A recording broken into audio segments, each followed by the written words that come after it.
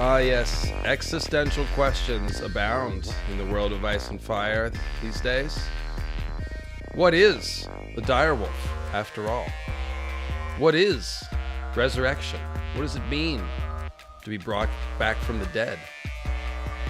What does it mean to have a completely different animal cloned in your likeness 10,000 years later? Is that homage? Hard to say. Hard to say. Wow, wow, wow. But we are here not to talk about direwolves. We've got a whole panel of heroes. Look at these heroes. We're here to talk about the Age of Heroes. Sean, Greywaste, Tim, say hello in any order that comes out naturally. Hello, I am Greywaste Tim, and this is my resurrected cave lion, Damon. The first to walk the earth in 10,000 years. Sean, any extinct Ice Age megafauna? No, I wish. I want to capture one of those dire wolves. I got an AAU team. Bunch of old guys had their first tournament today. We went undefeated, smoked everybody, and won the championship. So I'm exhausted because the game started at 8 a.m. But is that I'm your ready. Steve Kerr basketball coach haircut there? That looks good. Oh yeah, no, I get out there. I'm in a pure blue suit. No, this sounds outstanding, Sean. Counseling the youth, a positive male role model, Sean, aka Hero with 1,000 Voices. Thank you. Thank you for your duty to mankind and our community. And let's say hello to our community. Hello, chat. It's the chat. It's Tim's cat. We're all here. Look, there's Bran the Builder. So yes, this is the Age of Heroes stream. Let me tell you what we're going to tell you. We did the First Men and Timeline Heresy stuff last week. Mostly it was the Dawn Age, and it was a lot of theory stuff. So today what we're going to do is we're going to read the early history of the First Men before the Andals.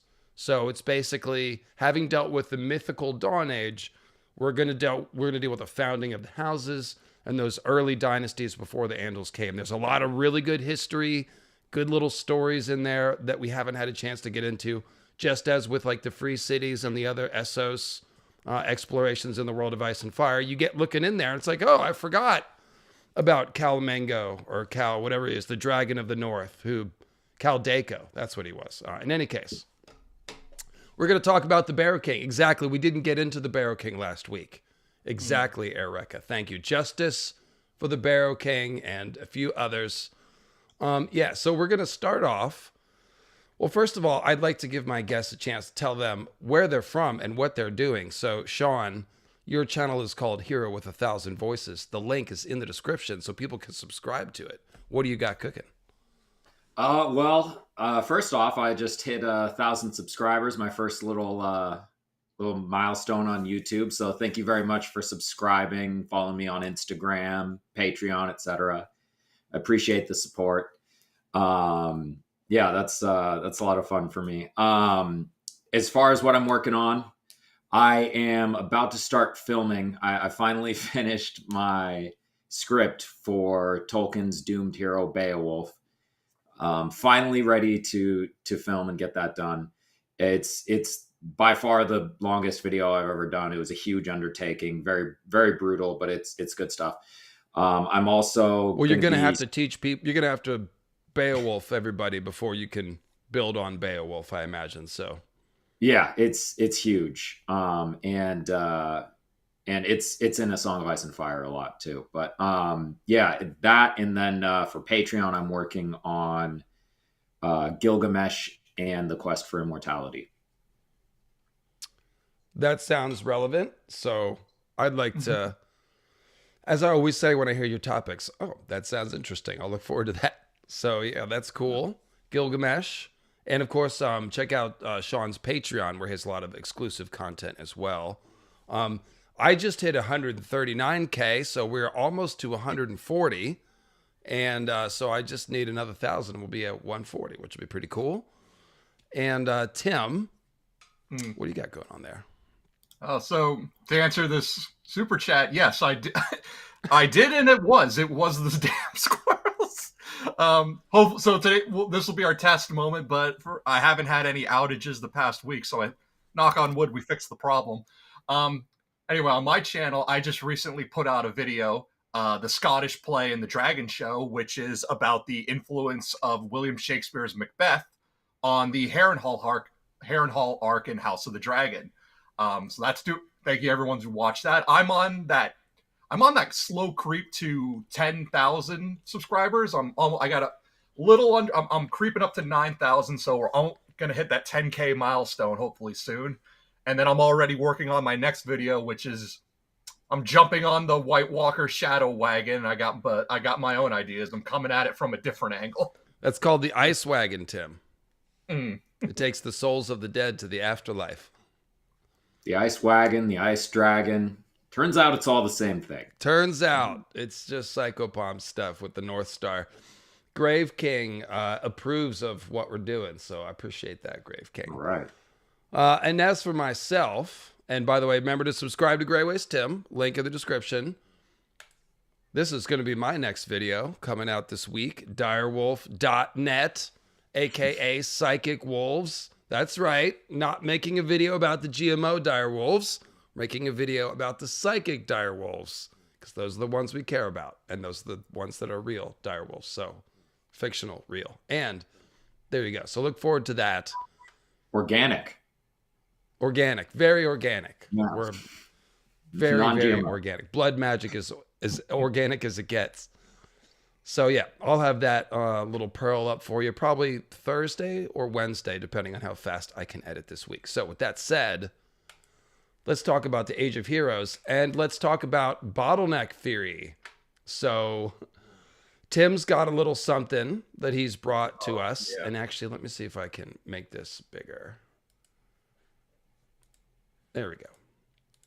So we are talking, and now we can't fit it all on the screen. Okay, go back. So basically, Bottleneck Theory, I gave you a lot of reasons why I think the Hammer of the Waters and the Long Night is the same thing. The Hammer of the Waters is a moon meteor, and the disaster recorded in the Hammer of the Waters event, also remembered in Durin Godgrief's Great Flood, possibly the flooding of the Neck, possibly the disasters on the Iron Islands, which could include a meteor or a volcano or both.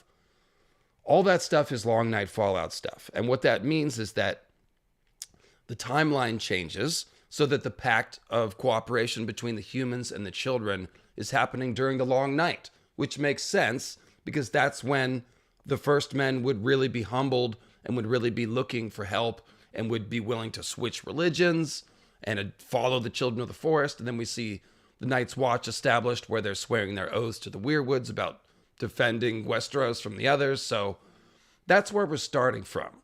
Now, the strongest argument about this, in my opinion, isn't any of that symbolism, Hammer of the Waters, Bloodstone Island stuff. It's Bottleneck Theory. If there's any sort of Long Night event, however it was caused, even if I'm wrong about moon meteors, if there was a prolonged darkness that lasted 5 years or more, we would have had chaos, famine, the collapse of all social orders, basically, every man for himself. Most people are dying. Most plants and animals are dying.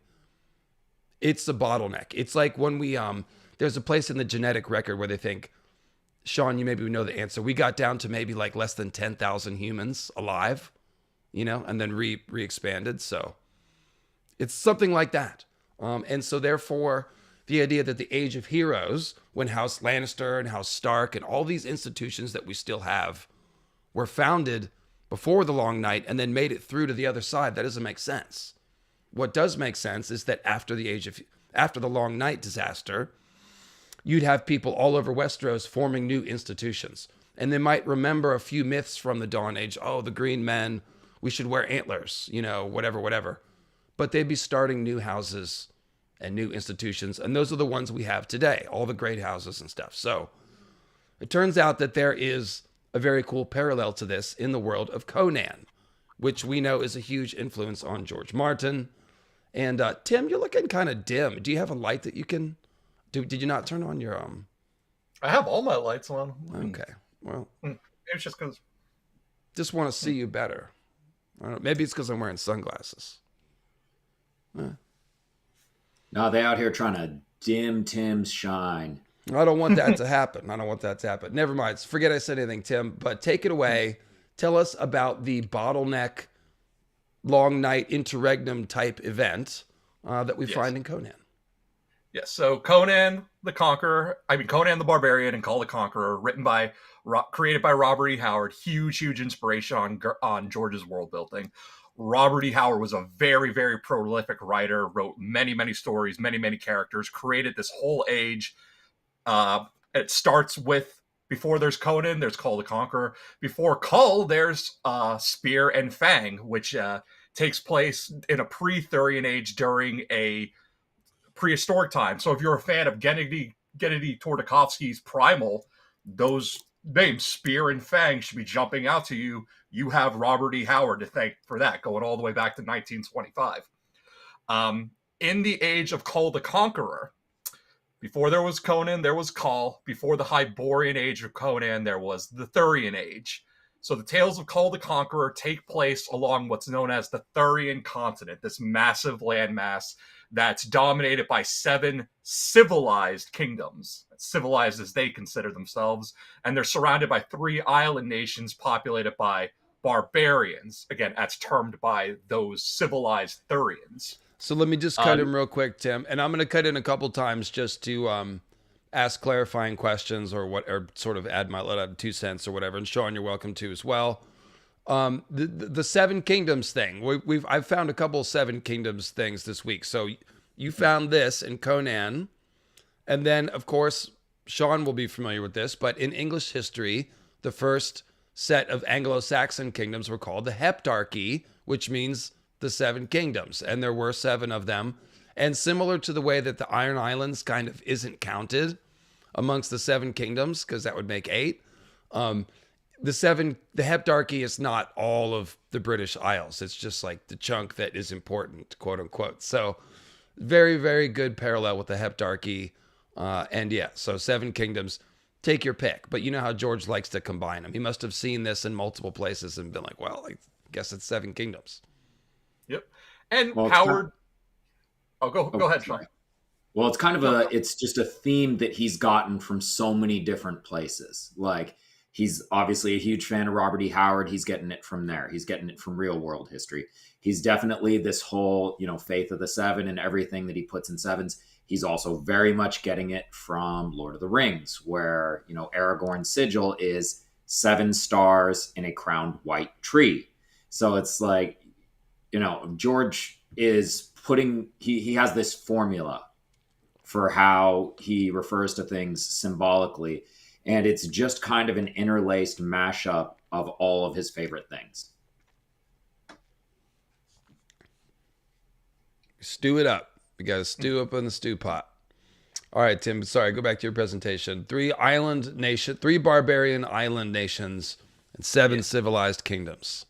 7 civilized kingdoms. The one that matters the most of these 7 kingdoms is the kingdom of Volusia, which is dominated by the Serpent Men. And we'll get into that. But surrounding this continent of Thuria, there are also 3 island nations, Lemuria, Atlantis, and the Pictish Isles. And Robert E. Howard was also very much influenced by real world history. Like, he just straight up uses the Picts, the Nordics, didn't even bother to come up with some new names. He just straight up took those from history. And you do have to love the elevation of the Picts, though, who are... Yeah. I will very loosely say proto-Scottish. There's a little more to it than that, but similar identity. They live in the same area. Some of them became Scotsmen. It's complicated, but it's like, oh yes, Atlantis and Lemuria and also the Picts. That's cool.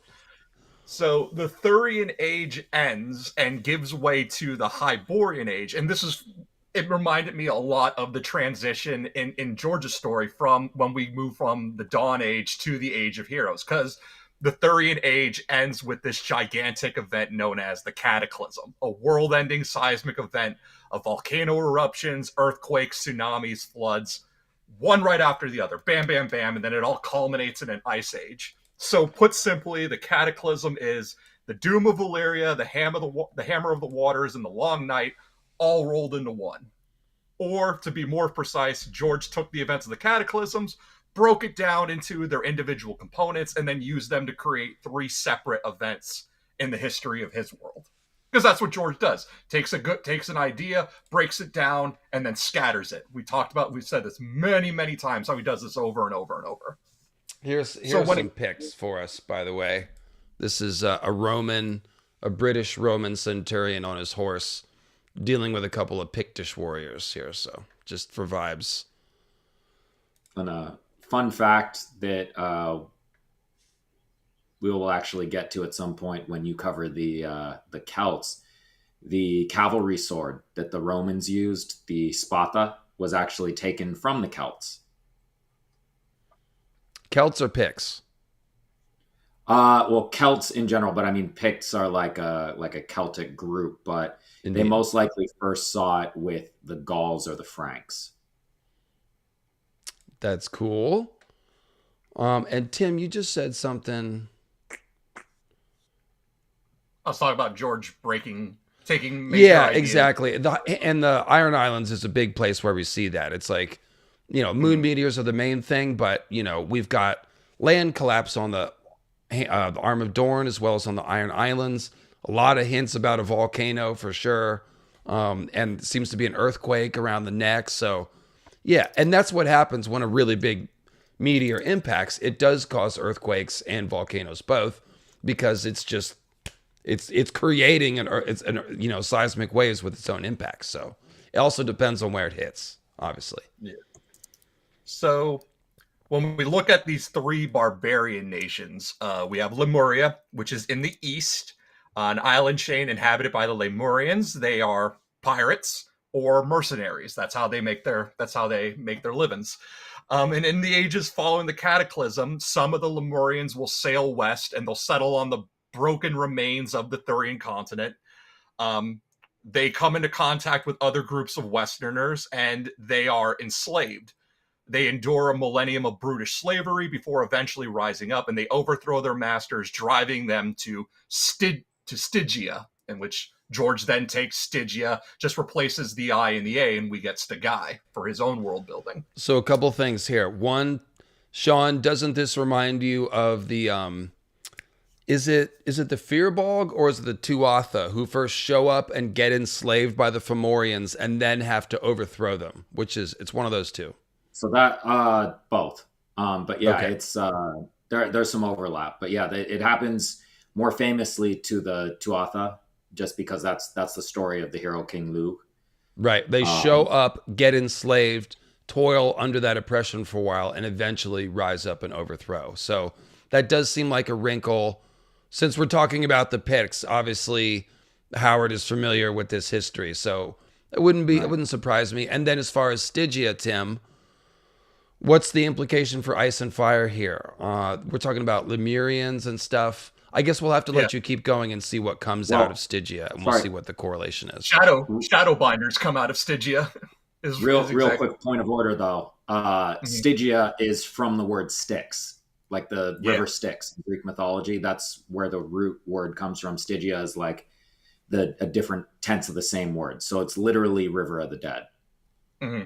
And in the world of Conan, the river that runs through his city of Stygia is called the Styx, and it's much like the Ash running from Stagi down into Ashai. Right. So, in Phoenix on the Sword, we have which is the first Conan story, which I read aloud on my own channel for my birthday stream.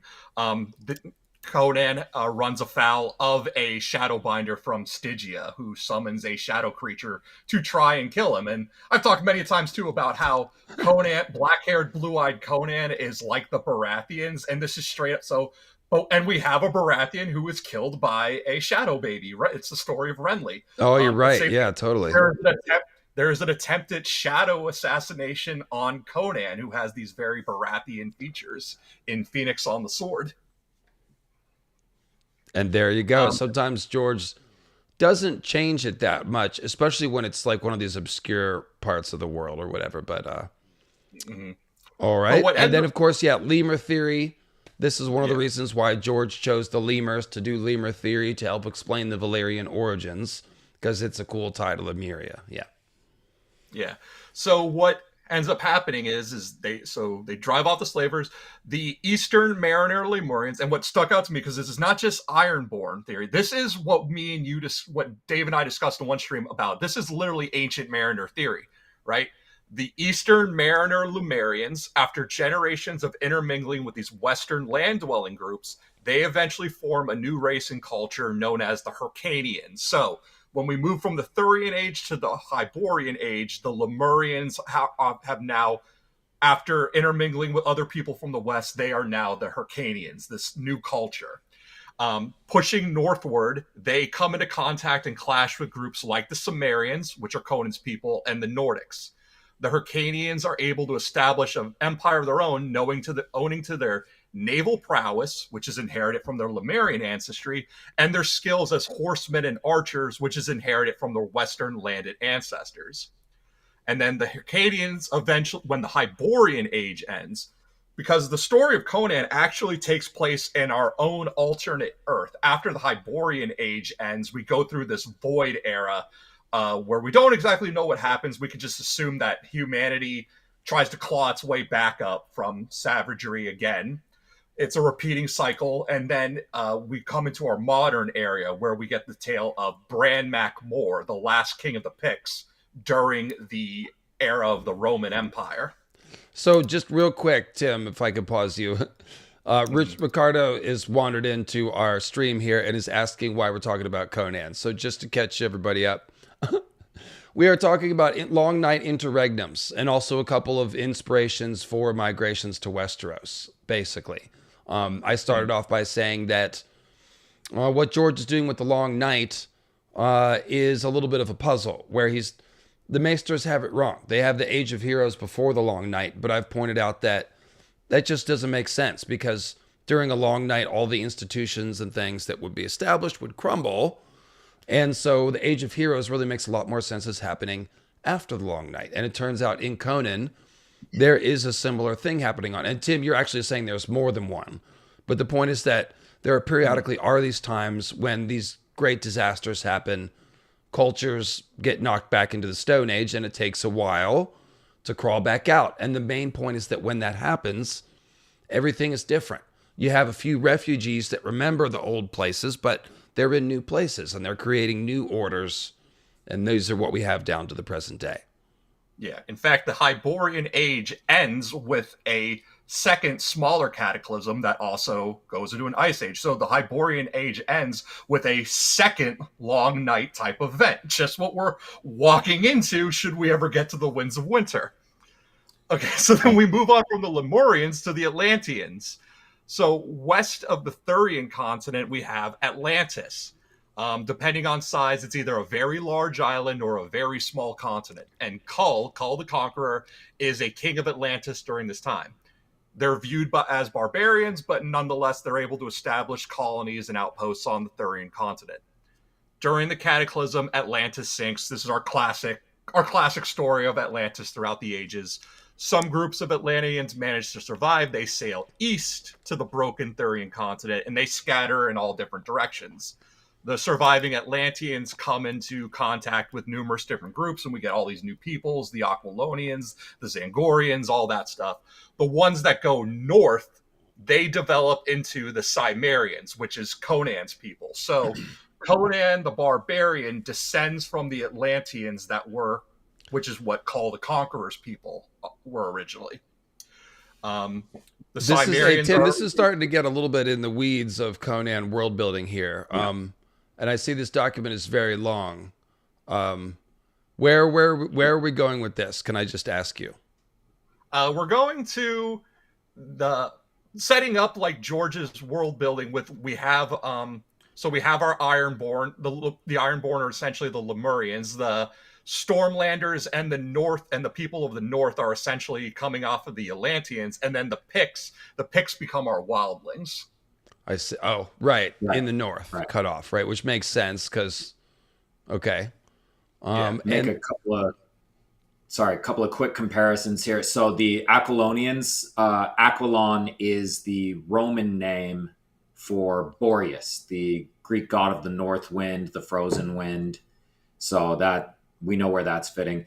and Hyrcanians. The Hyrcanians, basically George made, the Hyrcanians.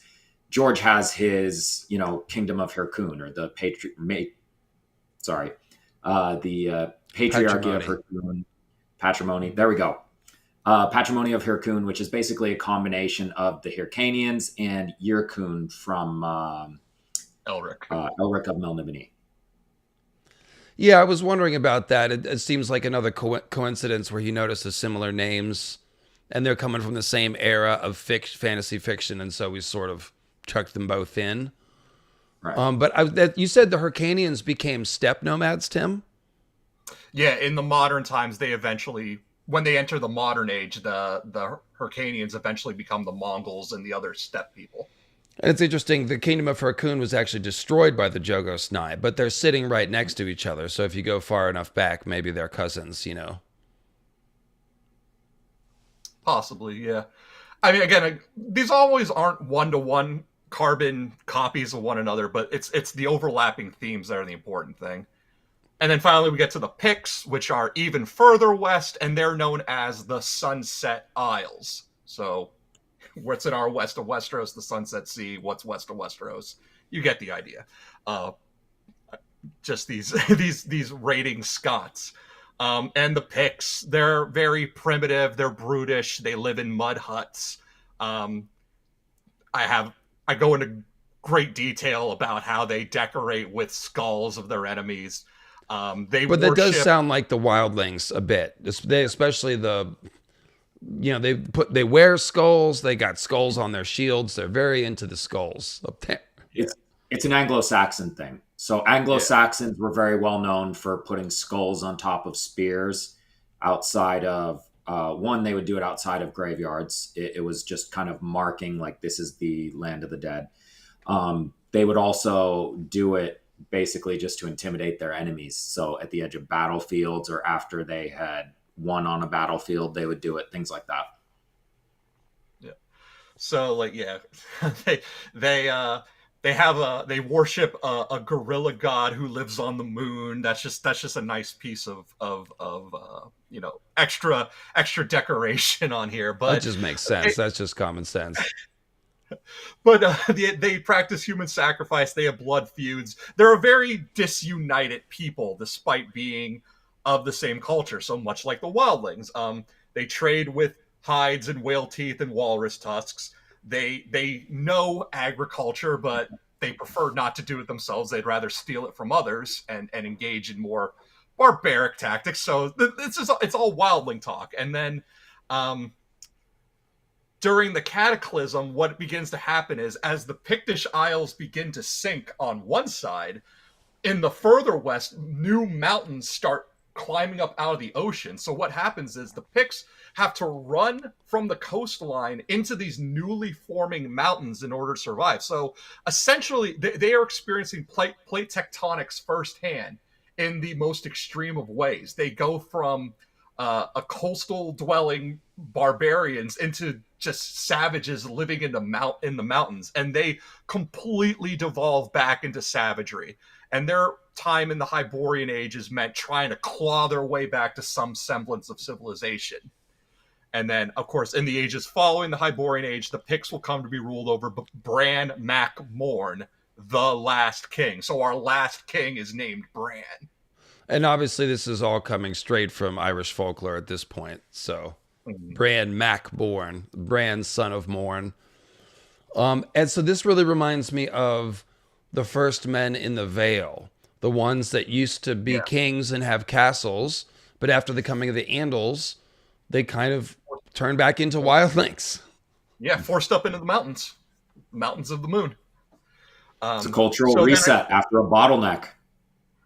So I set up all of that stuff. Oh, Giant's Causeway reference Fenrisians is putting in. Yeah, the idea of like one island sinking and then fleeing to the next could be. Go ahead. So then I follow that up with the quote of Robert E. Howard: "Barbarianism is the natural state of mankind. Civilization is unnatural. It is the whim of circumstance, and barbarianism must ultimately triumph." And then we get some cool quotes. "Civilized men are more discourteous than savages because they can be impolite without having their skull split. words of wisdom from Conan. And this is just me trying to show, like, if your only knowledge of Conan the Barbarian is from the film version of Arnold Schwarzenegger, it's a great, great film. James Earl Jones' portrayal of Tulsa Doom, love it. But if that's all you know, then you're doing yourself a real disservice, because the tales of Conan the Barbarian are much, much deeper than that. There is a sort of poetry to them. I was born in a naked land and bred in the open sky. The subtle tongue, the sophist guile, they fail when the broadswords sing. Rush in and die, dogs. I was a man before I was a king. Conan could be very That's a real poetic. warrior poet right there. Yeah. Yeah. Cool. So, well, Tim, yeah. So what I'm getting at here is that these transitional periods that we go through, right? Like going from the Dawn Age to the Age of Heroes after a great cataclysm, is we go through these stages of growth, but then stagnation, and then degeneration. And this is how Howard viewed the world. He believed that barbarism was man's natural state. Civilization's unnatural. It's useful, but it always give way to vice and corruption. And we see this over and over and over again in George's story, from the great empire of the Dawn to the kingdoms of the first men, the kingdoms of the tall men and the Sarnor. Every time these things happen, and then what happens? A great cataclysmic event happens, and then we're pushed back to square one. So humanity, repeating waves of savagery, to barbarianism, to civilization, gives way to decadence and eventually collapsing. So he's the living embodiment of that notion. Hard times create strong men create good times create weak men create hard times. That's Robert E. Howard's view of the world. that's cool. That's definitely tying into some of the themes that we've been talking about lately with barbarians versus civilization and nomads versus urbanized city dwellers. And yeah, there's pros and cons to both sides. There is a barbarous, savage side to urban civilization, as we have been seeing in our own news here in the US. You know what I mean? So like, yeah, it's even as we try to become civilized, the barbarism kind of comes with us. And that quote you were saying about the civilized man who can be rude because he knows, nothing's going to happen to him. It's like, we're getting into like Luigi discourse here. Like, who's more violent? The CEO behind a desk signing people's death warrants, or it's somebody that just takes a gun and shoots people. They're both violence. They're both killing people, but only one is held accountable as a killer, right? So yeah, it's kind of what we're getting at here, some of that.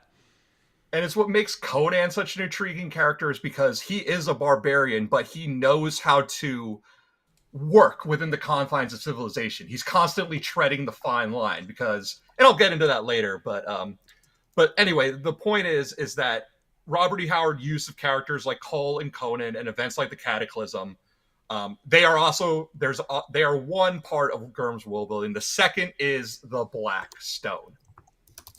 So now we go into the oily black stone part of George's world building.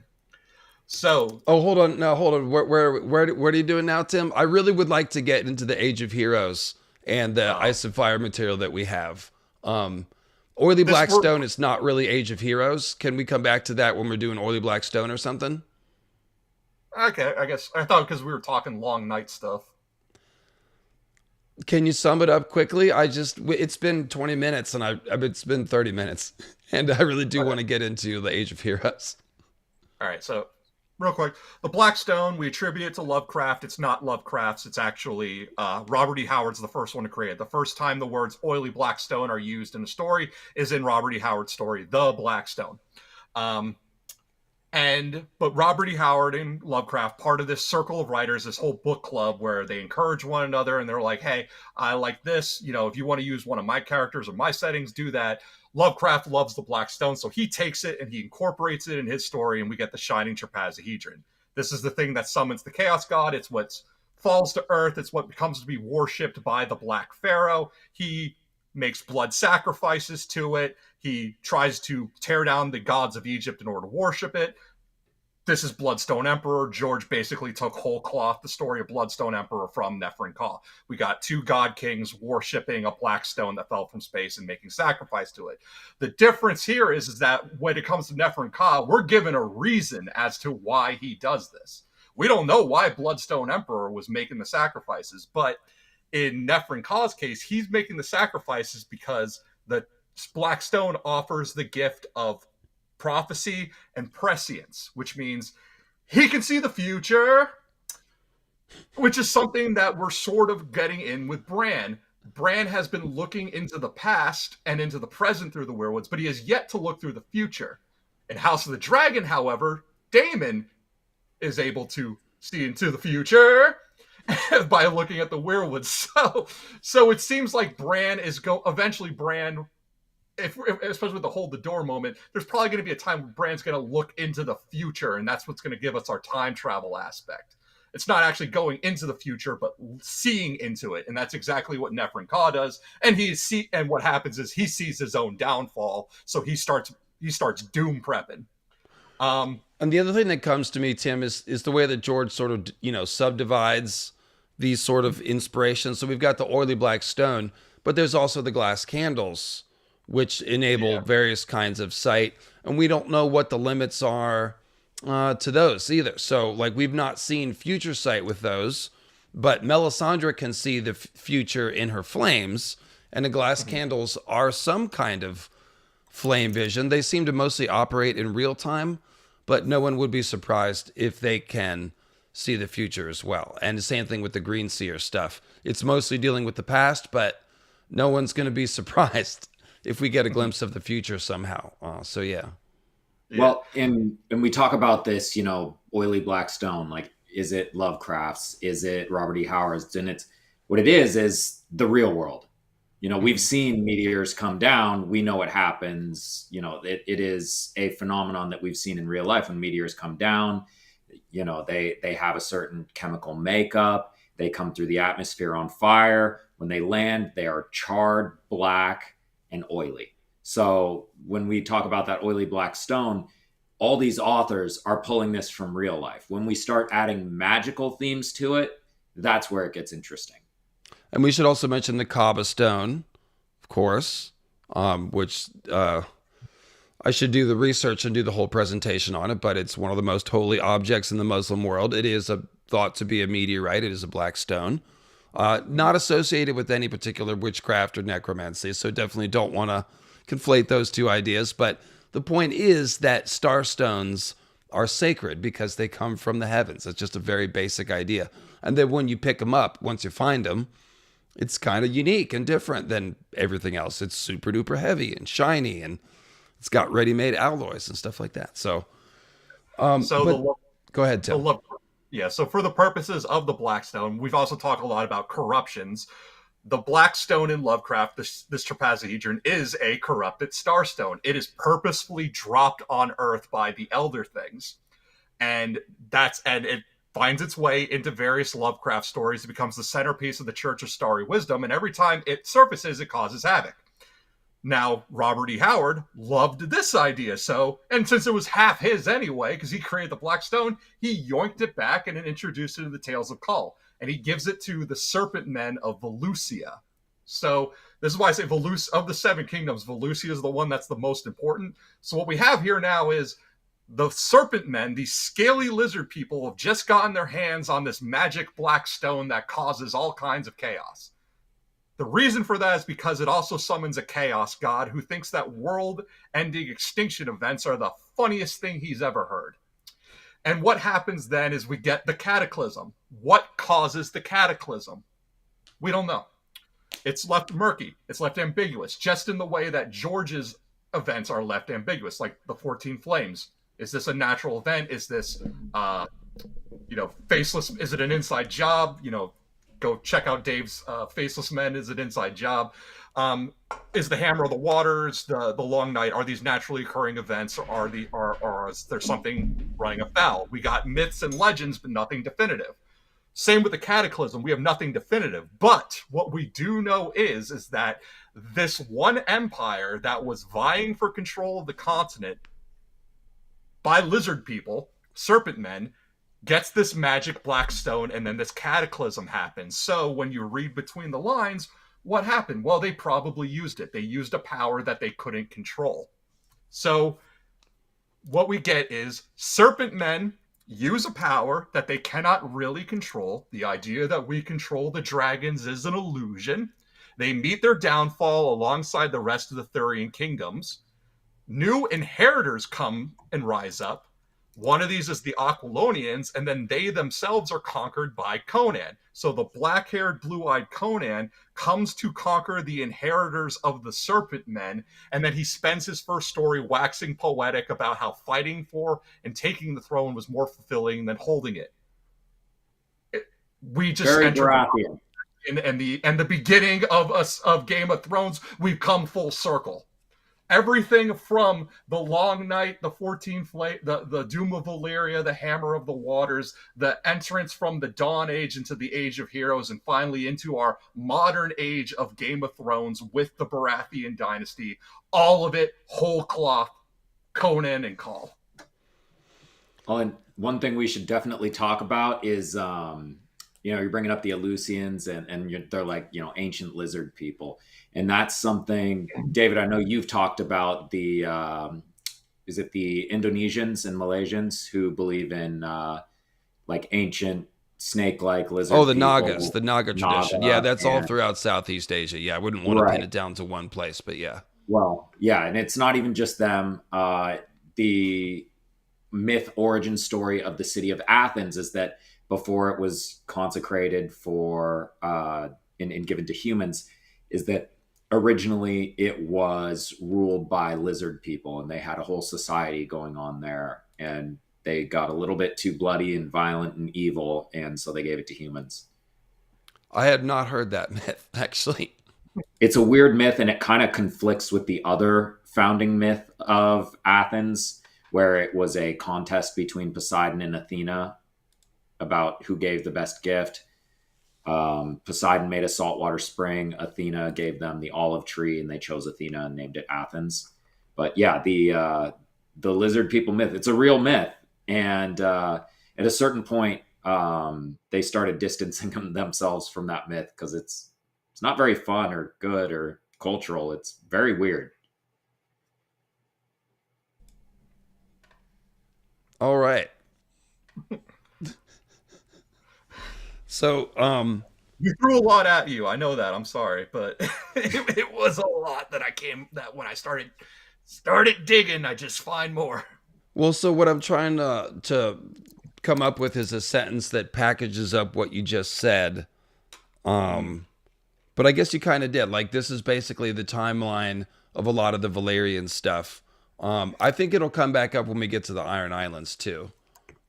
But the point is that, this Long Night disaster is really the thing that reshuffles everything. So when we see these big migrations tied to around the Dawn Age and stuff, we should assume this is why people are moving around and all that. All right. So, Sean, if you would begin with the Age of Heroes here. The This Age is sort of of the Heroes encapsulation of what's going on. The Age of Heroes lasted for thousands of years, in which kingdoms rose and fell, noble houses were founded and withered away, and great deeds were accomplished. Yet what we truly know of those ancient days is hardly more than what we know of the Dawn Age. The tales we have now are the work of septons and maesters writing thousands of years after the fact. Yet unlike the children of the forest and the giants, the first men of this Age of Heroes left behind some ruins and ancient castles that can corroborate parts of the legends. And there are stone monuments in the Barrow fields and elsewhere marked with their runes. It is through these remnants that we can begin to ferret out the truth behind the tales. What is commonly accepted is that the Age of Heroes began with the Pact and extended through the thousands of years in which the first men and the children lived in peace with one another. With so much land ceded to them, the first men at last had room to increase. From the lands of always winter to the shores of the summer sea, the first men ruled from their ring forts. Petty kings and powerful lords proliferated, but in time some few proved to be stronger than the rest, forging the seeds of the kingdoms that are the ancestors of the 7 kingdoms we know today. The names of the kings of these earliest realms are caught up in legend and the tales that claim their individual rules lasted hundreds of years are to be understood as errors and fantasies introduced by others in later days. Okay, so here we have a nice mix of fog of history, mostly based on references to English history, but also a little bit of magical truth that we understand to be shining through here. So kings living hundreds of years, some of that may be bullshit, but some of that may also be green seer kings extending their lifespans by sitting on weirwood thrones. Grey King is a great example. The first Durrandons seem to be green kings. Green King of the God's Eye, the Gardener kings, the Starks at least having this, being warg kings. The warg king himself that the Starks defeated somehow because they're also wargs. The Marsh King, and some other folks that we'll talk about. So that's probably the origin for rulers that lived a long time. But I will just point out, as far as like we're talking about the Age of Heroes, and they're still like, well, it's still pretty fog of history, kind of mythy, But like if you look at these historical, you watch a documentary about Battle of Hastings or the Anglo-Saxon invasion, we don't know half of these people really lived or not. Like by the time of the Battle of Hastings, we know who lived, but did the guy get shot in the eye, or did they chop him up and cut his pee-pee off and make a trophy out of it? Or did they give him a burial? Or did they burn him? Or maybe he became a monk. Like all these stories are running around about historical figures. And this is only 1,000 years ago. You go back 1,500 years ago, and now is King Arthur real? Is King Vortigern real? Hengist and Horsa, like all of the figures. I mean, this is only 1,500 years ago. This is not Atlantis. This isn't even Greek Bronze Age history. This is 500 AD. And we're like, yeah, I don't know if this guy lived or not. So that's what George is replicating here. I mean, this is 2,000-3,000-year-old history. But even after the Andals get there and write things down, they're still going to go, was it during the 20th or during the 18th? I'm not sure, Mm-hmm. It's the important question. Which herald was it? Yeah, did they cut it off? A lot of heralds. I think the eye one is Harold Godwinson. He must have gotten shot in the eye. A lot of people said that, so it must have happened. But anyway, just trying to get his loading on. Yeah. So Tim, mm-hmm.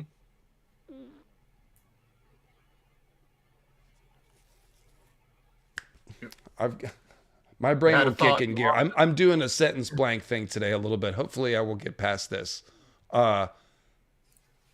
I just wanted to give you a chance to comment. I had a specific leading question and it disappeared, but your thoughts? No. I think we can just move on to the next part. Maybe it'll come back to you. Okay, we'll pick it up with names such as Brandon Builder.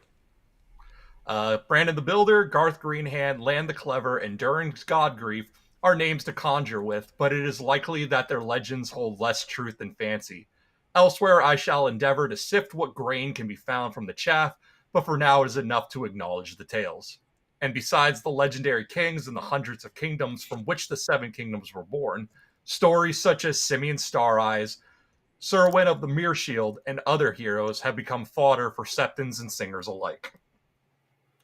Did such heroes once exist?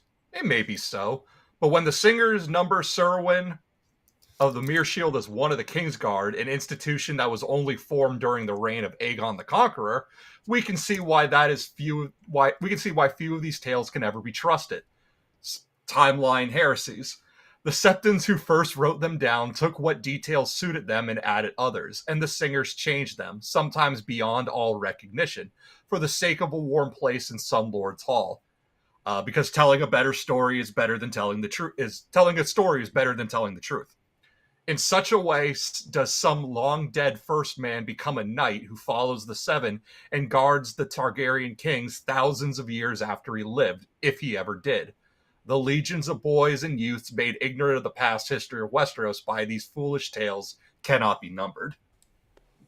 So yeah, this is great stuff here. This is more George, specifically emulating the Christianization of Europe and Britain, really, because the Christian monks were the ones who were writing things down as they were mingling with these Germanic tribes like the Anglo-Saxons or Celtic tribes like the Britons, who didn't write things down. And so as they did, they colored things, sometimes intentionally, sometimes accidentally, and you're writing down folklore. So there's already 18 different variations of it running around the countryside anyway. And then some of them are changed for political reasons. Exactly that. They're trying to cater to whoever's in power now who wants to attach themselves to some past legacy of the land. And so George is having a lot of fun assembling this. But what I want to point out is that, so like the Kingsguard thing, this is a perfect example of the Christianization of myths, where you have figures that are like these ancient fairy folklore figures that become saints or Christianized figures in order to just make it work. So that's a great example of people becoming knights or even knights of the Kingsguard when they originally were just a warrior hero. So that's pretty basic fog of history stuff. But the thing I want to draw a difference with is like Serwyn of the Mirror Shield. Who knows if he lived or not? His archetype is that of some sort of a dragon slayer with a magical armor or something like that. So that could be a reference to, what's that? And a trickster. Yes. Yes. So that's the archetype thing. It's hard to say, but there was originally some first Lannister. You know, Lan the Clever, that myth comes from somewhere. There was some clever Lannister that apparently won the rock from the Casterlys. Was it in battle? Was it through marriage? Was it through magic? He gives us all those stories, but somehow we can say that the Lannisters supplanted the Casterlys. Like that's reliable. And the Lannisters do seem to have this very signature, you know, fantasy world genetic traits of the golden hair. So obviously that's significant. Lan himself, did he live? Who knows? But the idea is correct. And the same thing with Bran the Builder. Probably there was an original Stark named Bran. They've kept that name around for a long time. But we don't know if it's the same guy who was around in Old Town and Storm's End and the Wall and Winterfell. Was he the last hero? Was this multiple Brans? You know. You know what it is? It's like George Foreman had 5 sons named George, A, B, C, D, and E. And then he had Georgia and Georgina. And yeah, just Brandon of the Bloody Blade. He just, a whole load of Brandons, and they all did wonderful things. Yeah, imagine after the like AI apocalypse, we turn everything over to AI, then the whole system crashes, and we're all like, hey, what do we do? How do I start a fire? We're going to talk about the George Foremans. Yeah, how is anybody going to sort that out? They're not. They're going to be like, I don't know. There was like 27 of them, and they were all boxers. Sir George Foreman invented the grill. Boxers and cooks, yeah. They would defeat their enemies in the ring and then grill them. So it's how the shit happens. But I thought of the time machine in Idiocracy. The Un came forth and defeated the Nazis. Oh, the time machine. But also, I want to also comment too about, because what you said too about how history has changed to cater to those in power. This also just a credit to George's writing in this story. This book is guilty of doing the exact same thing, because the maester who wrote the history largely glosses over Robert's rebellion and all the atrocities that happen.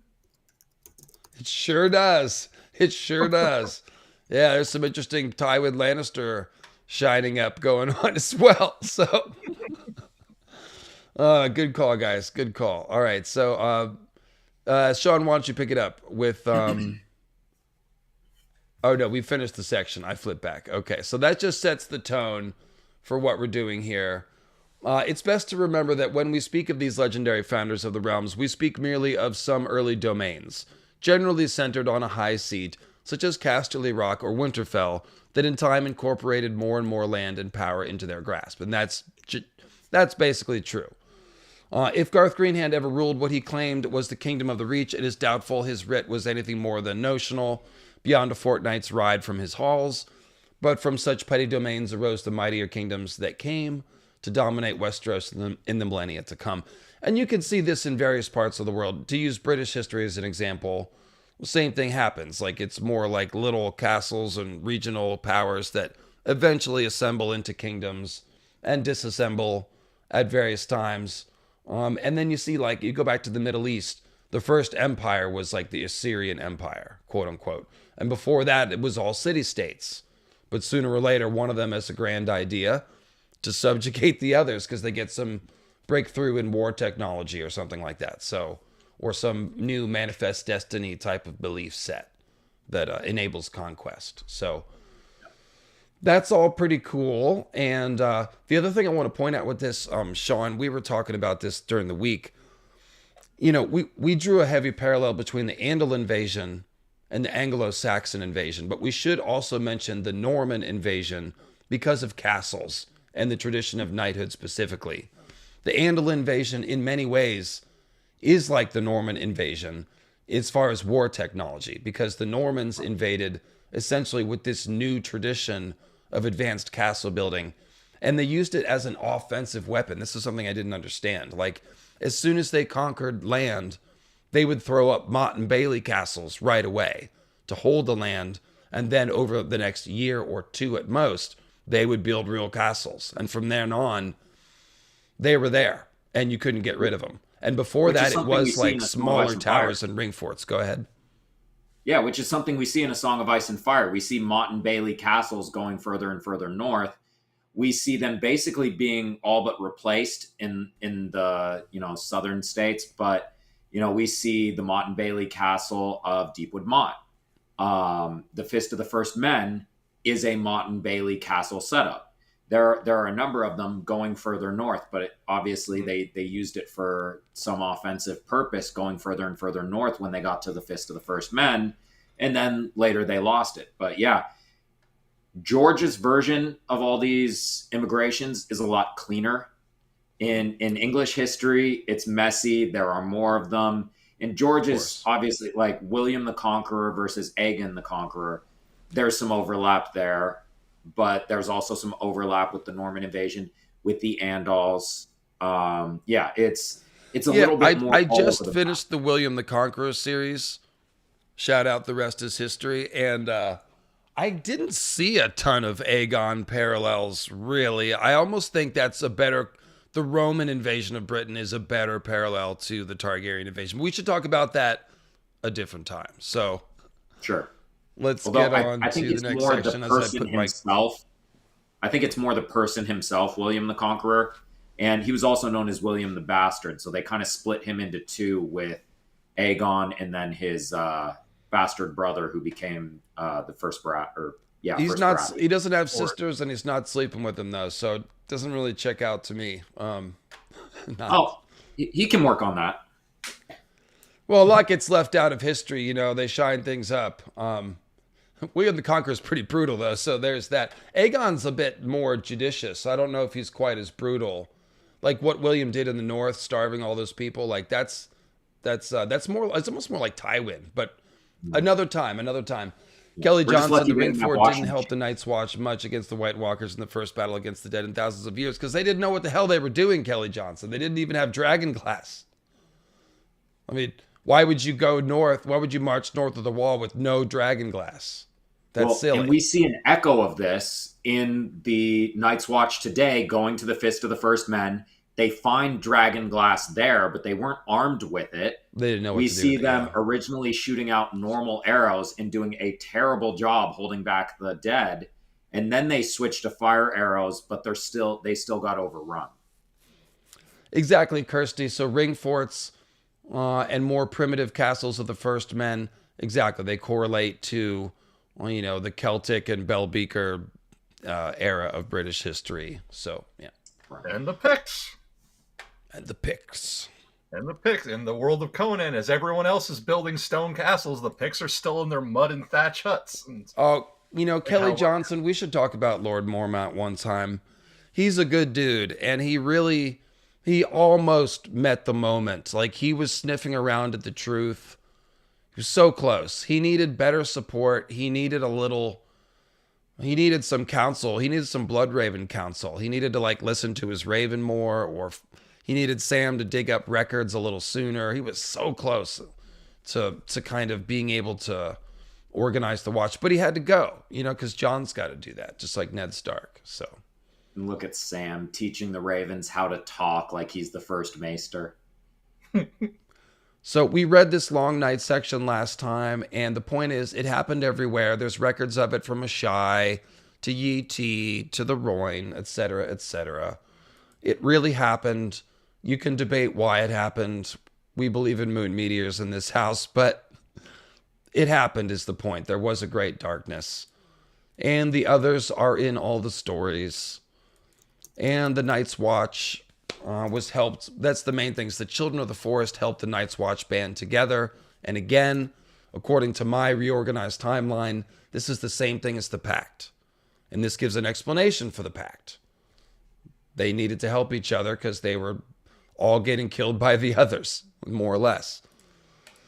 And that brings us to the Rise of Valyria. No, we will not read that. That is not Westeros. I'm just going to next through this because it's not very far.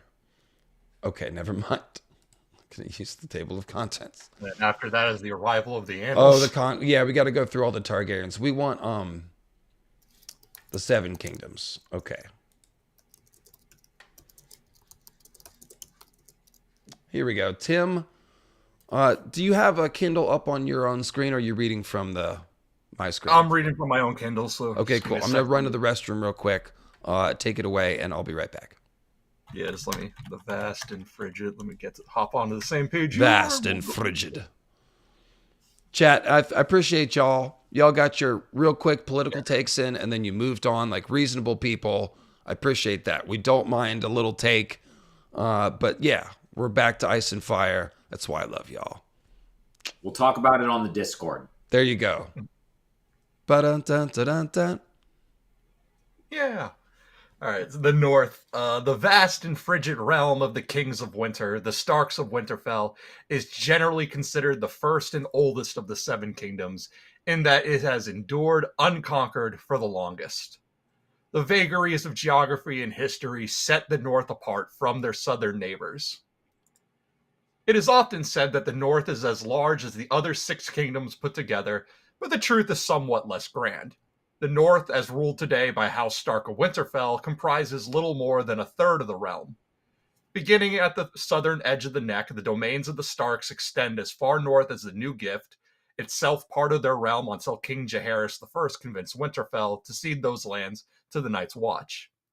Within the north are great forests, windswept plains, hills and valleys, rocky shores, and snow-crowned mountains. The north is a cold land, much of it rising moorlands and high plains giving way to mountains in its northern reaches, and this makes it far less fertile than the reaches of the south. Snow has been known to fall there even in summer and is deadly in winter. And yeah, this whole thing stems from George thinking of that line, "The summer snows." For centuries, it has been the custom to speak of the 7 kingdoms of Westeros.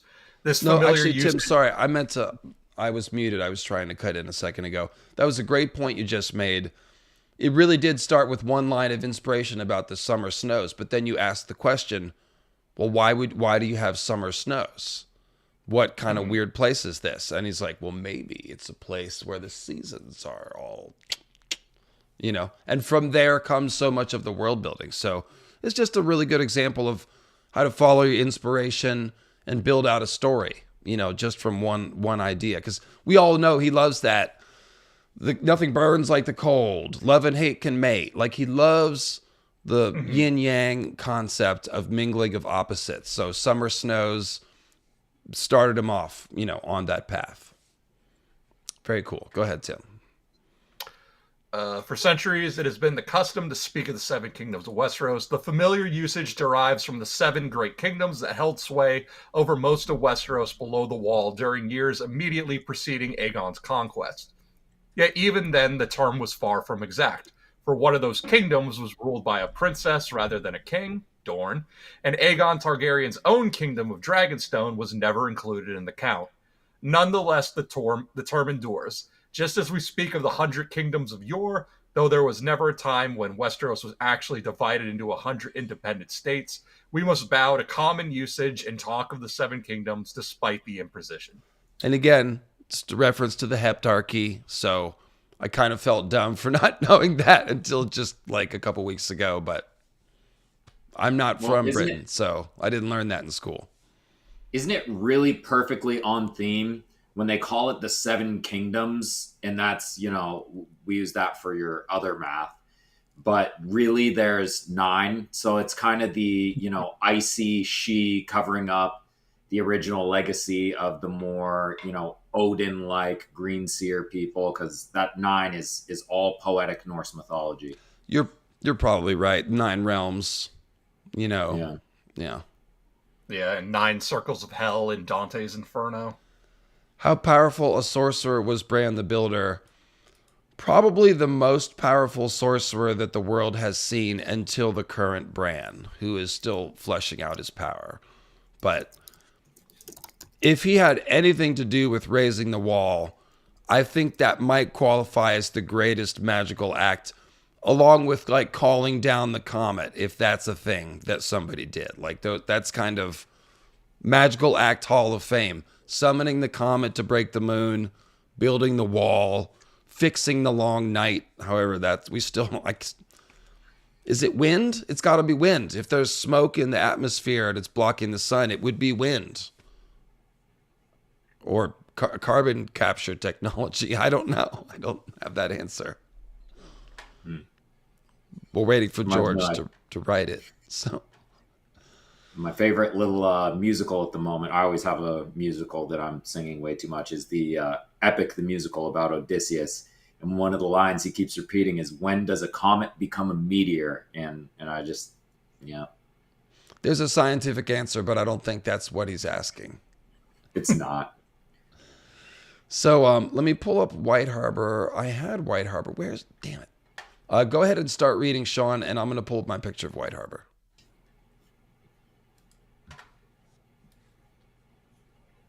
Okay. Just as we speak of the 100 kingdoms of yore, though there was never a time when Westeros was actually... Oh, there. White Harbor. Okay. True city. All right.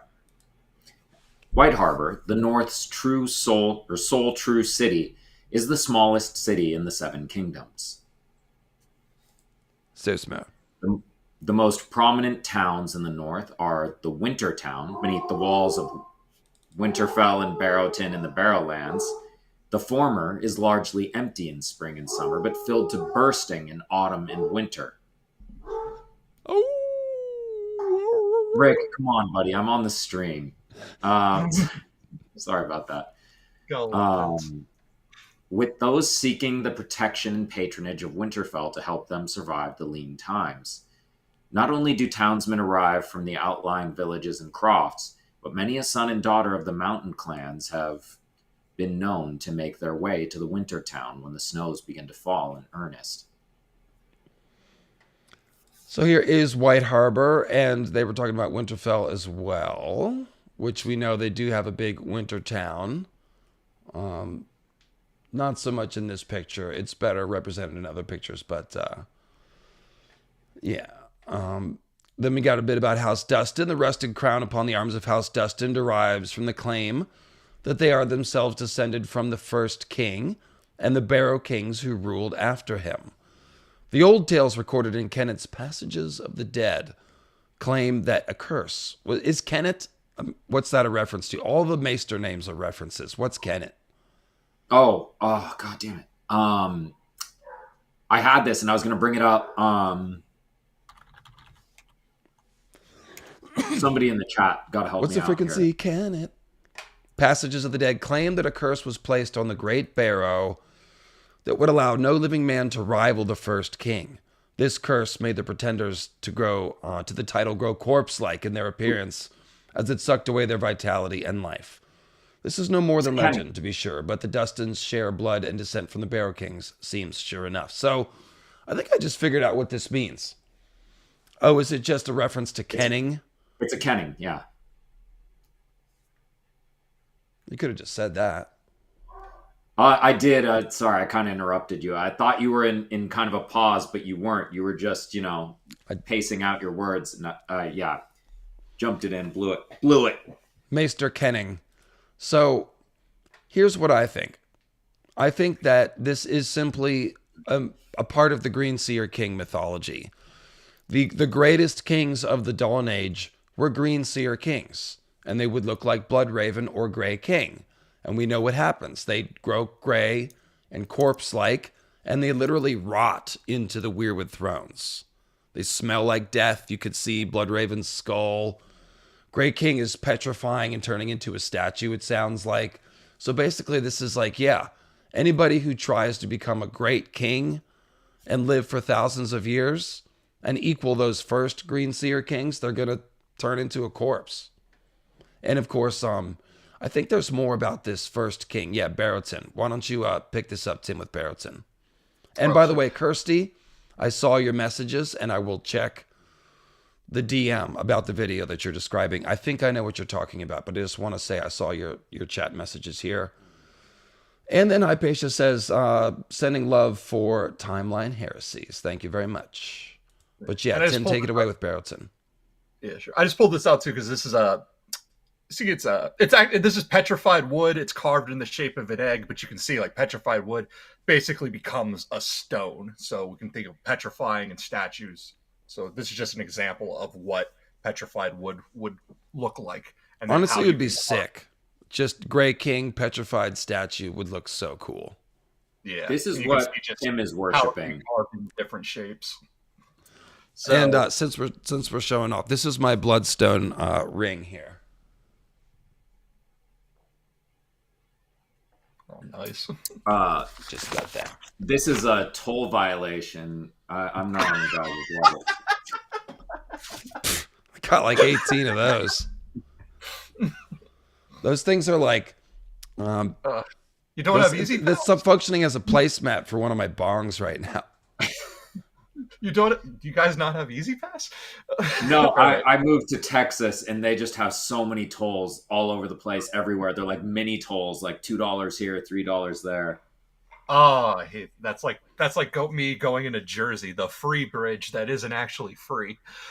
Okay, Barrowton, we're getting back on track. Barrowton 2 is somewhat of a curiosity, a gathering place built at the foot of the reputed Barrow of the First King, who once ruled supreme over all the First Men, if the legends can be believed.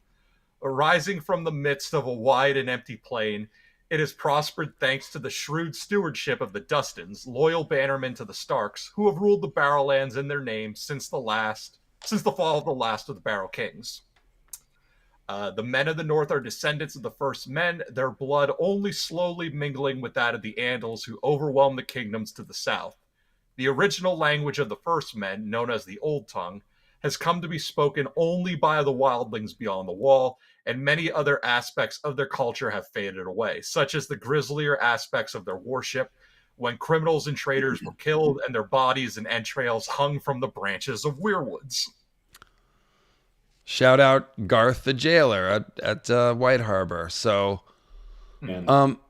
this is interesting because there surely has been some amount of intermarriage between the North and the South. You know, they're marrying houses that are maybe more culturally First Man, like Blackwood, but genetically the Blackwoods are going to be Andalized, you know, heavily because they're in the South. And the same thing, occasionally they might marry Tullys or Freys or people from the Vale, Royces. Again, Royce is a culturally First Man house, but genetically they're going to be a mix like everybody else in that area. So the Andal genes, for what it's worth, you know, George has said there's nobody in Westeros that's pure First Man or pure Andal. So he's telling us it's all mixed up. The main thing is that they adopted the language for whatever reason. This is probably, again, a historical thing where even houses that weren't... Well, yeah, I don't want to go into it, but there's, like Sean said, it's more complex. There's layers of it, but yeah, the language evolves when there are migrations. And sometimes some languages just spread further and wider than others and take hold. They're more easy to, easier to learn for other people or whatever. I don't know why. That's a whole different conversation, but it's interesting that there is an older First Man language, and that is the Old Tongue. And basically, yeah, it's only wildlings that speak it, and only some wildlings. And real quick, I gotta interject. I'm always coming at the etymology angle, the word roots. Dustin, the original It's descended from Germanic languages, and it means Thor's stone. So just as far as, the themes that we're going, they're a house that had kings in days of yore, and now, we've kind of gotten to the modern age, transition to becoming a lot more Andalized, etc. Older religions being forgotten. That's it. It's a pretty good call out there, especially with the rusted crown and everything. Well, so I think I mentioned this years and years ago in some long gone video, but there is a sort of King of Winter archetype that is actually shared between the Barrow King and the Kings of Winter. They are both death kings, kings of the grave, associated with the barrows and the crypts. They both have black crowns. Okay, the rusted black crown of House Dustin. Not only do the Starks have a black iron crown, they have the rusted iron long swords in their crypts. So it's like a whole rusty black outfit. You know what I mean? Guardians of the Dead. The first king is tied to Garth. The Starks are tied, obviously, to skin changing, but also to Garth through Brandon the Bloody Blade. So yeah, you can tell that there's one idea at the root of all this, which is basically Green Seer kings, some of whom became corpse-like, either through the long process like Bloodraven or through like Green Zombie Theory, being resurrected or something like that. So, Rat Cook time. Tim, why don't you read us the Rat Cook? In the north, they tell the tale of the Rat Cook who served an Andal king, identified by some as King Tywell II of the Rock, and by others as King Oswell of the Vale and Mountain, the flesh of the king's own son baked into a pie. For this he was punished by being turned into a monstrous rat that ate its own young. Yet the punishment was incurred not for killing the king's son, or for feeding him to the king, but for the breaking of guest right. And this, I think, is essentially probably both a real story of horror that happened, and metaphorically it's talking about Weirwood consuming descendants of the original Green Seer, sucking the lives into the tree. Like, Bran is now going to be fed to the Weirwood tree that his ancestors probably were connected to. Stuff like that. Yeah. And there's an irony. Oh, go ahead. Sorry. There's an irony in this, too, now with the current situation with the Manderleys. The Freys have been baked into a pie. This is like the story of the Rat King. But why? Because they broke guest right. So... Right, that's what I'm saying. The main part of the story is important. Something like this happened. It's a strong custom in the North. It's coming back into play in the current story. So yeah, the symbolism is like kind of secondary here, but it is there. It couples with the Weirwood sacrifice that we were just reading about. And George likes to do that. He'll give us the metaphor and the explanation right next to each other so that our brain tries to. Sean, go ahead. Yeah, I think there's another call out to it where we're making a huge deal about the pigeon pie at Joffrey's birthday.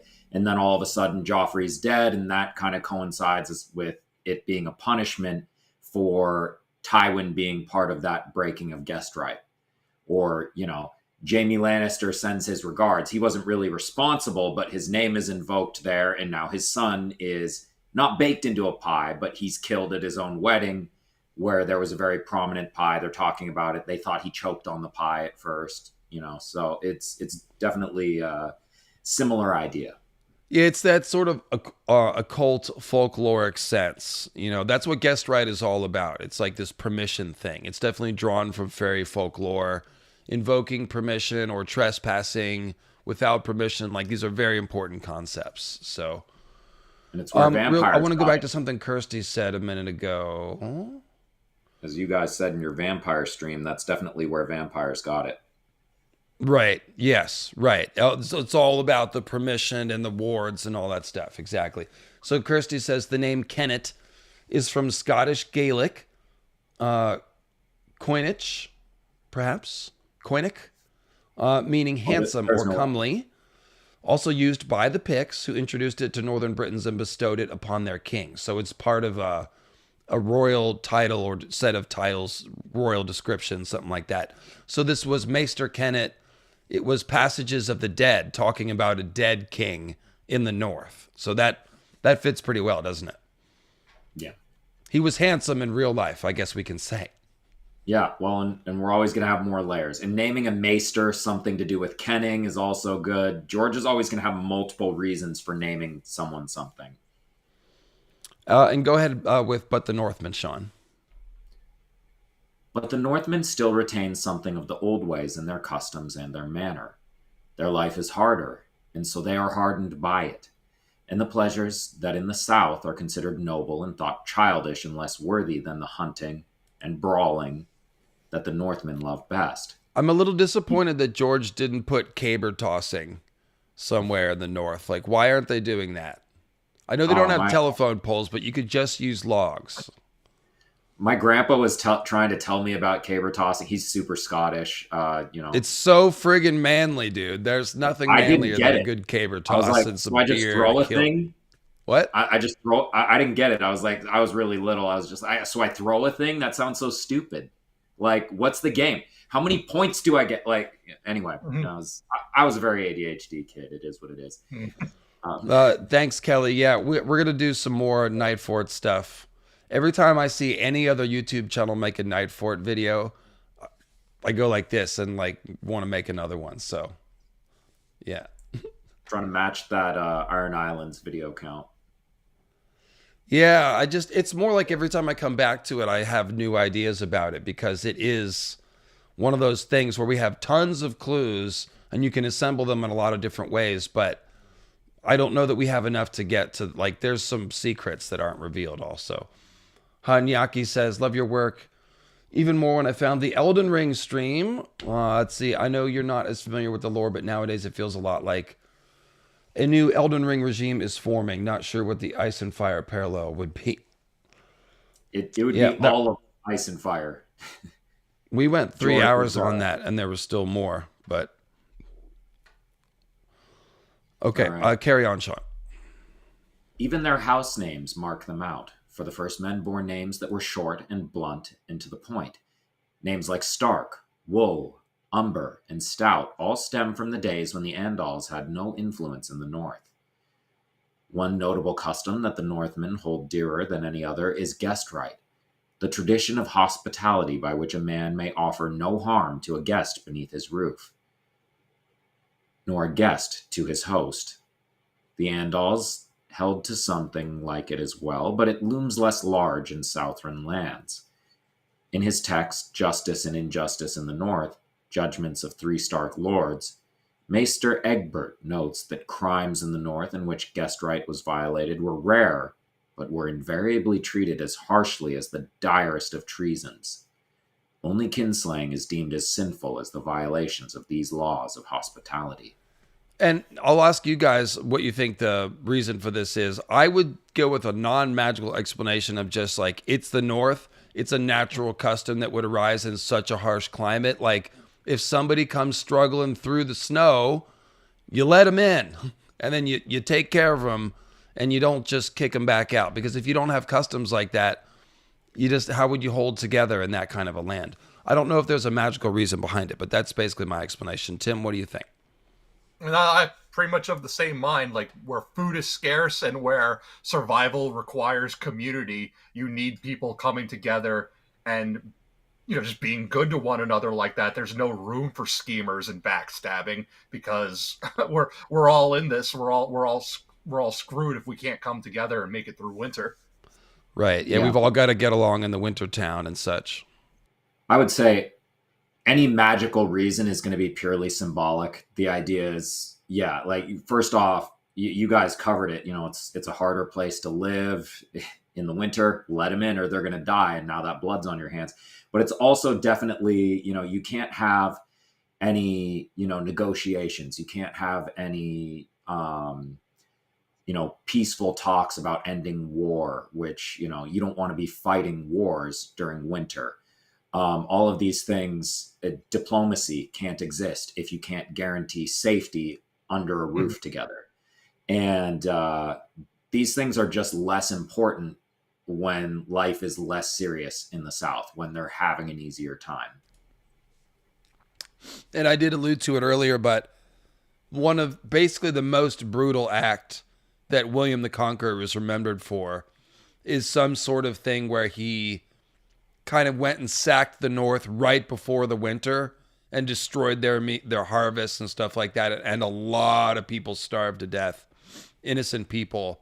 And even the historians that are kind to William the Conqueror are kind of like, that wasn't so great. So similar. And then Tywin also, even though it's in the Riverlands and not up north, this is right before the fall of winter.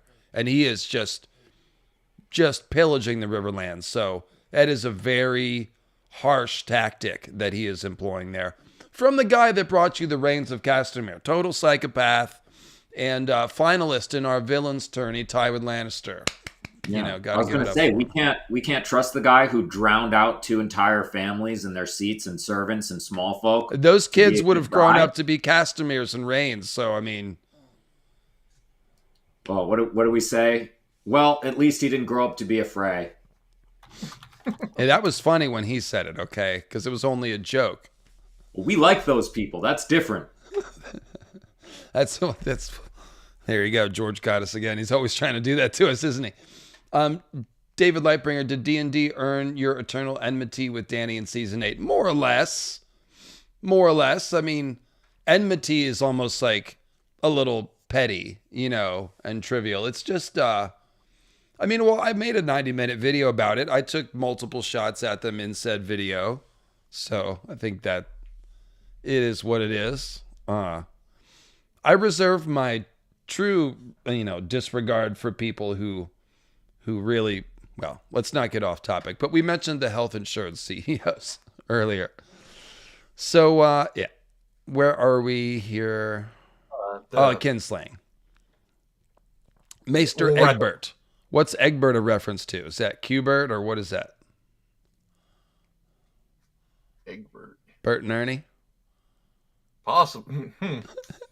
If anybody's got an idea what Egbert's about. Anyway. Let's see here. As knighthood is rare in the north, the knightly tourney and its pageantry and chivalry are as rare as hen's teeth beyond the neck. Northmen fight a horse with war lances, but seldom tilt for sport, preferring melees that are only just this side of battles. There are accounts of contests that have lasted half a day and left fields trampled and villages half torn down. Serious injuries are common in such a melee, and deaths are not unheard of. In the Great Melee at Last Hearth in 170 AC, it is said that no fewer than 18 men died, and half again that number were sorely maimed before the day was done. So we've got a Egbert, King of Wessex. That's probably the guy. A Saxon British king during the Viking invasion in the 900s. Yep, that's right in the pocket. He's a character in the Vikings TV show. Oh, that's cool. Yeah, they drew a lot from history. That's Ethelbert. Might not be. Okay, I'm not sure if that's the same one. Engelbert Humperdinck. Yeah, that's all the same person, definitely. No, it's probably the King Egbert guy. So there you go. Is that a picture of Moat Cailin? It is. I've got a new Moat Cailin artwork that just came out recently, queued up somewhere. This is Eddie Mendoza. I think this is new calendar, 2025. So very cool. Little Moat Cailin. I like how swampy it is. It really looks, you can see like, you can't just take an army and go, gallivanting off here into the wild. Britain didn't exist. Okay, that's not quite right.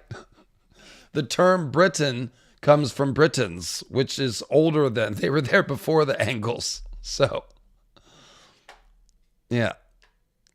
We don't need to argue about that, but the word Britain existed in Britain before the word Angles or Ingles did. So, yeah. Yeah, but where do you think Bretagne comes from? Comes from Breton.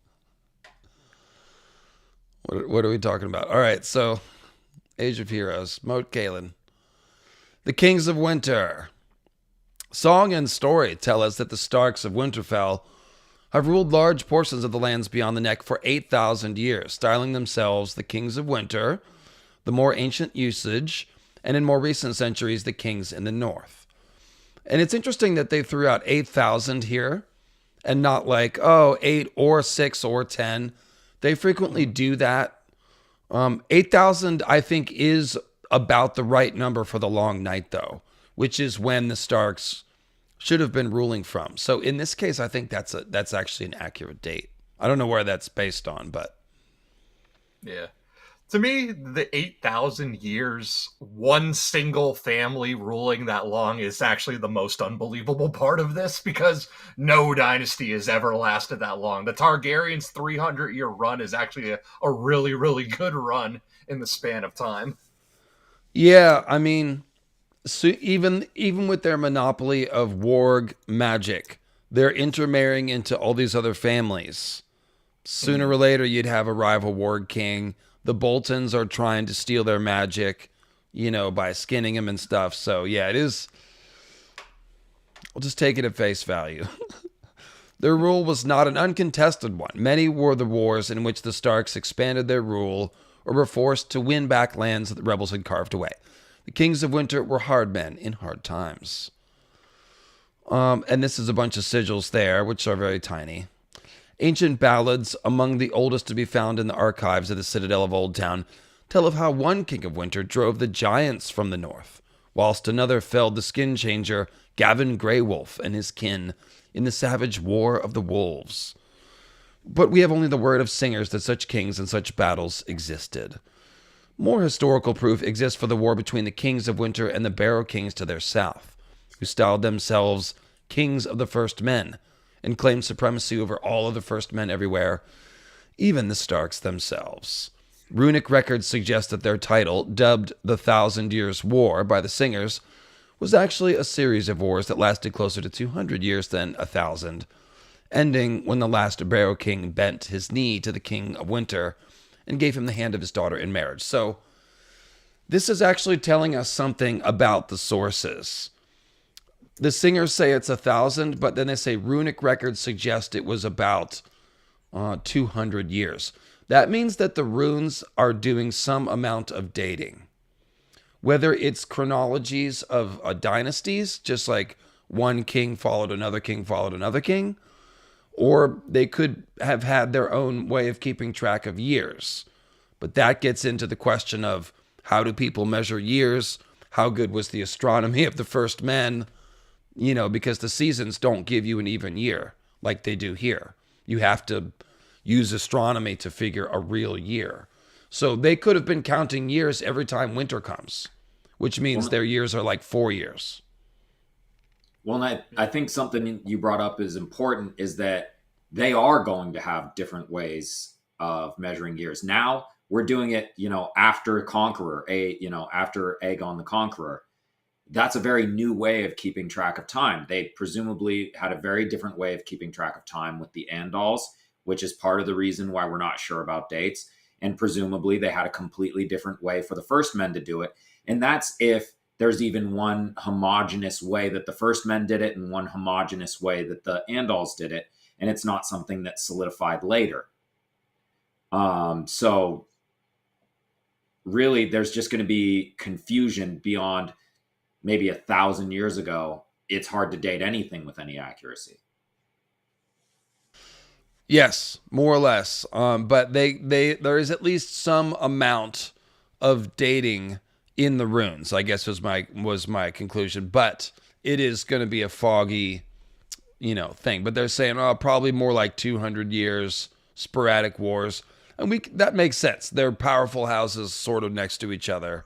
They're going to butt heads sometimes. And then they're going to end up marrying, after one of those wars. So, and we had said earlier that the singers are more interested in telling a good story than telling the truth. So if we're to take everything we're told here with a grain of salt, anything that comes from the mouths of the singers, we have to take with like an entire salt mine, because it's most likely just a huge fib to make the story sound better. And salt mines are super important for empires. They are. That's right. And then people are also asking about Gavin Greywolf and his kin in the Savage War of the Wolves. He certainly sounds like a skin changer. And we also know there's a story about the Warg King that'll come up here in a minute. And the Starks were Warg Kings. So that just kind of, George is basically telling you the Starks weren't the only Warg Kings. They probably had to kill other ones. Somebody was asking, well, where did the Warg genetics first come from?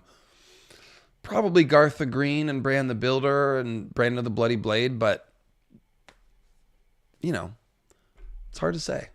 Hard to say. But the point is they were running around in the north, not just in the Stark bloodline originally. That's kind of what you can see. So even this did not give Winterfell dominion over all the north. Many other petty kings remained, ruling over realms great and small, and it would require thousands of years and many more wars before the last of them was conquered. Yet one by one the Starks subdued them all, and during these struggles many proud houses and ancient lines were extinguished forever. So this occurs to me that we should think about Aegon's prophecy and the sort of sense of purpose that it gave the Targaryens. Once Visenya and Rhaenys and Aegon shared an understanding that they needed to conquer Westeros and unify it to get ready for the long night that was coming. They wouldn't know when. It was 300 years, but they don't know that. So the Starks may have had a similar idea. If they're founded by Bran the Builder and the defeat of the others and the raising of the wall and the establishing of the Night's Watch and all that stuff, their raison d'etre, if you will, is going to be unifying the North to be ready to have a unified fighting force to stand against the others when the time comes. Everybody's got to support the wall, which we know that used to happen. It used to be this great honor in the North to send some of your sons to the wall because everybody sort of believed in it. So I think the Starks' sense of manifest destiny, their determination to conquer everyone, is probably seen in a similar context to that of the Targaryens with their prophecies. Tim, what are your thoughts? Sure. So I was thinking about like those genetics, like where the warg came from. Let me come back to you then. Yeah. Tim, Sean, your thoughts? Yeah, I think it's just it's murky, and I think he's very intentionally making it even murkier by adding echoes. Like you said, Gavin Greywolf sounds a lot like the Warg King. Then we have another echo with a war being fought on similar lines with the Grey Starks, other wolves against the Starks, and the Boltons are on one side. And and there's another echo where the Grey Starks are a lot like the Car Starks, who may very possibly get wiped out here like the Grey Starks. They rebelled against the mainline Starks. So, and the Grey Starks are the ones that had the Wolf's Den before the Manderleys, right? Right. Okay. Right. Yeah. So it's hard to say whether like some of these Warg Kings and Gavin Greywolves were cadet branches of the Starks that turned against them, just as Rickard Karstark does, or vice versa. They're conquering them and getting new Warg genetics in. So, and even if they weren't, the Starks were taking, prizes. We'll call them prizes when they won these wars. So they married into the Marsh Kings, who were known for, skin changing and green seeing. They married into each one of these people. They took the daughters of the Warg King in the text. So it's, whether they were related or became related, it is kind of irrelevant. The point is they could be doing it on purpose, Tim, and I'll pass this back to you. They could be doing it on purpose, like spotting magical children that pop up and be like, oh yes, I'll be marrying your daughter because we're trying to consolidate these magical genetics in our bloodline so that we keep the skin changer stuff strong. Yeah. Yeah, because I was going to say the same thing as Sean did. Like, the Starks are definitely collecting all these magical bloodlines when they marry the daughters of the Warg King, the Marsh King, the Barrow King, the Red Kings. And yeah, it kind of reads at points like this sort of magical eugenic program, I guess we could say. And the Valyrians, for their part, are doing the same thing with their blood experiments. And I was thinking too, because I was thinking of but where it stems from, that's always the $1 million question, right? I was thinking in terms of like diseases. Let's use that for an example, right? Who is patient zero and where does it, we know how certain diseases spread, but it's like who was the first person to ever contract syphilis and how do you get, if it spreads through, if it spreads through means of contact, then how does where does the original source come from? And that's like always the $1 million question of how these things manifest, right? And the same can be said for these magical genes. Like, who is the original warg, and where does it come from, and how does it happen? Like, the answer to that is just lost in the fog of history. One thing that I was thinking about, and Sean, I think we were discussing this previously with the Barrows. The Barrows are a big thing with the Proto-Indo-European steppe peoples, specifically the Yamnaya. They're known for their kurgans, and we know about them because of their kurgans. They're all over the steppe, and they contain dead Yamnaya chieftains with all kinds of burial goods and beliefs set encoded into how they're laid out and all this stuff. And then we can test their genetics and stuff like that. And they kept up this tradition well into subsequent cultures, as they spread out in different places. So putting the burial mounds here at Barrowton is interesting because it's right next to the rills where they raise horses and breed horses. So it's kind of like, it's a lot of Proto-Indo-European going on right here in the little southern part of the Northlands. Right. Well, and of course, the barrows are very important in a lot of things that George likes. The, Tolkien, of course, I'm harping on Tolkien too much today, but Tolkien has his barrow wights, which he took straight from Beowulf.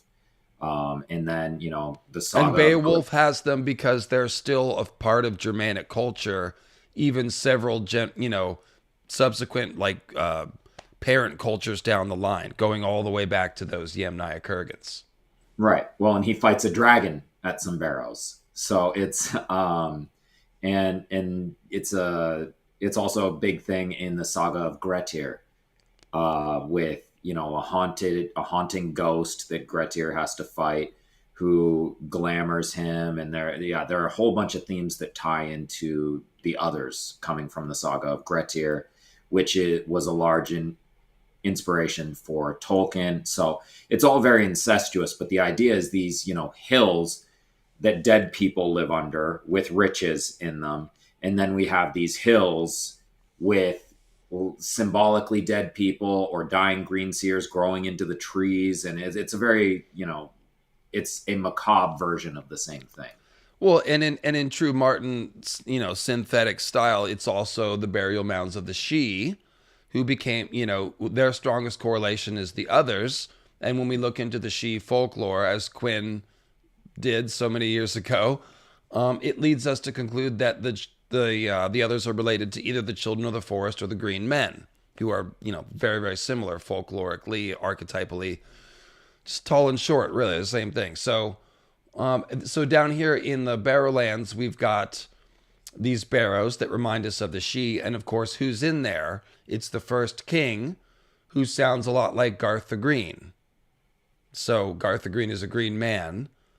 So we've got a green man in the barrow associated with the others. So it's the whole story of the others coming from green men, essentially told in the Barrowlands. And what's great is when Robert rolls through, he's all like, what's all this? And it's like, bro, that's your tomb.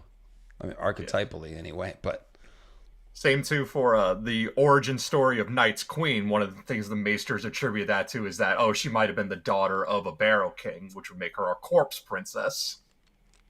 Which fits in with the idea that Nissa Nissa is a child of the forest, and that Night's Queen is either undead Nissa Nissa or like her sister or something like that. Oh, and then there's the whole Lyanna parallel with it, and or the Lyanna Sidhe, the Lyanna and Sidhe, girl. right? Which is the Ice Queen of the Sidhe. Right. Cool. All right. We'll jam there. So, where were we? Among the houses. Tim, go ahead. Among the houses reduced from royals to vassals, we can count the Flints of Breakstone Hill, the Slates of Blackpool, the Umbers of Last Hearth, the Locks of Oldcastle, the Glovers of Deepwood Motte, the Fishers of the Stony Shore, the Riders of the Rills, and mayhaps even the Blackwoods of Raventree, whose own family traditions insist they once ruled most of the Wolfswood before being driven from their lands by the Kings of Winter.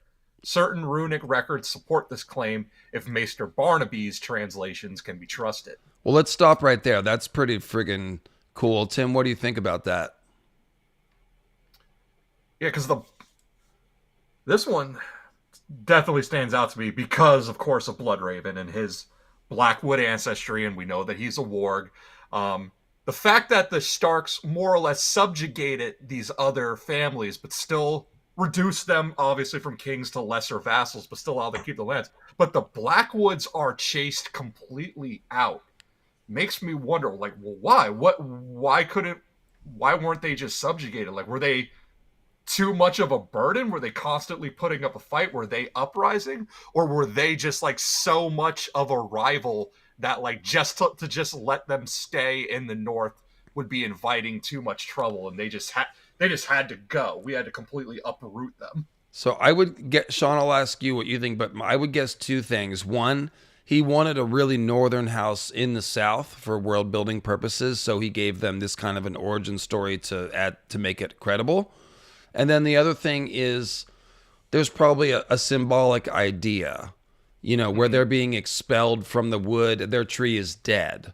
So they're representing some sort of excision, you know, from the natural forest that they came from. But I don't know, something like that. Sean, what do you think? I agree. I also think it's important to notice that, you know, they are very old god. They're very into werewoods. They have a giant petrified werewood with ravens in it, but their house name is Blackwood, and that makes no sense. So the idea is, you know, we have basically an inverted type of werewood in the, you know, shade of the evening trees. So was the migration from the north? Was the migration, you know, are we getting into Great Empire of the Dawn stuff where we brought, you know, these black trees over? Something is going on there. It's very complicated. It's very magical. Obviously, they're a very magical house. They produced a green seer. We do not know a lot of houses that have actually produced a green seer canonically. We really only know the Blackwoods and the Starks. So, and there's so much more too, because just bring up the shade trees, because we're also told the Blackwood trees was possibly poisoned, so that we have shade of the evening. So night shade, which is a poison, and a mushroom, and the weirwoods act like mushrooms. Like, once you start poking, right, you see all of the layers in this onion. So I think I could put this in order to tell the sort of symbol story. And it's basically like this, all right?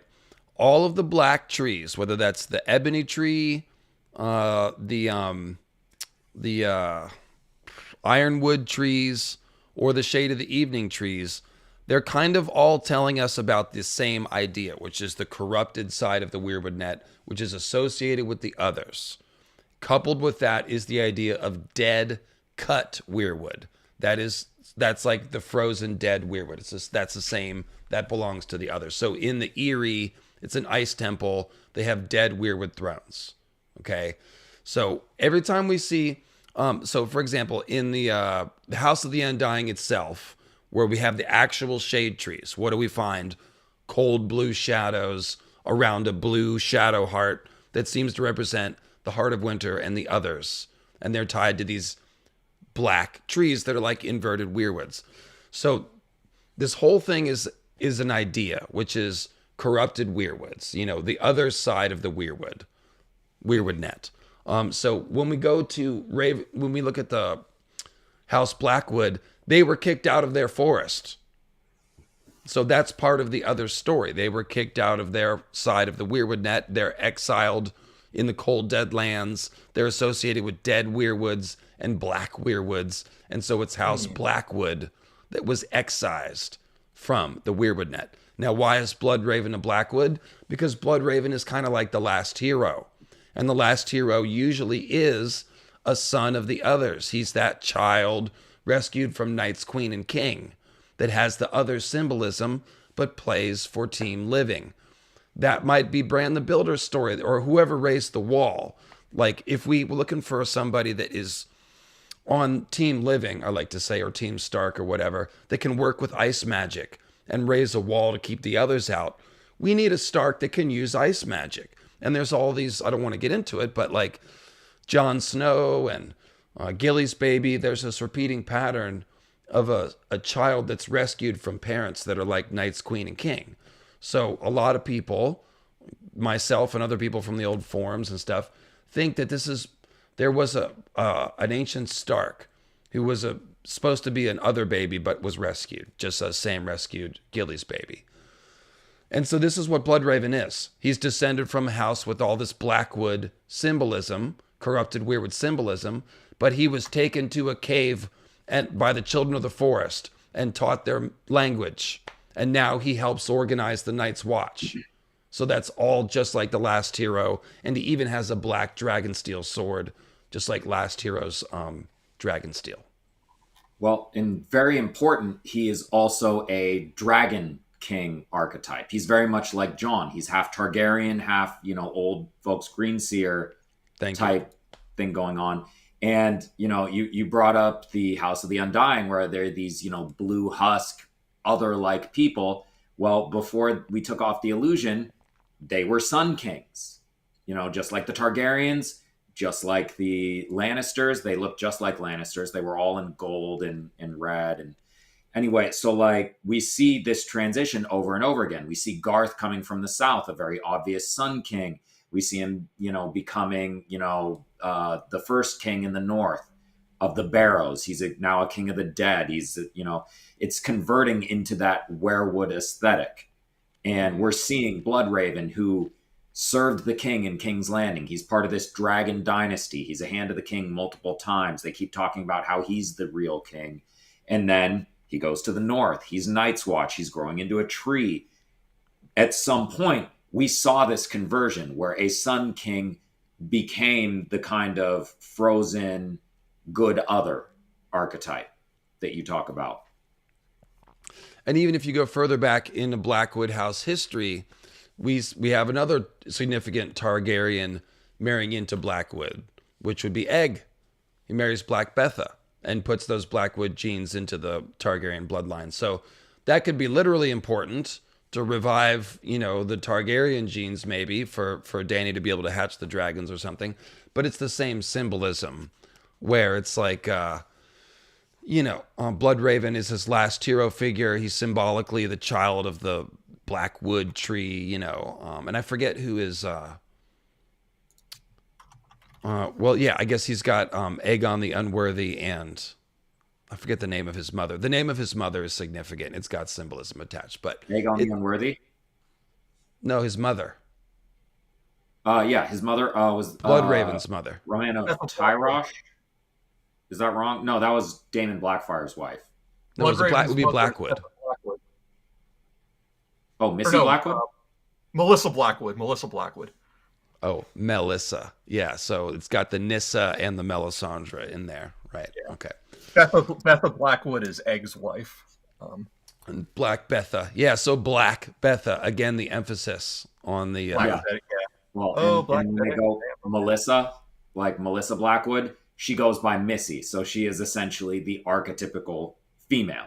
So it's like, that's a Nissa thing as well. She's very much the... Right, Nissa, which means woman Adam and Eve.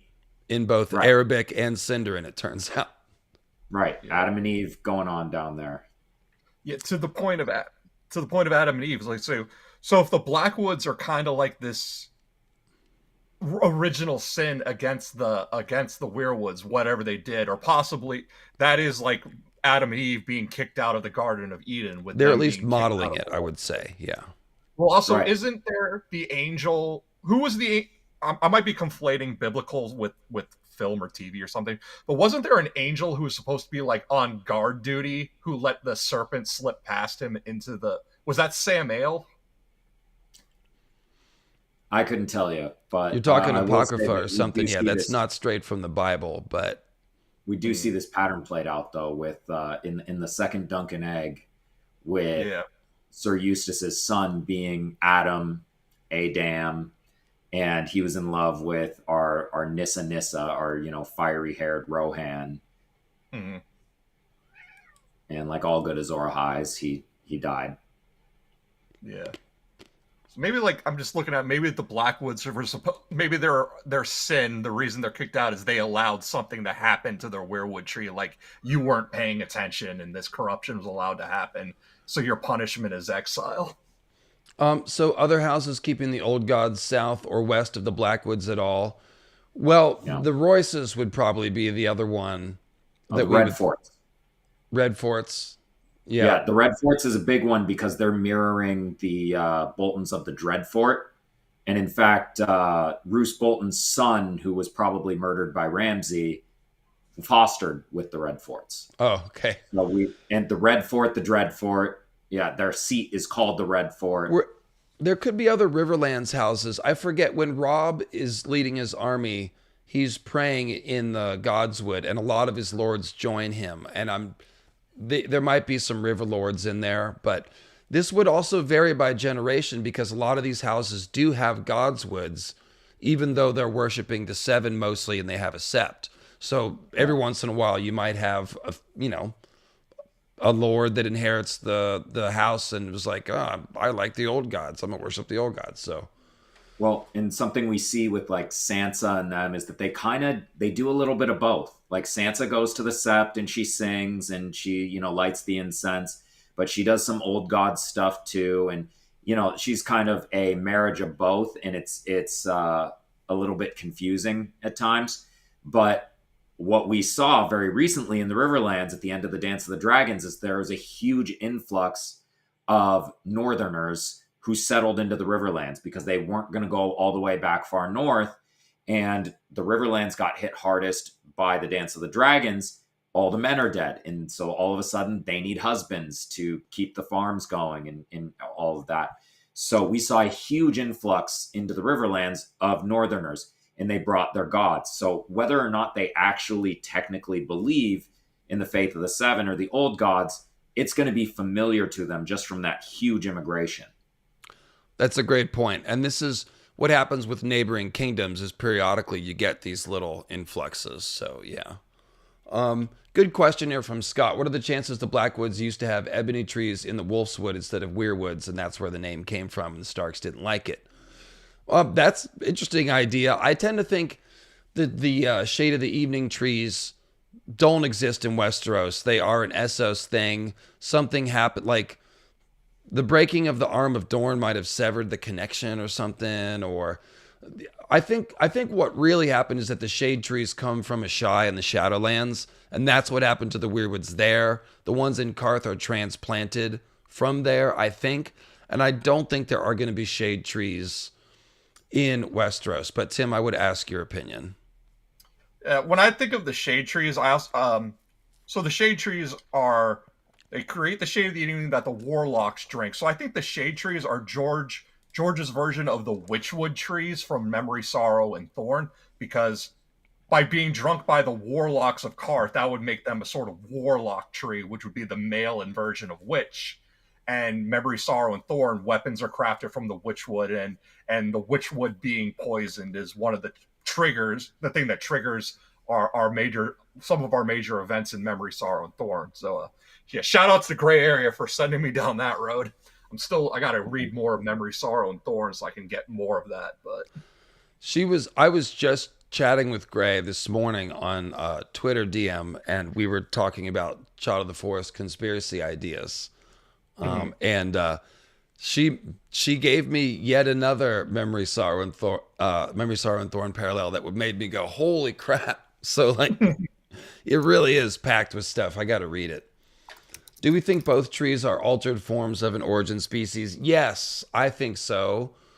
Fenris saying, I'm going to make a video about the shade trees and get into it. But yeah, if the weirwoods were originally green with the green-handed leaves, then yeah, they may have just gone two different directions. The ones in Westeros turned red, and the ones in Ashai turned into warlock trees. But I'm just theorizing. Sean, your thoughts? Yeah, I tend to think, again, that we had the Shade of the Evening trees from a common ancestor. They were hit by a certain type of corruption with the, Long Night disaster in Ashai. And then the werewoods had a very different form of corruption, but they both just scream corruption. And werewoods we've seen a lot more of. It really just screams to me of altered oak tree, of like a poisoned or corrupted oak tree, where it was a tree of summer, kind of imitating the thing that we were talking about the kings and the people moving north into the death cycle in the winter, where something happened to these oak trees. Now they're corrupted. Now they're, drained of life. And that fits into the death and winter aspect of them. Yes, I agree with that. Absolutely. And Jenny is pricking my curiosity here with her remark about the Bracken part of this. And she's saying it's strange that the Blackwoods are at war with the Brackens. You never hear them talking badly about the Starks. Maybe they actually weren't kicked out of the North. Could there be a different reason they left the North? And do we have enough clues to form a theory about it? I've never gone further with it because I just didn't know what the reason would be. But as far as why they're at war with the Brackens, well, I'll just point out that the Brackens and Blackwoods both claim to have been some of the first Riverland kings, even before the kings of House Mud. So they would have migrated a long time ago. So maybe they're just over it by now, and it's just a foggy memory, and they're more worked up about their immediate neighbors that they argue with these past 8,000 years. But maybe there's some other answer. I don't know what it is. I mean, it could be for another parallel if they were driven out by another family. So the Manderleys, for example, are not originally from the North. They're invited to the North by the Starks, but they're originally a Reach house. That's why the River Mander. And they were rooted out by the Peaks originally, but the Peaks were never a high king. Were never high kings of the Reach. That would have been under the Gardeners. So maybe it wasn't the Starks that kicked the Blackwoods out, but another rival house. If they have the Wolfswood and then the Grey Starks then maybe are the Wolfwood. Maybe it's the Grey Starks that kick out the Blackwoods, but then the Grey Starks die, so there's no one left to be angry at. So here's an idea. Maybe the ancient Starks were better at strategy than Ned Stark, and they sent their allies south to keep an eye on shit. That's a really low bar, though. It's very low bar. Ned Stark, great at strategy on the battlefield, bad at strategy everywhere else. So, I mean, the reality is we just don't know very much. It says that the Starks kicked them out.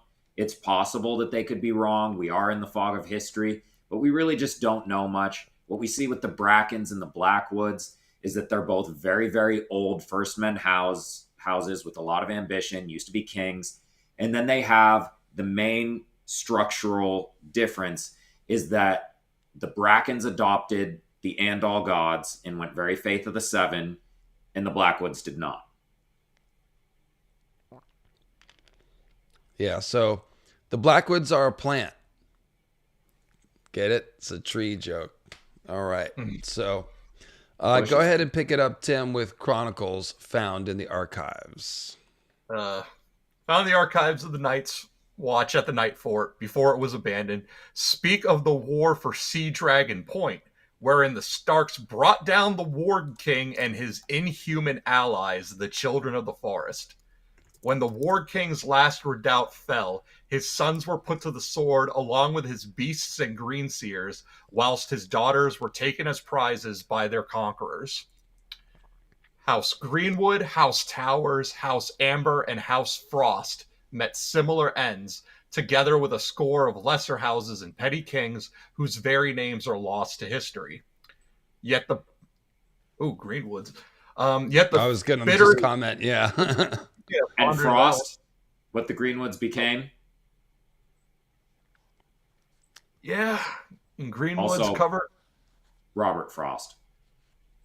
House Frost. Oh, that's because he's all about the end of the world, right? The Frost poem. And the Robert Frost poem is a combination of the Robert Frost poem Fire and Ice and the Norse origin of the world with literal fire and ice realms is kind of how he got the name for the series. So Robert Frost, he's thinking Robert Frost. He's a huge fan of Robert Frost. And House Greenwood would literally be a reference to the idea that the original weirwood trees had green hand leaves. So that's why they have to be an extinct house, because they're like, this is a Dawn Age thing. So that's very cool. I didn't catch that.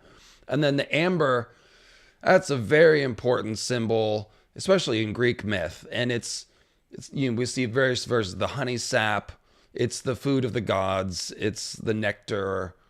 So the amber is like the crystallized form of that. It's the being tree sap and golden and stuff. So all part of that same. Go ahead, Tim. And house towers, fall from a great tower. Bran leaping from a great tower. That's what Euron says we have to do in order to fly.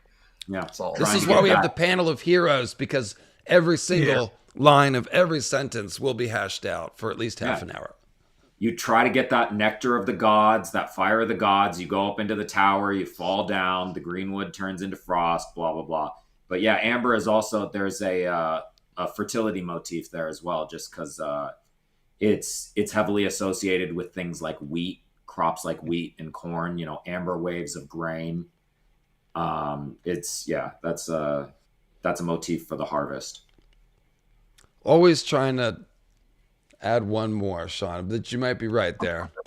I'm trying to catch up with George, and I'm never quite getting there. All right. Go ahead, Tim. Yet the bitterest. The bitterest of foes of Winterfell were undoubtedly the Red Kings of the Dreadfort, the ones who really should have been kicked out. Those grim lords of House Bolton, whose domains of old stretched from the last river to the White Knife and as far south as the Sheep's Head Hills. The enmity between the Starks and Boltons went back to the Long Night itself, it is claimed. The wars between those two ancient families were legion, and not all ended in victory for House Stark. King Royce Bolton, second of his name, is said to have taken and burned Winterfell itself. His namesake and descendant, Royce IV, remembered by history as Royce Redarm, for his habit of plunging his arm into the bellies of captive foes to pull out their entrails with his bare hand, red weirwood leaves shaped like hands, did the same 3 centuries later. Other Red Kings were reputed to wear cloaks made from the skins of Stark princes they had captured and flayed.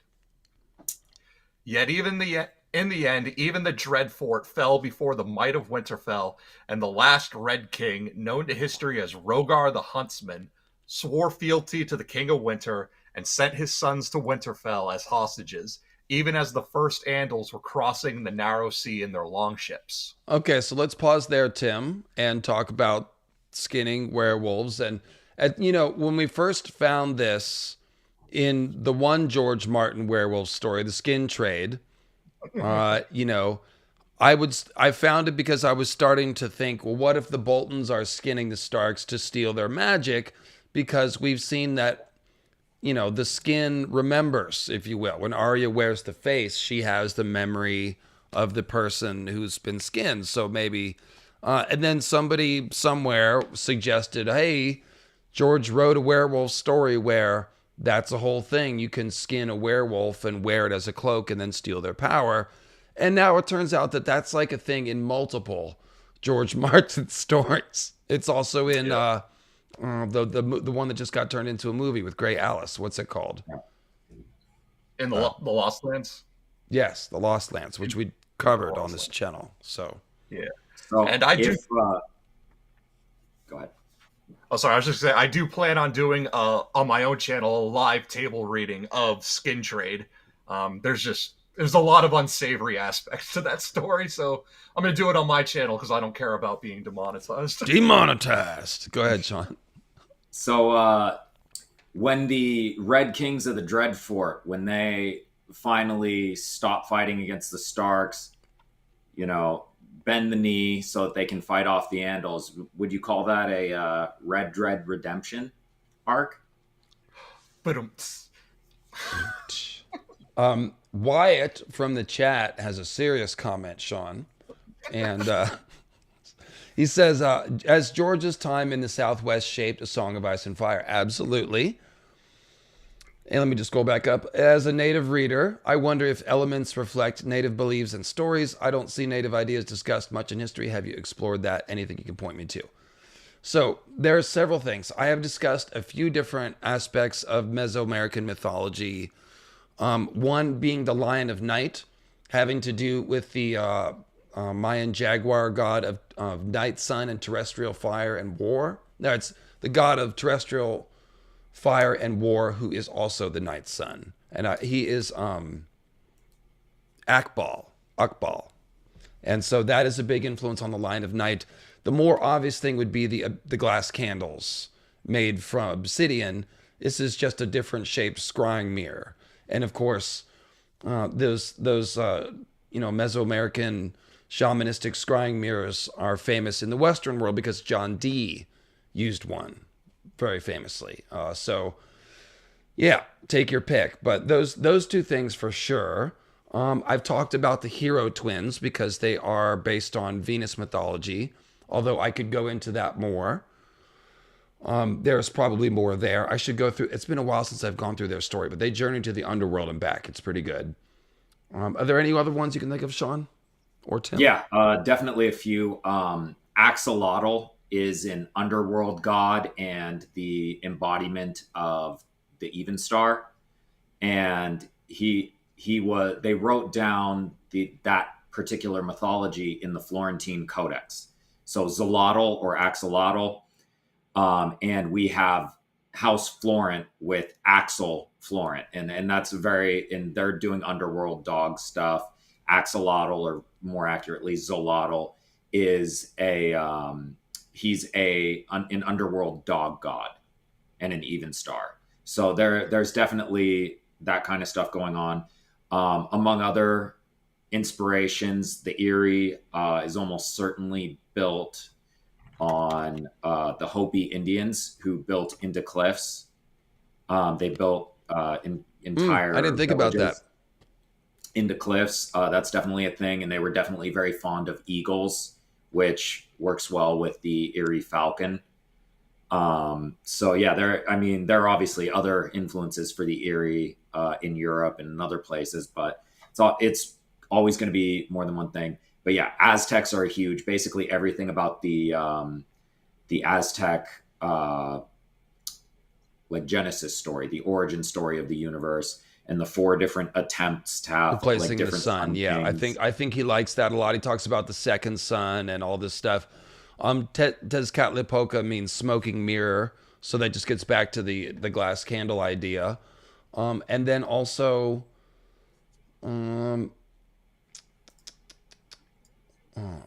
Quetzalcoatl. Well, so Quetzalcoatl, he's tied to comets, but also this big prophecy of return, as well as being associated with the morning star. So and he is a corn king of a sort. So I really should go back into that and look into I only know the generalized story, so I should look at the specifics of it. But yeah, so there you go. There's a little bit of a taste, but definitely there's some. Yeah, and I always point that out, that he's lived in the Southwest and would be familiar with some of this stuff. Yeah, the only one I got that... Oh, sorry, go ahead. The only one I can contribute that you guys didn't cover was I believe it's pronounced Tuolapip. I might be butchering that, but this is a story from the Cree. But it's a story involving an octopus woman tricking and eating a crow man. When I did my the prison that was promised, where I was talking about Euron's downfall and the role that Asha Greyjoy might play into that, I brought up that story because it is a story of so Asha Greyjoy is a Kraken woman and Euron is the crow's eye. So I did make reference to this story of the octopus and the crow man. There is also one particular native legend of a comet or some sort of impact event that's very old in the North Americas, and one of the more well-known native accounts of it is very mythical astronomy sounding, and I wouldn't be surprised if George had come across it and it inspired him. I think that is in the Lightbringer series, where I quote it and go through it. It sounds just like a description of the long night. It's very, very colorful language and familiar language. So that would be the other thing I would add. Yeah. You put that in one of your really old videos, and then when you kind of redid that stuff in the Lightbringer series, you brought it in. That I was did. good. Okay, thanks. You have better memory than I do. But yeah, Quetzalcoatl, just one funny thing I like about him. Obviously, he has like a lot of Morningstar stuff going on. He also wields a dragon as a mace. So it's kind of weird. But also, like, a certain type of mace is a Morningstar, not specifically to the Aztec people, but it's an association that George would absolutely make. So a dragon Morningstar. And Sun Wukong has his staff, his dragon staff that he beats people with too. So yeah, it's made of wood and it's a pillar of the universe. So it's very much a recurring theme when you look at like Norse mythology and the other ones. Yeah, and when you go into Japanese mythology, then you get the story. It was a sea dragon who was able to conjure storms, and he lives in a castle made of red and white coral. So petrified, weirwood again. Is that the Orochi? I believe so. I believe that's the Orochi. And I will just say, Justin Jones, the reports of the miles-long pillar chambers beneath the Great Pyramid have not been peer-reviewed and are highly suspect. So, because all of it is beneath the water table, I encourage you to watch a good scholarly video about that. They have not proven anything. They've got some radar scans that they claim show some stuff. So, I would just slow roll on that. If it looks impossible, it probably is. That's a good rule of thumb. So, but getting back to the text here, after the defeat of the Boltons, Sean, take it away. After the defeat of the Boltons, the last of their northern rivals, the greatest threats to the dominion of House Stark came by sea. The northern boundary of the Stark domains was protected by the Wall and the men of the Night's Watch, whilst to the south, the only way through the swamps of the Neck passed below the ruined towers and stinking walls of the great fortress called Moat Cailin. Even when the Marsh Kings held the Moat, their Crannog men stood staunch against any invaders from the south, allying with the Barrow Kings, Red Kings, and Kings of Winter, as need be, to turn back any Southron lord who sought to attack the north. And once King Rickard Stark added the Neck to his domain, Moat Cailin proved even more imposing, a bulwark against the powers of the south. Few sought to push past it, and the histories say that none ever succeeded.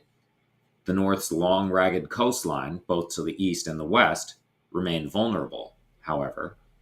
It would be there where the rule of Winterfell would be most threatened, by Ironborn in the west and Andals in the east. And before we go further, just real quick, of course, I do have a big Moat Cailin video explaining my theory about who I think built that and all that stuff. So I'm not going to go into it here. It's a huge mystery of its own. It was a very fun video to watch. I encourage you to watch that. If you are into the Moat Cailin mystery, Squishers built it. And Noah King points out that the Aztecs did a lot of flaying. That's a good point. That's a good point. We were just talking about the Boltons. So that could be a place to look for some inspiration. We should look through the Bolton history and think about that. I just don't know like my Aztec king names or anything like that. Yeah, I just know the one. So, but yeah, it's also kind of just an interesting mirroring here where Rickard Stark is the one who added the Neck to the north, in days of yore. And when we look at Howland Reed coming to the Riverlands, becoming friends with the Starks, and really, creating a close alliance, especially with Ned, that's when Rickard Stark is ruling the North and is the head of the Stark household.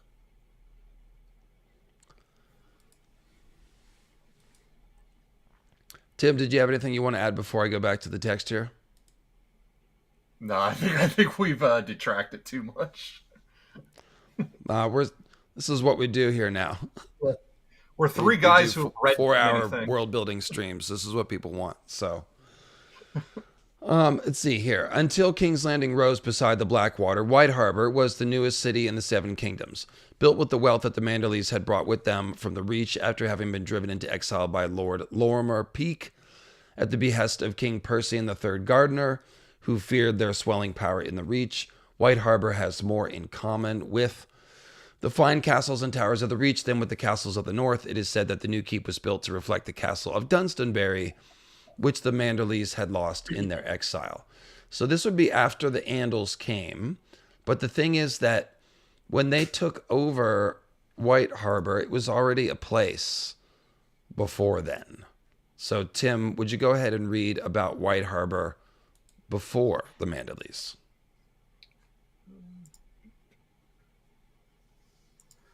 So can someone else take it? I think I ended up on the wrong page. Sean, right here. Sure. Go ahead. Even before the coming of the Andals, the Wolf's Den had been raised by King John Stark, built to defend the mouth of the White Knife against raiders and slavers from across the Narrow Sea. Some scholars suggest these were early Andal incursions, whilst others argue they were the forebears of the men of Ib, or even slavers out of Valyria and Volantis. Held for centuries by a succession of houses, including the Grey Starks, an offshoot of House Stark itself, as well as Flints, Slates, Longs, Holts, Locks, and Ashwoods. The ancient fortress would be the focus of a succession of conflicts. During the wars between Winterfell and the Andals, kings of Mountain and Vale, the Old Falcon, Osgood Arryn, laid siege to the Wolf's Den. His son, King Oswin the Talon, captured it and put it to the torch. Later, it fell under attack from the pirate lords of the Three Sisters and slavers out of the Stepstones. It was not until some 1,000 years before the conquest, when the fugitive Manderleys came to the north and swore their oaths at the Wolf Den, that the problem of the defense of the White Knife, the river that provides access into the very heart of the north, was resolved with the creation of White Harbor. The west coast. Let's go ahead and pause there. There was some interesting stuff. Where do you think these raiders and slavers from across the Narrow Sea? I think Andal incursions, that makes sense. We know the Andal captains were sailing around the coast of Dorne, for example, before the Andal invasion. So why not north of the Vale? Some of them, and just following the pattern of the Saxons and Angles and stuff, they were raiding England before they invaded. So that very well could be the explanation. I wonder why they didn't mention the Three Sisters as a source of these slavers. But they didn't. They have no idea. They're like Ibonese, Valyrians, Volantines. I don't know. So, but yeah, we have all these houses that held it. And so my point was just that when the Manderleys took over, there was a lot of locals. So like Garth the Jailer, he's talking about, it was my ancestors. We keep the old gods, and we strung those people up in the weirwood tree. So there's plenty of first men, old gods worshiping people around there too. Okay, yeah. Tim, are you ready with the west coast of the north? Yeah.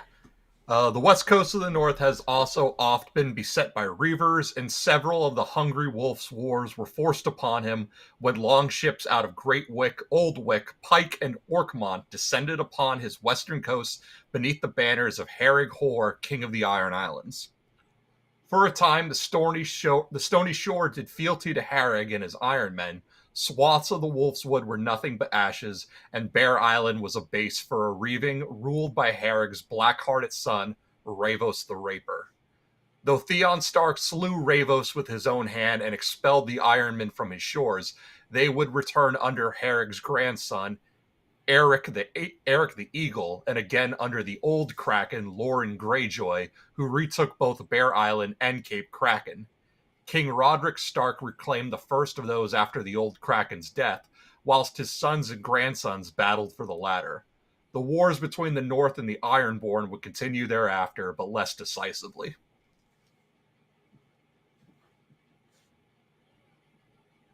Thank you. So what did I miss? Oh, I see. Ravaging of the some Greyjoys. Perfect. I'm glad he gave it to you. What are your observations from this, Tim? So Theon Stark slew Rav. So yeah, we're getting Theon the Hungry Wolf, who's constantly at war from basically every corner because he's also the one who goes and stakes the heads out on Andals as a warning of don't screw with me, don't come to the north. But then he also has to deal with the Ironborn coming from the other side. So this is why, like, he spends. I think the story of Theon Stark is that he spent most of his time away from Winterfell because he's constantly fighting these wars. Where is the wrestling match story about Bear Island? I think that was in the actual book, for one. Like, that was Bran, maybe? Yeah. Chat, help us out. There's some story about it. Here they just say that Lauren Greyjoy took King Rodrik. It's the Rodrik Stark. He's the one who won it in a wrestling match. Yeah. Yeah. Well, and we just talked about White Harbor. Basically, all of that history is in the Davos chapter in the Wolf's Den. Yeah, totally. Yeah, which we've read before and gone into. It's great stuff with John Ice Eyes and all that. Yeah. Sorting things out, heavy with metaphor. If I read that with you, Sean, we'll lose 30 minutes at least. No, I already did it on my Patreon. Oh, that's cool. All right. Will you pick it up, Sean, with the clans? The clans of the Northern Mountains are especially famed for their adherence to the laws of hospitality, and the petty lords who rule these clans often vie with one another to be the most open-handed of hosts. These clans, located largely in the mountainous regions beyond the Wolfswood, in the high valleys and meadows, and along the Bay of Ice and certain rivers of the north. Sorry, I can't see all that. Owe their allegiance to the Starks, but their disputes have oft created difficulties for the lords of Winterfell and the kings of winter before them, forcing them to send men into the mountains to quell the bloodshed. Commemorated in such songs as Black Pines and Wolves in the Hills, or to summon the chiefs to Winterfell to argue their cases. The mightiest of the northern clans are the Wolves, the fisherfolk who dwell along the shores of the Bay of Ice. Their hatred of the wildlings is matched only by their hatred of the men of the Iron Islands, who have often raided along the shore of the bay, burning their halls, carrying off their crops, and taking their wives and daughters as thralls and salt wives. Large tracts of the stony shore, Bear Island, Sea Dragon Point, and Cape Kraken have all been held by Ironmen at times. Indeed, Cape Kraken, closest to the Iron Islands, has changed hands so many times that many maesters believe its populace to be closer in blood to the Ironmen than to Northmen. That's cool. That's like the Danelaw, essentially. Wouldn't you say? Oh, here's your wrestling match coming up in this. Okay, bridge. Go ahead and read it, Tim. The histories of the North claim that Rodrik Stark won Bear Island back from the Ironborn in a wrestling match, and perhaps there is truth to this tale. The kings of the Iron Isles were often moved to prove their prowess and their right to wear the driftwood crown with feats of strength. More sober scholars call this into questioning, suggesting that if there was wrestling, it was with words. Well, we do know the Ironborn like a good speech. I mean, that's their whole moots are about speeches, so it could be. Possibly. They are the type where if you insult their pride, then they're going to want to show you up. So challenging them, being like, not just one battle, like you, me, one-on-one, mano-a-mano, we'll brawl it out with just our fists. Yeah, some Ironborn might take them up on that offer and say, okay, bet. Morris Code Food mentions that Mongols wrestled to settle disputes when bearing steel was prohibited, which is clearly part of the inspiration for Vace Dothrak's custom of not bearing steel. That's cool. Mm-hmm. And then this could be like a Russian bear wrestling reference since they're wrestling for Bear Island, right? Yeah, George loves that stuff. He keeps talking about dancing bears wherever he can get away with it, and that's a Russian court thing where the czars had dancing bears. It was a very common form of entertainment for the ultra wealthy there. But yeah, I mean, the Ironborn got to settle those disputes. let's talk about how awesome we are and see who the most people agree. Let's have an Entmoot about it. It's Rodrik Stark with the steel chair. You can't wrestle. You can't wrestle. That's how you know that Naga's bones are really werewood, because that makes the King's Moot an Entmoot. Oh, Sean. I never realized that. You're so right. It does. That's so cute. And I have my Viking hat is sideways to make it a unicorn hat. That's the idea, because it's time to talk about Skagos. Despite centuries of feuds, the mountain clans have traditionally remained loyal to the Starks through war and peace. The same cannot be said of the savage denizens of Skagos, the mountainous island east of the Bay of Seals. Where are you? There you are. Pretty big, actually. The Skagosi who reside there are little regarded by other Northmen, who consider them no better than wildlings and name them Skags. The Skagosi call themselves the Stoneborn. We should censor that out. Sorry. Oh, nice job, Tim. The Skagosi call themselves the Stoneborn, referring to the fact that Skagos means stone in the old tongue. A huge, so they're called stoners. Skags means stoners. Let's see, a huge, hairy, foul-smelling folk. Some maesters believe the Skagosi to have a strong admixture of Ibonese blood. Others suggest they may be descended from giants. And we've talked about this, I feel like, on like 3 streams in a row now. The potential relation between hairy men and Ibonese and giants and stuff. We don't need to say it again, but there's something going on there. And they are clad in skins and furs and untanned hides and said to ride on unicorns. The Skagosi are the subject of many a dark rumor. And of course, the hairy men, the extinct hairy men of Essos, are said to ride unicorns as well. And Ghost has shared consciousness with Shaggy Dog in the Wolf Dream and seen the unicorn goats. So we know they are real. It is claimed that they still offer human sacrifice to their weirwoods, lure passing ships to destruction with false lights, and feed upon the flesh of men during winter.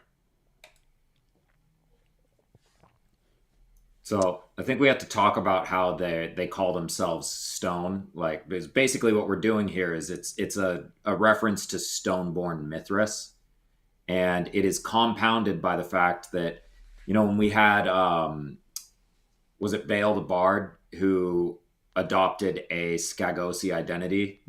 Sigiric. Named Sigiric the Deceiver, which is like a Satan analog, you know, Satan the Deceiver, blah, blah, blah, who is also, you know, a Morning Star, Even Star figure. And yeah, it's going to be really interesting to see what, you know, kind of cannibalism and oily black rocks that, what's our fate? Our buddy comes back from Skagos with. Yeah, so what would be the point of tying those things to Skagos? Mithras, like, for example. So for the same reason that we have, you know, what is it? Tarth in the ocean as an island with your Even Star, Morning Star sides. I think Skagos is really just the northern version. So the northern dead version of Morning Star, Even Star Island here. And we haven't really gotten the detail about it that we have with Tarth, but I think it's a similar idea, and unicorns feed into that as well. Well, why don't you read to us about the truth of Skagos? All right. Like as not, the Skagosi surely did once practice cannibalism, though whether this custom still lingers to this day is a matter of much dispute. The Edge of the World, a collection of tales and legends compiled by Maester Balder, who served the commander of Eastwatch by the Sea during the 60-year rule of Lord Commander Osric Stark, is our chief source for much of what we know of the Skagosi, including the Feast of Skane, wherein a Skagosi war fleet descended upon the smaller nearby Isle of Skane, raping and carrying off the Skanish women whilst slaying the Skanish men and consuming their flesh in a feast that lasted a fortnight. Whether this be true or not, Skane remains uninhabited to this day, though tumbled stones and overgrown foundations testify that men did once dwell among its windswept hills and stony shores. So Skane is on the western side of Skagos, and it's abandoned. Just like on Tarth, we have Morn, Galados of Morn, or Galadon of Morn. Morn is abandoned, and now they rule from Evenfall Hall. And we saw Balder, Maester Balder is the one talking about it. Balder is, I mean, he's like a summer king figure, summer god.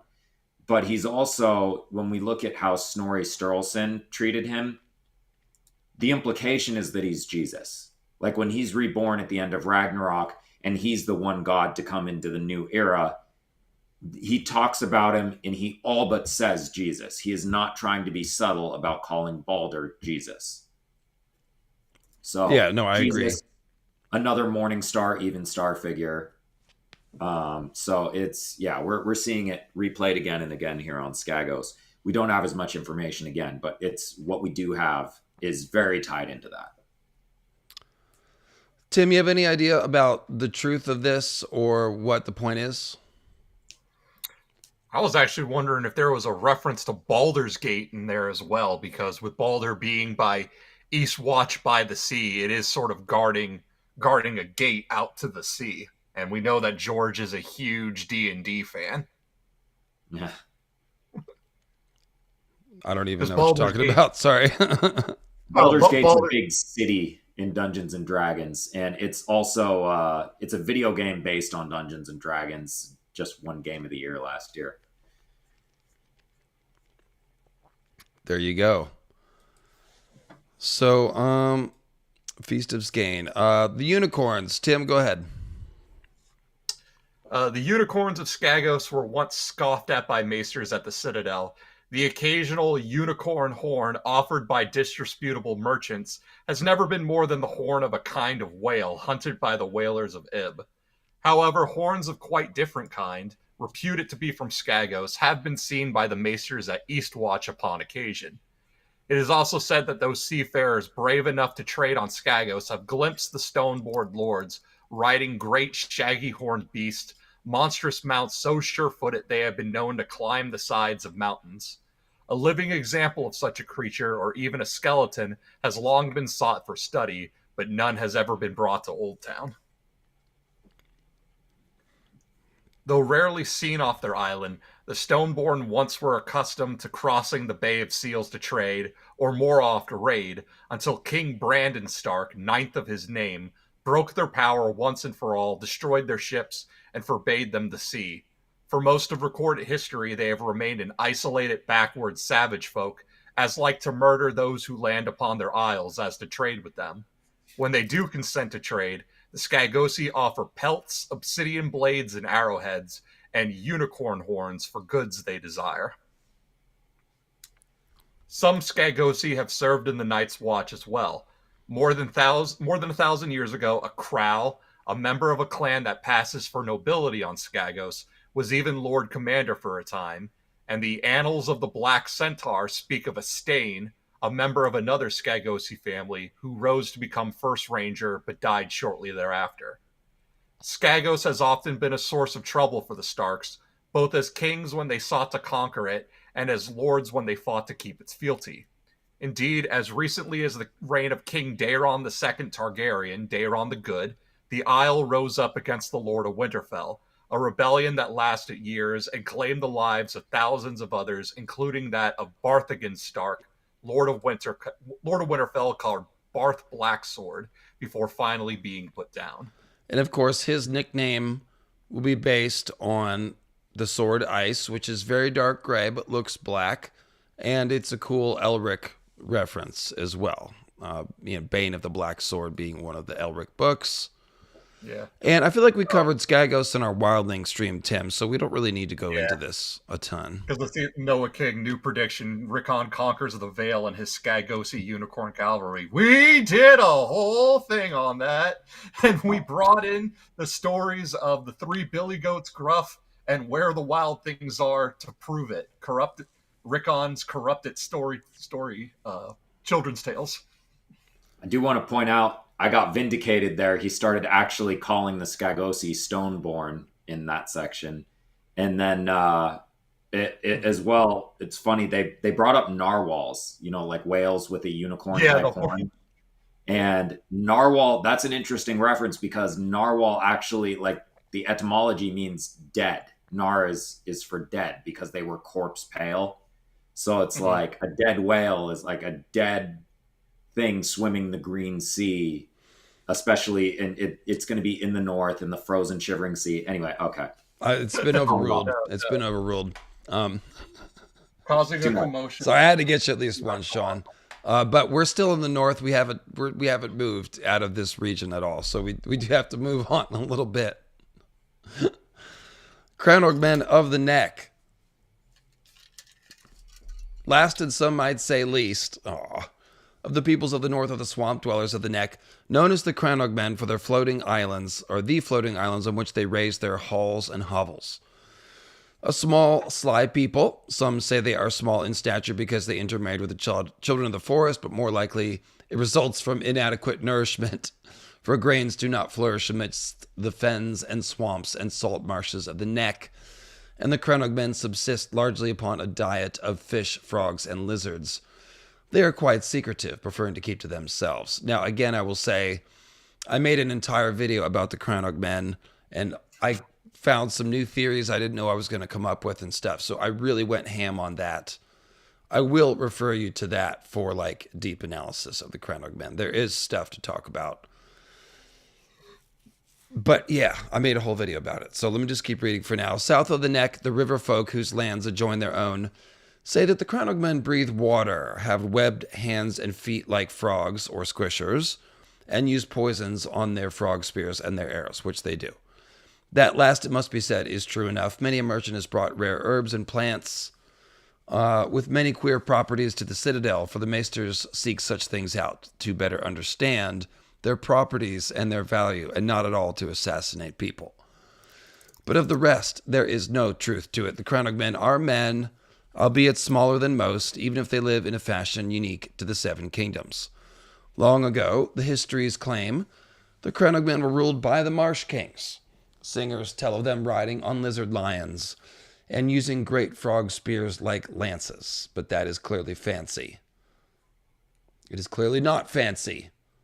It is clearly alligator skin changing, which is how the natives of the Cranogs threw off the oppressive yoke of the Deep Ones, who built Moat Cailin to oppress them, just like Black Heron built Harrenhal to oppress the people of the Riverlands. Check out the Moat Cailin video, or the Cranog men video for that story.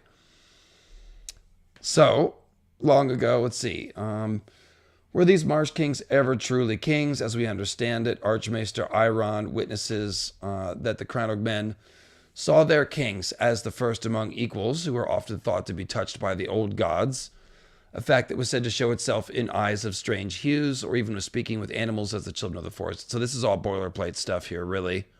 Sean, will you pick it up? Go ahead. It's also round table. What do you mean? When the king is the first amongst equals, that's how it's described in Arthurian, or when they talk about Camelot and the round table. He was the first amongst equals with his knights.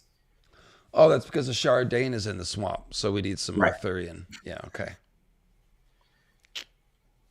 Whatever the truth, the last man to be called Marsh King was killed by King Rickard Stark, sometimes called the Laughing Wolf in the north, for his good nature, who took the man's daughter to wife.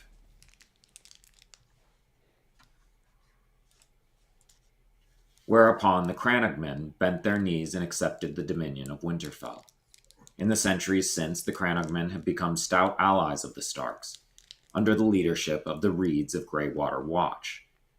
After the conquest and the unification of the Seven Kingdoms, the Starks became wardens of the North rather than kings, swearing their fealty to the Iron Throne, yet remained supreme within their own domains in all but name. Though Torrhen Stark had given up the ancient crown of the Kings of Winter, his sons were less glad of the Targaryen yoke, and some among them entertained talk of rebelling and raising the Stark banner, whether Lord Torrhen consented or not. Oh, whoops, sorry. Let's see. Actually, this is okay. That's getting into later history. Alisan, yeah, Great Council. Dance of the Dragons. Yeah, okay. Winterfell, here we go. Tim, go ahead with Winterfell. The greatest castle of the north is Winterfell, the seat of the Starks since the Dawn Age. Legend says that Brandon the Builder raised Winterfell after the generation-long winter known as the Long Night to become the stronghold of his descendants, the Kings of Winter. As Brandon the Builder is connected with an improbable number of great works, Storm's End and The Wall, to name but two prominent examples, over a span of numerous lifetimes, the tales have likely turned some ancient king, or a number of different kings of House Stark, for there have been many Brandons in the long reign of that family, into something more legendary. So actually, Tim, right there, he just kind of gave my timeline, didn't he? Because he just said Brandon the Builder founded House Stark in Winterfell right after the Long Night. So that's consistent with Bottleneck Theory. But Bran the Builder is also supposed to be this figure of the Dawn Age and the Age of Heroes. It's like, well, no, he lived during and right after the Long Night and set up the House of Winterfell. So that's kind of just what I'm talking about. Yeah. And the other thing, too, is that just his designing of Storm's End doesn't necessarily mean he has to be at the Storm's End. He could have drawn up the blueprints, had them delivered, and then the Storm King just be like, okay, now put your men to work to this. Like, designing a building does not mean you physically built it. You could have just made the schematics, the blueprints for it. Well, so this is just what I want to get into. Think about the situation after the Long Night. You have these survivors that came from different parts of the land. The clouds, part, the sun shines. People are going to start rebuilding in a few different places, but they're going to stay in touch with each other because there's only so many people alive. So it makes sense that Bran the Builder is setting up Winterfell, but maybe lending his knowledge or magic to a couple of other places who are trying to also restart. So I think that makes sense. Well, and it's kind of an interesting parallel to what was happening with the Celts, where they were spreading all over Europe, but we definitely see just from genealogy, we were able to see that it was really just a few main families as rulers, and they were covering huge distances, both traveling and immigrating in order to create that connection between all the different Celtic tribes. Brandon the Civil Engineer, he doesn't need to be there for every red ribbon cut. Just stamp my name on it and that's good enough. Yeah, no, sorry, I'm a little slow. Sean, you're exactly right. That's just like what we talked about with the network of chieftains and stuff. And even the druids going to Breton to study, Yeah, like the how we talked about Howland Reed or the Green Seers going to the Isle of Faces to train. And Bran the Builder going around the land and helping people restart is basically like he's a druid. Yeah. So why haven't I made a video about Bran the Druid? Because it's coming. Good title. What's that? Because it's coming. It is. It is now. Okay, so where were we? The castle itself is peculiar. Go ahead. In that the Starks did not level the ground when laying down the foundation and walls of the castle. Very likely, this reveals that the castle was built in pieces over the years rather than being planned as a single structure. Some scholars suspect that it was once a complex of linked ring forts, though the centuries have eradicated almost all evidence of this. The outer walls of Winterfell were raised during the last 2 decades of the reign of King Edric Snowbeard. Though Edric is famed for a reign that lasted nearly a century, his rule and his dotage was increasingly erratic. Seeing this, many different factions tries to seize control of his faltering realm. The most obvious threats were from his own numerous and fractious descendants, but others took their chances as well, including Ironmen, slavers from across the Narrow Sea, wildlings, and northern rivals such as the Boltons. Okay, so that was quite the little symbolism parallel they just dropped there. But let's go back to this idea. It was a complex of linked ring forts. That kind of makes sense because of the hot springs. You know, the hot springs are running throughout that area, and the caverns are running throughout the area. So it kind of would make sense that the first men there might make ring forts on different hills that would eventually get linked. Like, that's a cool idea. I'd forgotten about that. But it does seem like the very first thing would be, the original first keep, even if it has been rebuilt, because it's right over the crypts, and the crypts are clearly what this is all built around. It's also a good call out kind of just to building the 5 forts and connecting them up, building the forts on like the night fort on the wall and then connecting them through the wall. Same principle. Yeah. Yeah. And as for the building on the subterranean levels of the crypts, like for ET, for example, we're told for every major city, there are the ruins of another city beneath it and the ruins of another city beneath that. And that echoes real life China, and that echoes things like the city of Troy and other destroyed cities. They are built upon ruins of even older cities. So Winterfell being like stacked, layer upon layer upon layer from the crypt's lowest levels leading up. Yeah. If you didn't say Troy, I was gonna. I also think that it's possible that the round tower first keep is not Andal, and that it is original. It could be rebuilt with Andal construction, because remember, the first men didn't use round towers, whatever. But we find a round tower at Pike, and Pike is super duper duper duper old. It was built mysteriously and then forgotten about, and then the land collapsed and there's only part of it left. So this is a pre-Long Night structure even. So what I suspect is that and Storm's End also a round tower. So even if Storm's End has been added to, which I think it has been, it was probably built around an original round tower, which is the rubble that they say is on the inner layer of the wall. So it's probably the case that the Great Empire of the Dawn, who had very advanced building techniques, they built infused stone, for God's sake, they could probably do round towers. They must have left a little bit of their know-how on the continent, even though they weren't there that long. And so Bran the Builder going around being associated with places that are magically built, like the Wall, Storm's End, and Winterfell, and potentially one of the high towers. Yeah, I tend to think that Pike being round tower also means, these are remnants of Great Empire of the Dawn tech. Sean, you're muted. There we go.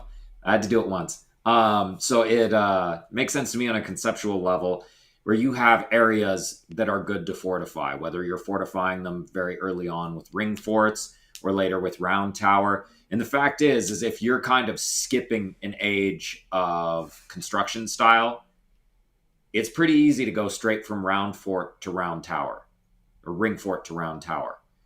And another thing that, Tim, that you brought up when we were talking about kind of subterranean building underneath Winterfell, and we're talking about how this is so analogous to the Wall, and they're talking about the second wall around Westeros was made by a guy named Snowbeard and blah, blah, blah.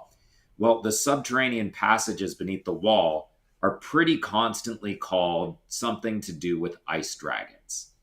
So, Jon Snow constantly dreaming about the subterranean passages, the Winterfell crypt, and he is the ice dragon.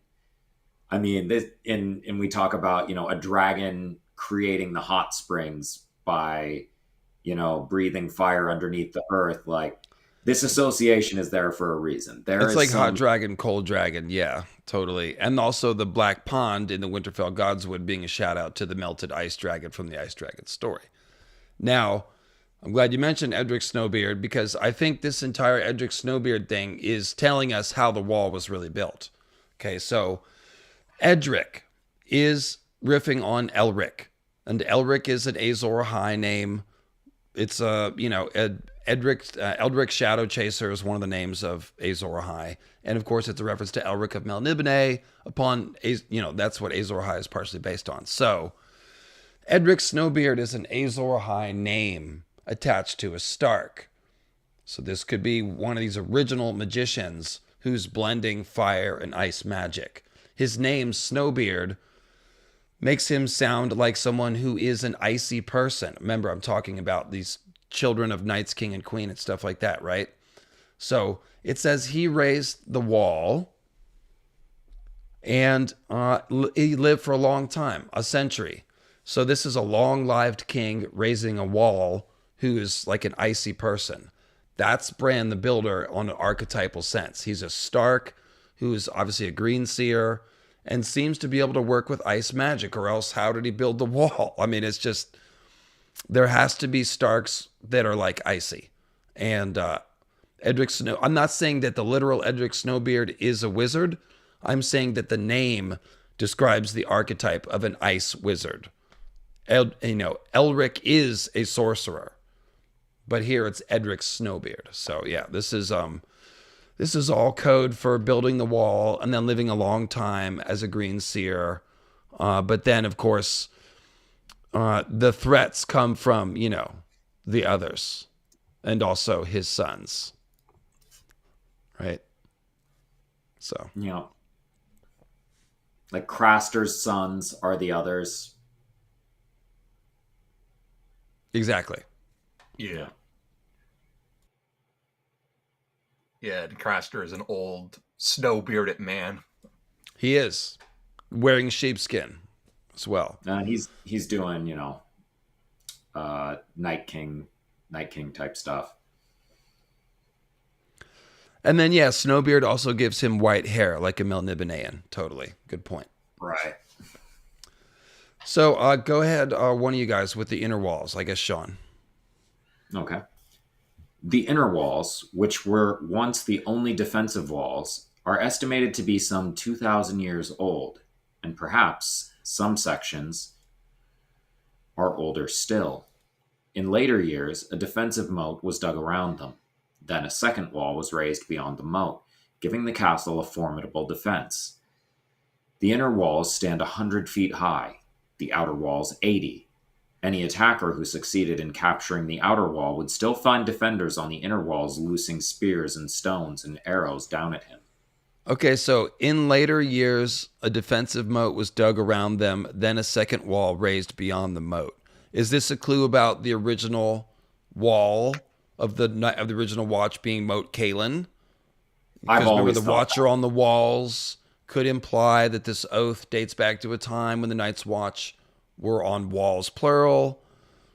So some people thought, yeah, maybe Moat Cailin was the first barrier against the north, and then they built a second one, which is the wall. What do you think, Tim?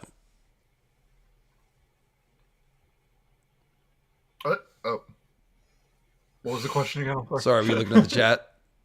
Yeah, I was looking at chat. We're talking about this passage. It makes it sound like there's two, where it says a defensive moat was dug around them, then a second wall was raised beyond the moat. So was Moat Cailin the first wall of the Night's Watch, the walls, plural, that they walked before the long night? Because remember, the idea is if Night King is living during the long night, he's the 13th commander of some previous group that was somewhere else. So maybe they're Moat Cailin and, that whole idea.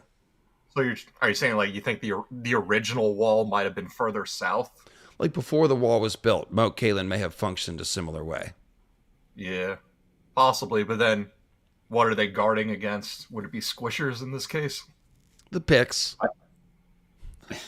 I've always thought that, you talk about how the last hero fled south and eventually met the Children of the Forest. It's not directly said that was at the Isle of Faces, but I mean, if we're looking at fleeing south of the Neck and getting to the Isle of Faces in order to it doesn't say that he flees south. He journeyed north into the cold, dead lands to find the children.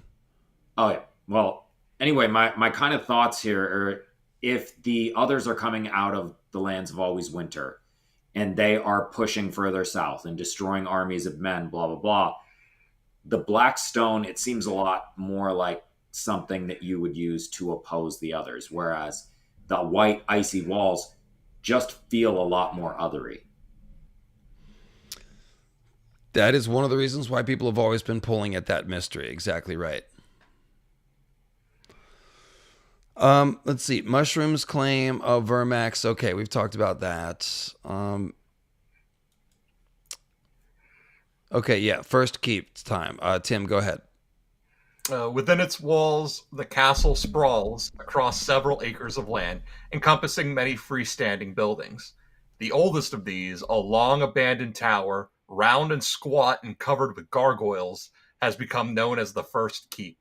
Take this to mean that it was built by the first men, but Maester Kennett has definitively proved that it could not have existed before the arrival of the Andals, since the first men in the early Andals raised square towers and keeps. Round towers came sometime later. They sound very confident in this, so I'm hesitant to just throw it out wholesale. I think that must be largely true, with the exception that the Great Empire of the Dawn was a little more advanced. So I think he is begging us to connect this first keep to the first men, despite this. But that's the knowledge that you need, kind of. Yeah. Also, the gargoyle. Fashioning gargoyles means a lot more.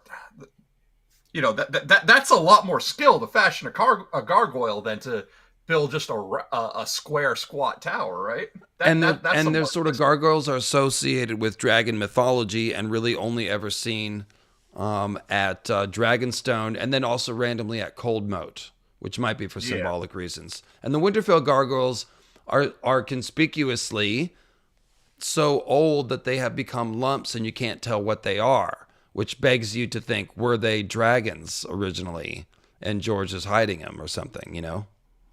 Well, in Cold Moat, Cold Moat Cailin. It's run by a Nissa. It's in the middle of a wood. We got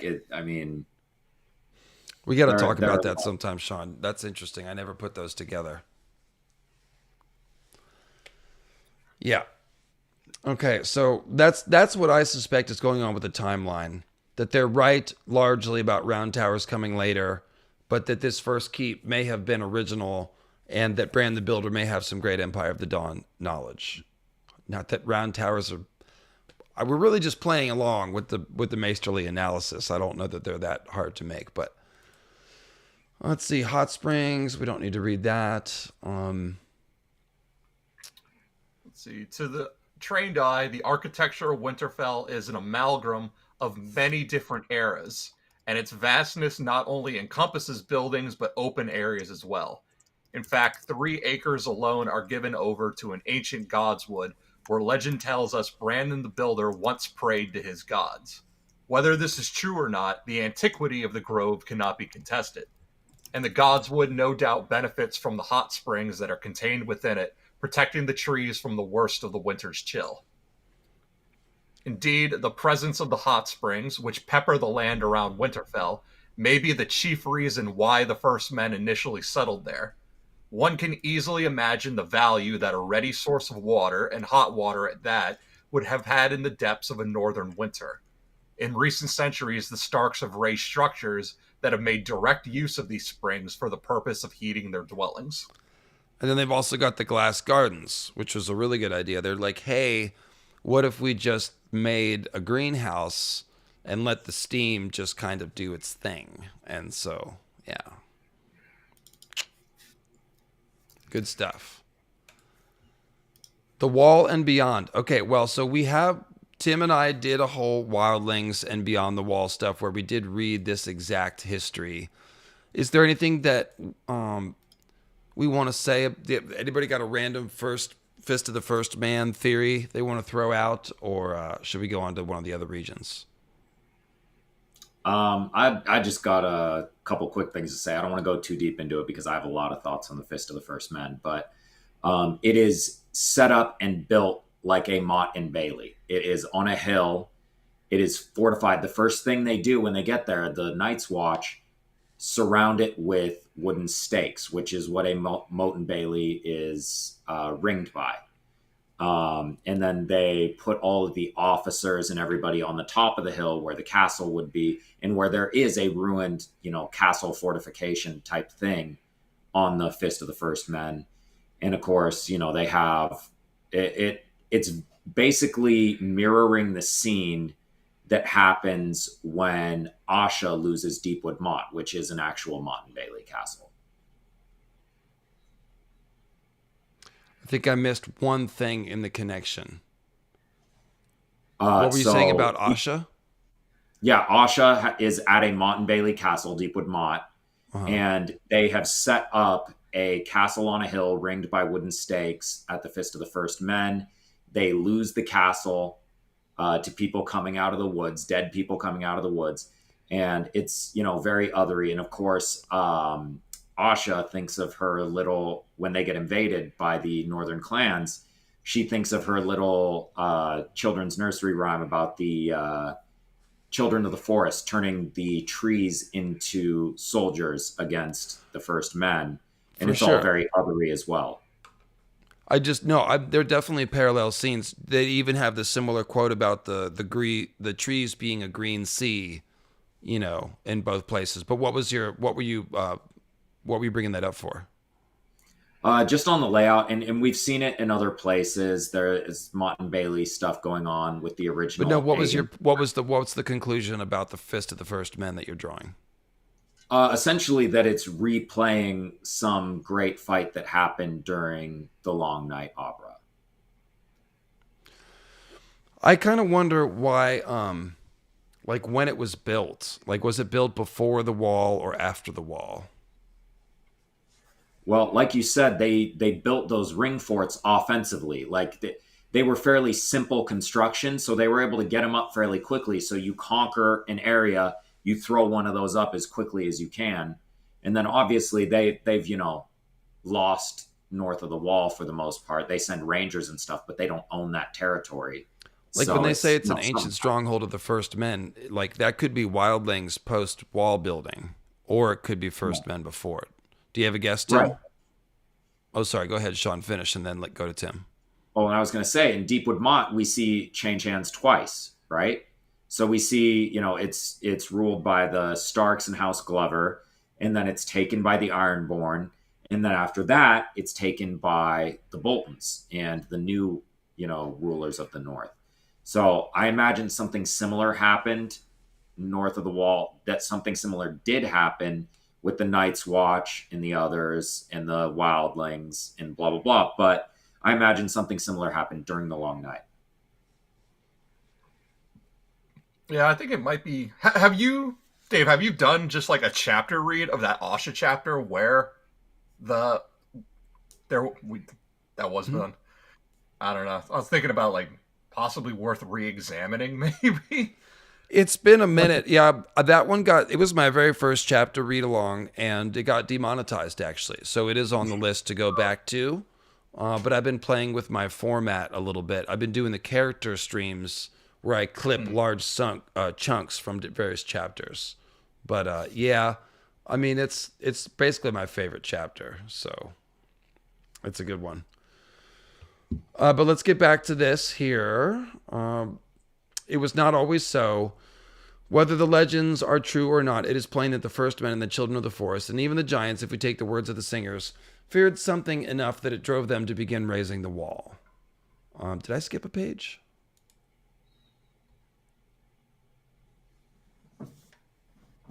Yeah, sorry. What did I do? I'm confused, but I do like that they immediately went to Aegon's conquering, because the Aegon fort is another, you know, fortified hill surrounded by wooden stakes. So they're doing a Motte and Bailey thing there as well. They're just talking about raising the wall and debating why it was done. Let's see. So they feared something. It's like, well, maybe the others are not, but they feared something. They began raising the wall. And this great construction, as simple as it is justly accounted among the wonders of the world. It may be that its earliest foundations were of stone. The maesters differ in this. Oh, I didn't know that was in here. But now all that can be seen for a distance of hundreds of leagues is ice. So that's cool. I thought that was just a fan theory. I forgot that was actually in here as a speculation. Obviously, the idea would be, you know, fused stone, like the fortress at Old Town, or even Orly Blackstone. Yeah, that if there is a foundation of stone underneath all that ice, it's probably black. Probably. Let's see here. Oh, it's just a bunch of fiction about conventional ways of cutting blocks of ice and hauling them in sledges. That's not how they did it.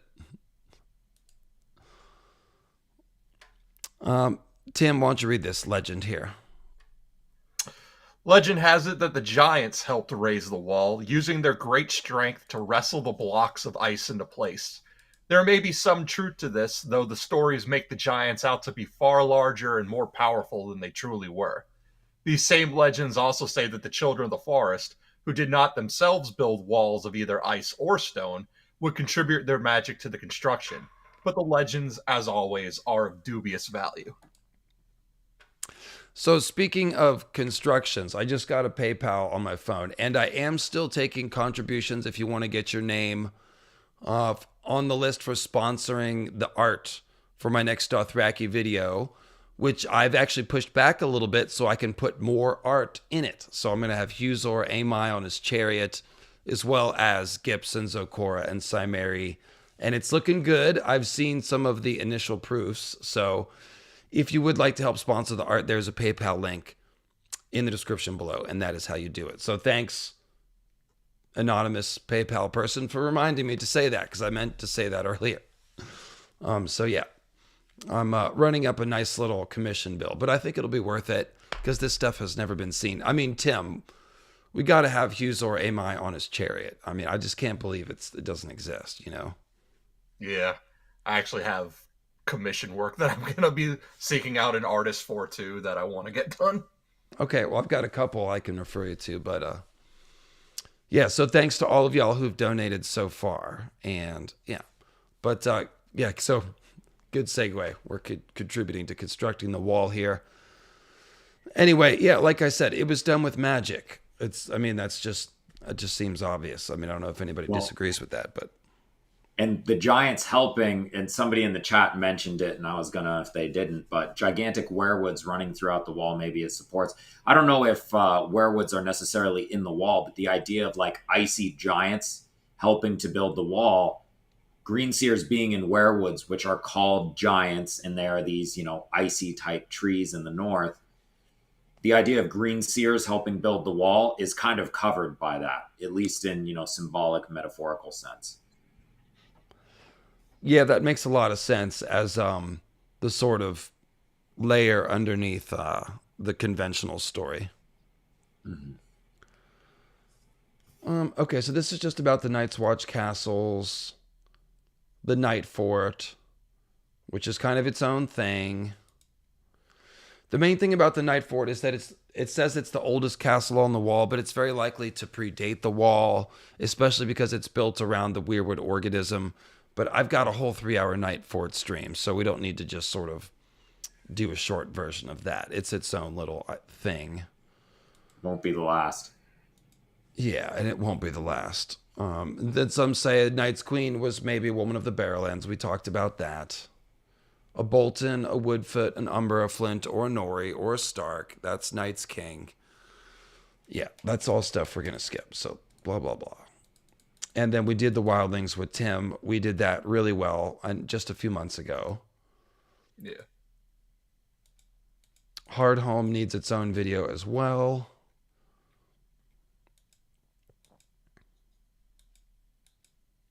Kings Beyond the Wall, we did that with Tim as well. Okay, Riverlands, here we are. Yay, a new region. The North is the biggest one, so in fairness. Take it away, Sean. Much history, rife with both glory and tragedy, has been made in the lands watered by the River Trident and its 3 great vassal streams. Sorry, I can't read the top of that. Oh, right. Stretching from the neck to the banks of the Blackwater and east to the borders of the Vale, the Riverlands are the beating heart of Westeros. Oof. No other land in the 7 kingdoms has seen so many battles, nor so many petty kings and royal houses rising and falling. The causes of this are clear. Rich and fertile, the Riverlands border on every other realm in the 7 kingdoms save Dorne, yet have few natural boundaries to deter invasion. The waters of the Trident make the lands ripe for settlement, farming, and conquest, whilst the river's three branches stimulate trade and travel during peacetime, and serve as both roads and barriers in times of war. I love that he called it the beating heart of Westeros, just because, we have so much about that with Azor Ahai and Nissa Nissa. And then we, of course, have, right between the Teats, we have Pennytree. And, like anytime, and that's like a beating heart type thing going on too. That's where, Sir Arlen is from. That's where, lightning hits the copper covered tree. Ghost of the High Heart, the High Heart itself. Right. Well, and the whole chestnut motif, right? Mm-hmm. Where you're stabbing in the chest, but it's really a fertility motif, which of course a nut is, but yeah. And Dunk's horse, Chestnut, comes from there. So yeah, for me, the Riverland, I was in real world terms, the Riverlands always makes me think of like poor Poland and Ukraine. These places, like, they're ripe, they're good for farming, but they're also ripe for conquest because there's no natural, again, no natural boundaries, so they're just always getting steamrolled by these greater powers that they're surrounded by. Yeah, there should be. Travis is saying it's always bugged him. There's not a city in the Riverlands where the roads and rivers meet. Lord Harroway's town is pretty bustling, I think. And then, of course, it's locked in a feudal era. So the castles are hoarding all the wealth and taking the place. The market towns can only develop so far because these feudal lords are extracting so much wealth from them. Well, and it's also, if you are where the battles are fought in every single war, like, you're back to the Stone Age every time there's a war. So it's hard to rebuild quickly, especially when other places have kind of really worked to cement themselves on the ground floor of trade. So, like, it's not that far from White Harbor. It's not that far from other places that are heavy with trade, like Duskendale. There is some trade going in and out of salt pans, and I think that's where Arya gets her ship. But yeah, I mean, that place is back to the Stone Age. Every few years they have a war.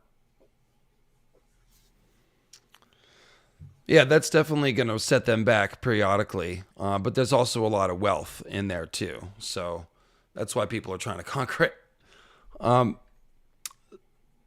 Aiken is asking a question that it's not on topic. It's really not. I don't think I can go into this.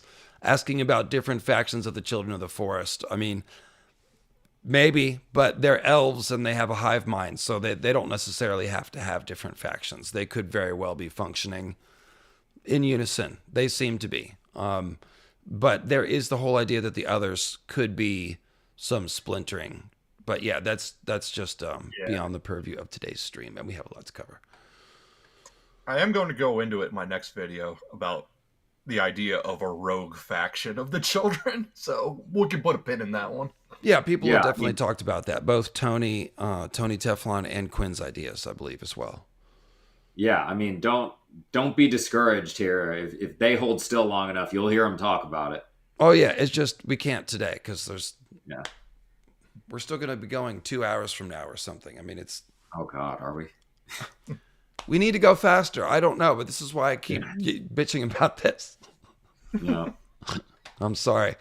The importance of the trident to the region was never made clear that when King Harwin Hoare, the grandfather of Harren the Black, fought over the Riverlands with the Storm King Arik. The Ironborn Reavers were able to achieve dominance on the rivers and use them as a means to transport forces swiftly between far-flung strongholds and battlefields. This is like the Norse invading basically Eastern Russia and Ukraine and forming the Kievan Rus, if you want to go there. But the Storm King suffered his worst defeat at the crossing of the Blue Fork near Fairmarket, where the longships proved decisive in allowing the Ironborn to seize the crossing despite Arik's superior numbers. So, Tim, will you pick it up with the three branches?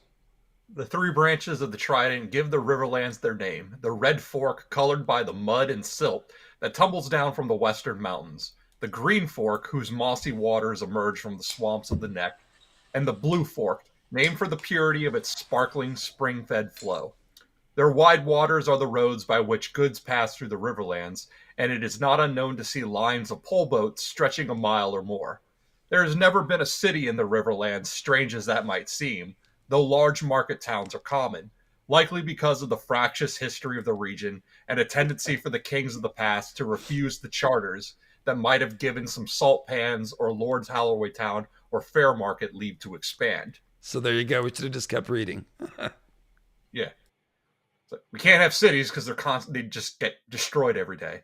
During the long centuries when the first men reigned supreme in Westeros, countless petty kingdoms rose and fell in the Riverlands. Their histories, entwined and embroidered with myth and song, are largely forgotten, save for the names of a few legendary kings and heroes whose deeds are recorded on weathered stones and runes, whose meanings are now disputed at the Citadel. Thus, while singers and storytellers may regale us with colorful tales of Ardos the Strong, Florian the Fool, Nine-Fingered Jack, Shara the Witch Queen, and the Green King of the God's Eye, the very existence of such personages must be questioned by the serious scholar. So going back to the earlier question about strongholds of the old gods, like I mentioned, there are some in the Riverlands in general. And so you can see these are some pretty green folks here. Mm-hmm. Artos the Strong. There's an Artos Stark, and Stark means strong. So Shara the Witch Queen, Green King of the God's Eye. Artos is the Celtic Arthur, essentially, and there was a definite figure named Artos the Bear who may have been some of the inspiration for King Arthur. That's right. Who fought against the Romans. So yeah, the Riverlands is definitely full of some interesting folks here. I'll tell you what, I need to go get a drink and go to the restroom. Do either of you guys need a break? Tim, are you okay? I'm good. Okay, well then... I could use a break. Dogs need to eat. Okay. Tim, since you're going to make a video about this, why don't you entertain the chat with a couple minutes about your thoughts about a rival faction of Children of the Forest, or whatever it is, so that you don't have to read the stuff that's not on the screen. Does that sound good? There we go, you got like 2 minutes on that? I can give... I'll talk about what I have cooking. Perfect. And then we'll be right back. So there you go. Tim, interlude, commence. Okay. New rounds of tinfoil and heresy.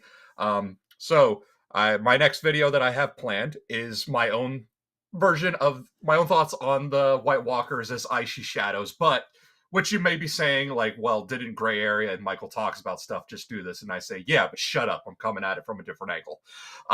If you remember Dave and I talking about Rickon, and we talked about corrupted fairy tales, with like where the wild things are and Three Billy Goats Gruff.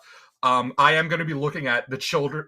This is more of the Children of the Forest angle, and I guess I'm going to be blaming a lot more on the children because I don't think those are just some happy little elves. Like there's some bloodlust in them. They were not a peaceful people before the coming of the first men. They were told that they had conflict with the giants, and if they were a peaceful people, then how do they fight back?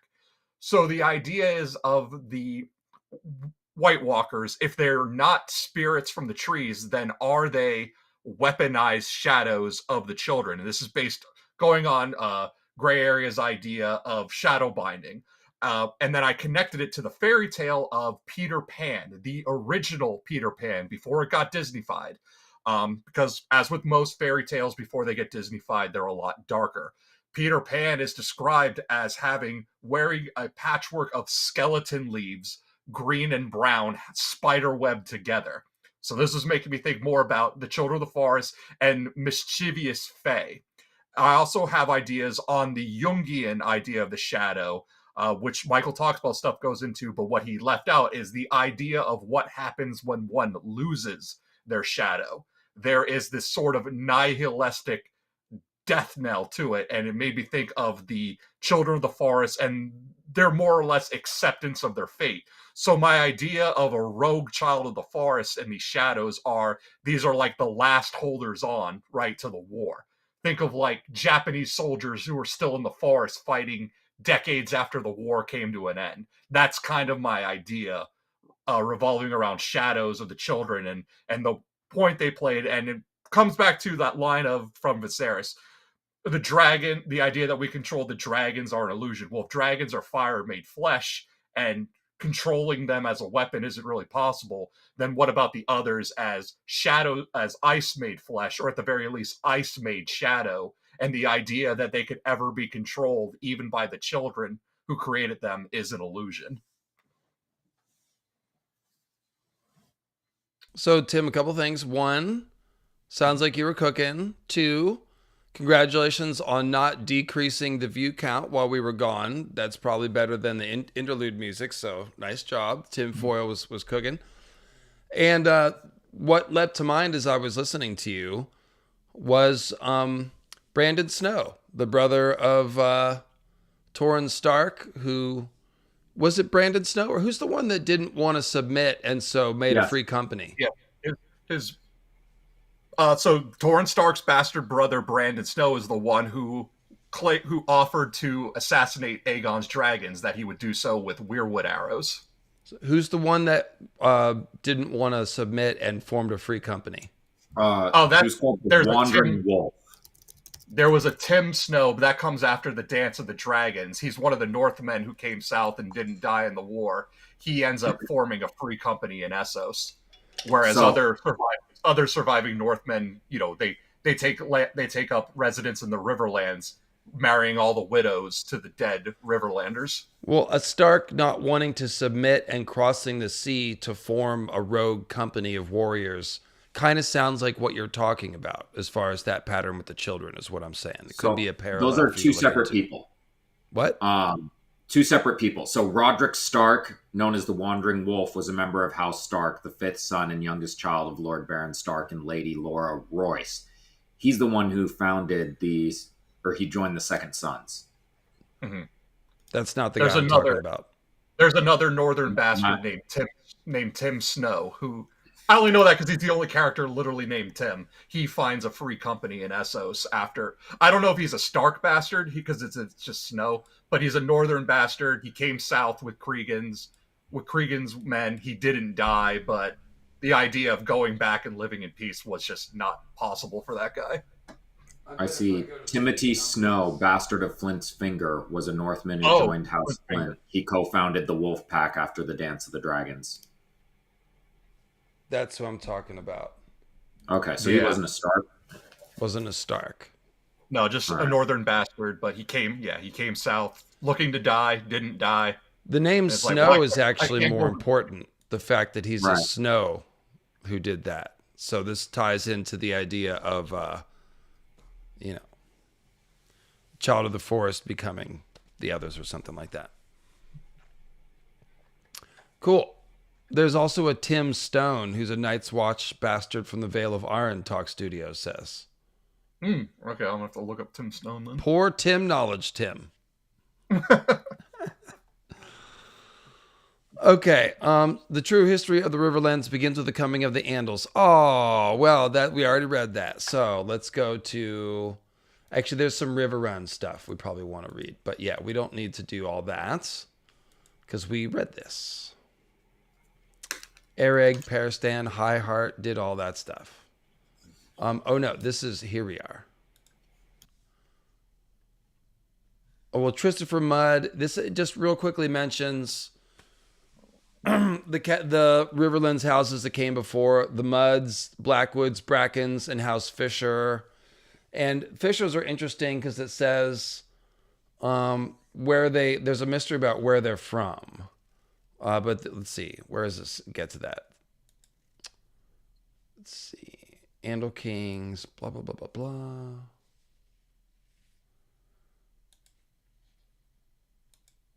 That's Justman. Yeah, stupid Andals. That's right. No, I like the Andals now. That Andals video is smoking. That's doing really well. So we like the Andals. Let's see here. House Durrandon.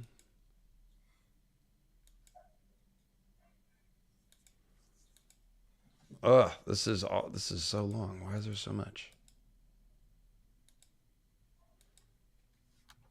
Yeah, this is all. There's a lot of post, but there's House Tully. Okay. Let's see here. They were never kings, though the books of lineages will show any number of connections to the dynasties of the past. It may have been these old connections that started House Tully on its path to become Lord Paramounts of the Trident. It's really, I think they are tied to House Fisher. And I did a stream of this, the origins of House Tully and Fisher. And I really think there's a theory here. Let's see how much of it they give us here. Tully names appear in many chronicles and the annals of the Trident. Back into the days of the First Men, when the first Edmure Tully and his sons fought beside the Hammer of Justice, Christopher Mudd. After his death, Edmure went over to the mightiest of the Andal conquerors, and that's where he got the land to build Riverrun. So Riverrun was built after the Andal invasion. House Fisher of Misty Isle. Okay, so the question is, where's Misty Isle? But they tell us more about that somewhere. I guess we'll keep reading. We'll get to it. Tullys, Teagues, Blackwoods and Brackens. Thousands of years before the coming of the Andals, the origins of it are contested and shrouded in legend. The Blackwoods say they were kings, and the Brackens little more than petty lords, set on betraying and deposing them, while the Brackens say much the same about the Blackwoods. That they were both royal houses on the Trident seems true enough, and none can doubt that their enmity sprang from some cause so entrenched that it has become legendary. Powerful as they were, they have maintained their feud, despite the many kings who have attempted to make a peace between them. Even Jaehaerys, a conciliator, couldn't do it. So... So I went straight to the wiki for Misty Isle. So location of Misty Isle within the Riverlands has not been published yet. It is speculated that Misty Isle may be an old name for the Isle of Faces or the Quiet Isle. Those are the exact two that I zeroed in on, because it's an island in the Riverlands. So it's either an island that's been like washed over and it's now under the river, like maybe one of the fords. Ruby Ford, for example. Maybe that used to be an island in the river that's been worn down to just a ford. But short of that, it's the Isle of Faces or the Quiet Isle. And, you know, the Quiet Isle is doing a lot of symbolic stuff. But a Fisher King really should live on the Isle of Faces, it seems like. Isn't that right, Sean the Arthurian? Oh, 100%. A lot of this is Arthurian. One of the things we're talking about in the chat is how Christopher Mudd kind of gives Tristan and Isolde vibes. And we know that's something that George has riffed on because Lancelot sheltered Tristan and Isolde at Joyous Guard. And we see Rhaegar and Lyanna sheltered at Tower of Joy. So Christopher is basically but also on the Isle of Faces. Right. Right, and Christopher is basically just Tristan plus Lucifer, so it's just a Morning Star version of Tristan, part of this. And he's the Hammer. He's a king. He's a whole deal. Christopher, Hammer of Justice. Yeah, that's loaded. So okay, this is all later history here. Lords of Harrenhal. Okay, me and Tim did a friggin' killer Harrenhal stream where we went through all these houses, all of this history exactly, everything you could ever want to know about Went and all them other people. So yeah, that was shortly after I did the Lost In video, so we had reason to do it. And this is Dance. They will slip little bits of old stuff. I'm sorry for skimming through this, but okay, so here's Riverrun. And is there, okay, it's just talking about how it's at the junction of two rivers. It's never been taken. And I got a picture of it here too. There's Riverrun. Felix Sotomayor, who also did the cover art of Winterfell. And it's the ultimate moat. I guess that's all it's really saying. Okay, Veil of Arryn. There's probably little that we didn't already read here because the Andals take over the history real quick. But let's see what there is. Yeah, it's going straight into Andal stuff. Shell and Brightstone, the Kings of the Fingers. Yeah, you guys remember that shit. And they talked a little bit. We did the Griffin King, Merlin King stuff. Not Merlin King, the Falcon King rather. We don't need to go back into that. That's Dawn Age. There's probably not going to be much to read in the Veil here. Somebody say something interesting while I skim through this. What's the deal with the runic armor of House Royce?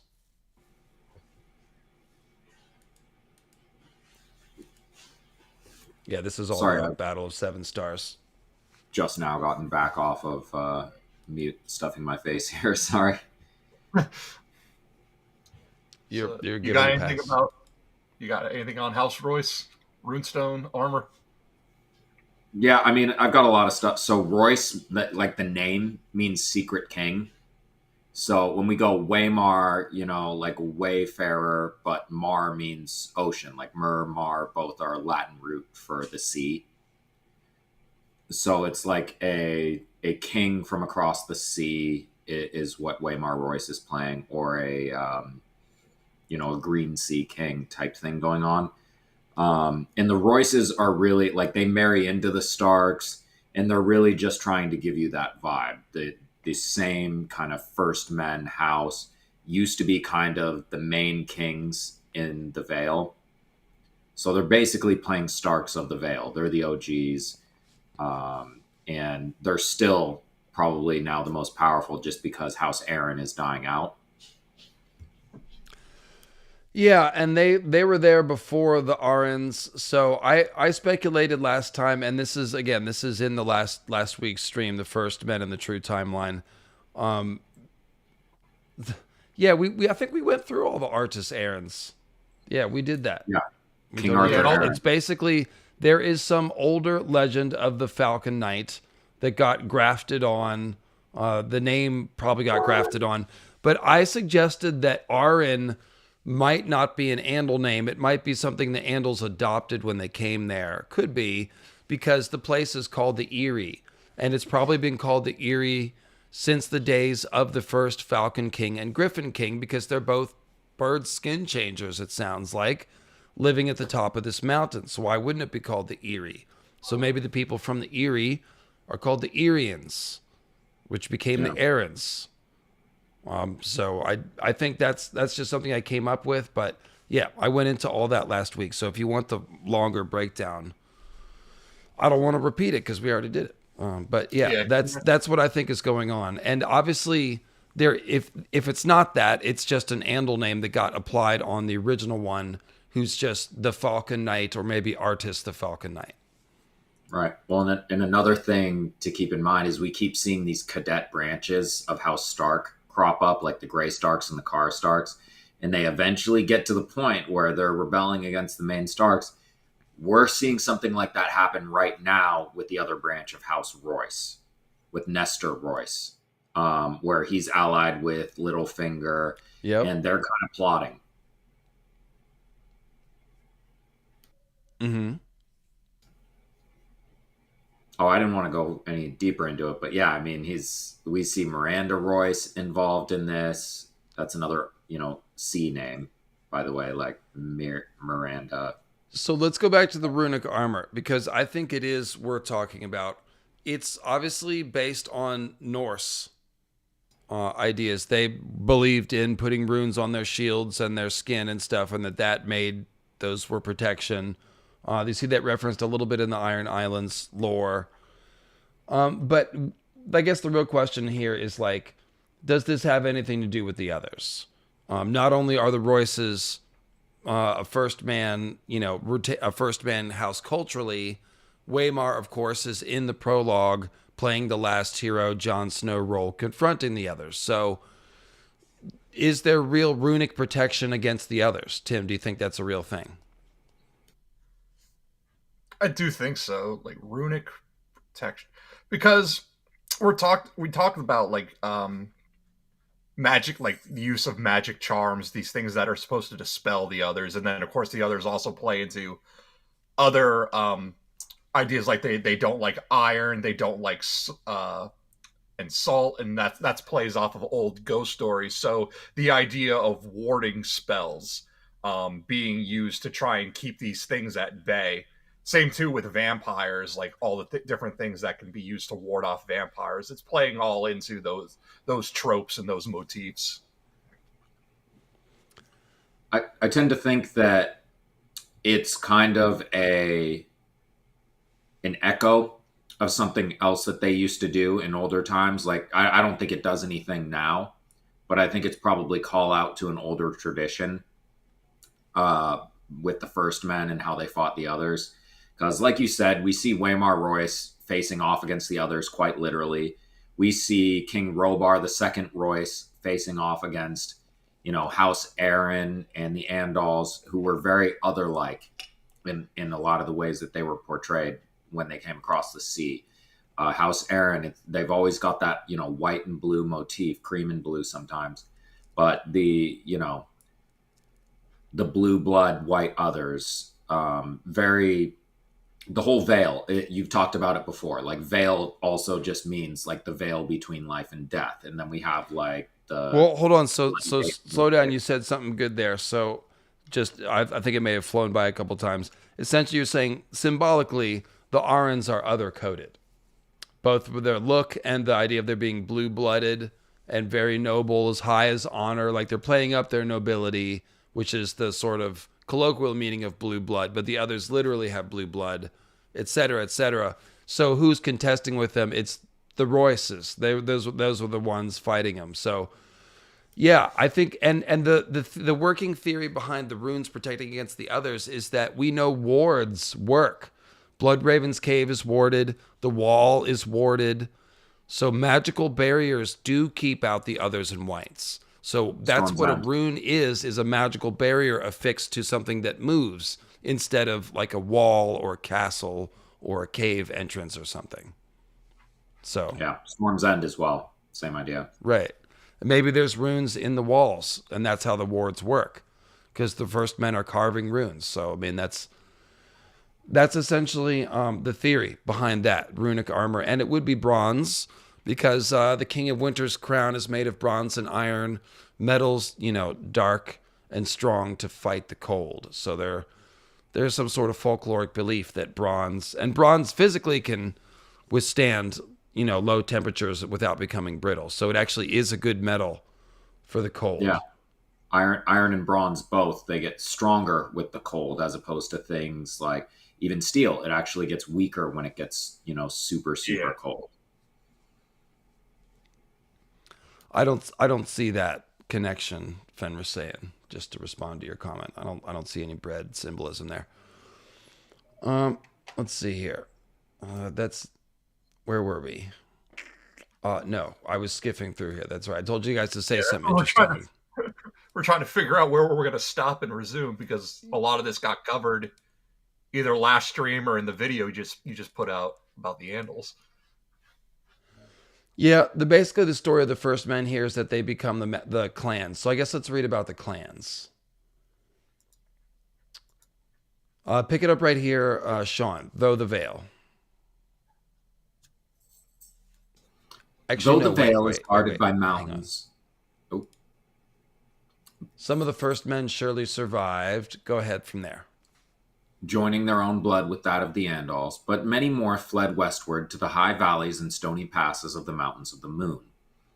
There the descendants of this once proud people dwell to this very day, leading short, savage, brutal lives amongst the peaks as bandits and outlaws, preying upon any man fool enough to enter their mountains without a strong escort. Little better than the free folk beyond the wall, these mountain clans, too, are called wildlings by the civilized. Though the Vale is guarded by mountains, that has not prevented outside attacks. The high road from the Riverlands through the Mountains of the Moon has seen much blood spilled. For steep and stony as it is, it provides the most likely way for an army to enter the Vale.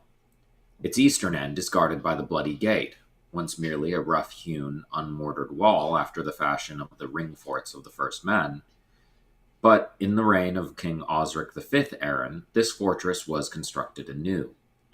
Over the centuries, a dozen invading armies have smashed themselves to pieces, attempting to breach the Bloody Gates. The coast of the Vale... I wonder if it's going to say anything about the construction of the Eerie itself. I can't remember if it does. All right, we'll keep going. This is good. The coast of the Vale, rocky and full of treacherous shallows and reefs, provides poor anchorage, which again has added to their defense. But the Arryn kings, well aware that their own ancestors came to Westeros from across the sea, have never neglected their coastal defenses. Strong castles and forts guard the most vulnerable coastlines, and even the stony, windswept fingers are studded with watchtowers, each with its own beacon to warn against raiders from the sea. Okay, so here we go. This is the good part. The mountain clans. So, reported by Archmaester Arnell. Arnell. What's that one? I don't recognize that. You're gonna have to stop eating on camera. I think I'm gonna have to blow the whistle on that, Sean. You gotta have enough nourishment in you by now. I know it's a long stream, but you're making me hungry, man. I'm sorry, and I'm making people in the chat hungry. So I see Pizza Hut talk going on. It's not Pizza Hut, but anyway, Arn means eagle, and El means God. Oh, that's funny. How did you have Arn right? means eagle locked and loaded? I actually just looked it up. Oh, well, that was quick. Yeah, but it's a pretty common Germanic prefix, like Arnbjorn, Arnfinn, Arnstein, Arnel, eagle god. Now that makes sense. Yeah, we're in the right place, huh? That's funny. Okay, so stone crows, milk snakes, sons of the mist, moon brothers. These black ears, sons of the tree, burned men, howlers, red smiths, painted dogs. So this is all Azor Ahai others names. These are names for the others, or it's talking about the others' origin as green men who were burned out of the weirwood tree. They're the sons of the tree. They're like whites with black ears and limbs, or they rule the whites with black extremities. Howlers, because the others are like wolves. Red smiths is Azor Ahai. The smith is the red, Mars, the red wanderer. Painted dogs, I don't have anything for, but the rest of it's all. Stone crow is a black meteor. Crows are black and they fly, but a stone crow, you get it. Dark wings, dark words. Painted dog is actually a type of African dog. Yeah, so that one I can't explain. They have large bat-like ears. They're wild dogs, yeah. All right, Tim, will you pick it up here? With lesser clans? Indeed. Yeah, lesser clans exist as well, often being formed after some feud splinters one clan, but these usually last only a short time before they are swallowed up by rivals or wiped out by the Knights of the Vale. Most of these clan names have some meaning, however obscure those meanings might be to us. The Black Ears take the ears of men they defeat in battle as trophies, we know. Amongst the Burn Men, a youth must give some part of his body to the fire to prove his courage before he can be deemed a man. This practice might have originated in the years after the Dance of the Dragons, some maesters believe, when an offshoot clan of the Painted Dogs were said to have worshipped a fire witch in the mountains, sending their boys to bring her gifts and risk the flames of the dragon she commanded to prove their manhood. And we all know that's, of course, Nettles and Sheep Stealer. I made a video about that as well. Our friend Martin in the chat has figured it out for us, and I can't believe we didn't think of it. But the painted Martin dogs. Crow? Yep, Martin Crow. Painted dogs, Ulfhednar. Oh. Yeah. They would be painted. That. Yeah. We should have seen that. All right. Good. Appreciate it, Martin. Which ties them into like Night's Watch or others. Either one, take your pick, because they're like undead wolf warriors. Okay, very good. Well, they're not. The regular Ulfhednar aren't, but Odin's are. They're the Einherjar, the undead ones. Very cool. Okay. So that's Andals. What was that about Witch Isle? The seat of House Upcliff with its sinister reputation. It's just teasing. Alistair Arryn. Ursula Upcliff is the witch who was with the Andals when they invaded, when the Royces were fighting the Arryns. Mm-hmm. Yeah. This is a funny marriage. Alistair Crowley / Arryn marrying Arwen Evenstar from Lord of the Rings with Ursula Upcliff's last. Like, what's going on here? Well, actually, I think it's there's another Alistair that's very important. It is what Alistair Crowley was named for. It's an underworld god from Greek mythology. He's one of the 4 horses that pulls Hades' chariot. Okay. It just makes this more confusing, but well, like what? How much? Even stars are always, underworld gods. So there's just too many ideas in this sentence for me. I kind of can't with this sentence. That's all I'm saying. My God, I can't even. It must have been quite the marriage. I'll just say that. So, 3 sisters. Now, we talked about this. Okay.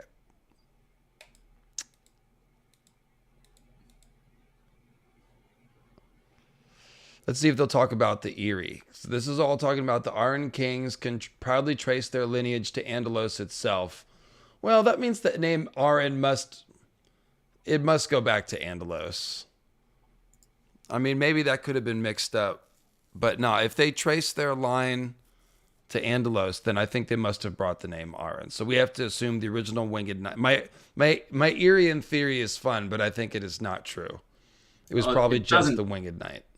It doesn't necessarily need to not be true. Like, we have Artos being an inspiration for Arthur, but then he gets very different characterization from something else, and there are other, linguistic connections to other completely different other types of characters. So it could just be it was a convenient crossover for the two. So it's not necessarily dead. It just may be really, really complicated. It was kind of cute. I liked it. I like my Eerie theory, but that's okay. I'm not attached to it. I can let it go. So, some of them have gone so far as to claim descent from Hugor of the Hill, because that's what you do if you're a really old Arryn house. However, there's abundant evidence for the existence of Artus Arryn the Falcon Knight, the first Arryn king. And then they're just saying, he was a real man, but then there's also, they've been confused with a different Artus Arryn who lived many thousands of years earlier. So his name wouldn't be Artus Arryn. I don't know why they didn't figure that out. Like, they sort of figured out that they're conflated, but the name wouldn't be the same. I mean, there's always the idea that a random Andal made it over, because again, the Andals were sailing around before the invasion. But I think it's more likely that he was just the Winged Knight and that they called him Artus Arryn in retrospect to make it match up, because otherwise it doesn't make sense.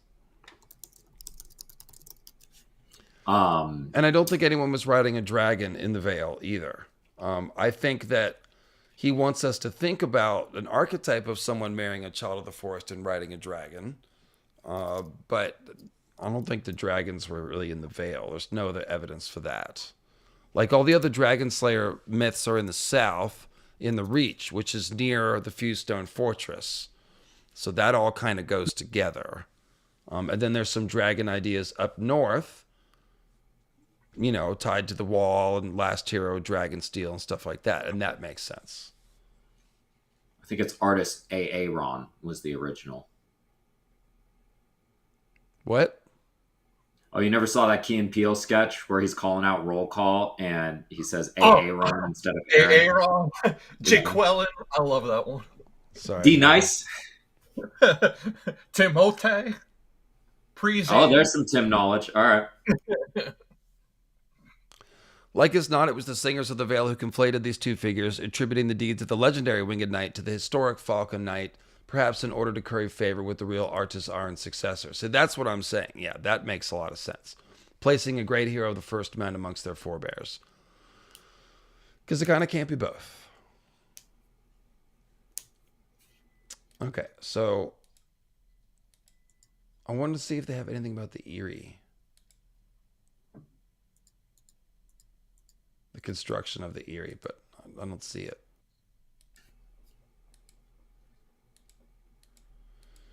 The Eerie. Here we go.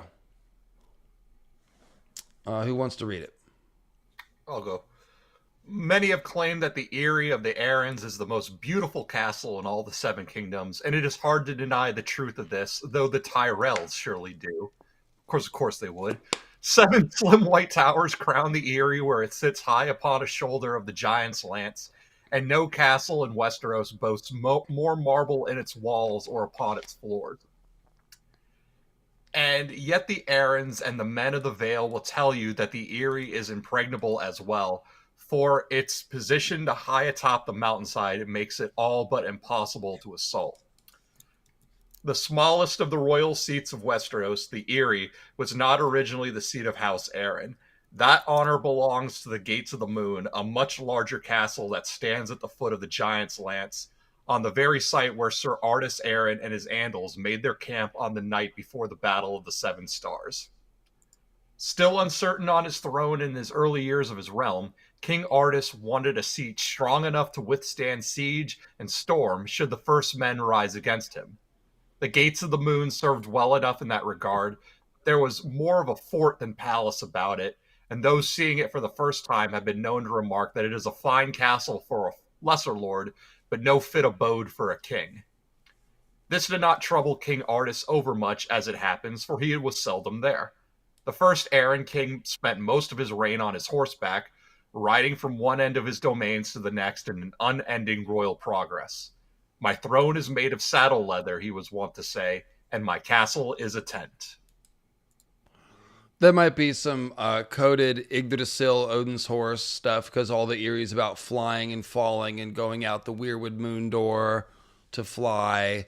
So that's what that is. But pick it up, Sean. King Artis was succeeded by his 2 eldest sons, who reigned in turn as the second and third kings of Mountain and Vale. Unlike their sire, they spent considerable portions of their reigns at the Gates of the Moon and seemed content there, though each of them commanded certain additions to the castle.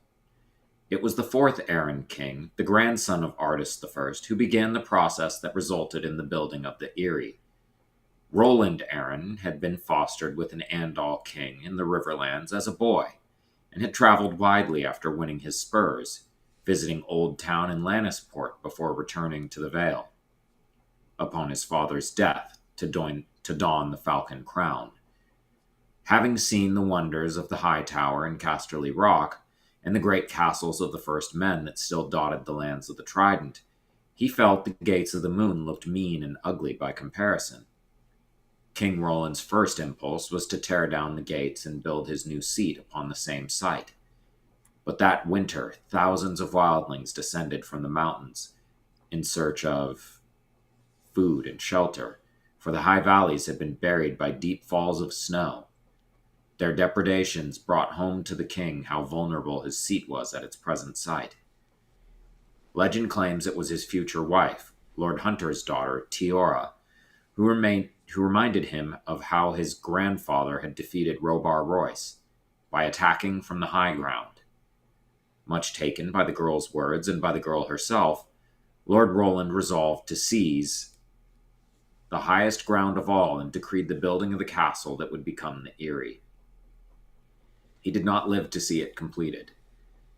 The task his grace had set his builders was a daunting one, for the lower slopes of the Giant's Lance were steep and overgrown, and up higher the bare stone of the mountain became precipitous and icy. More than a decade was spent just clearing a winding switchback road up the mountain's side. Beyond the trees, a small army of stonemasons were set to work with hammers and chisel to carve out steps to ease the ascent where the slope grew steeper.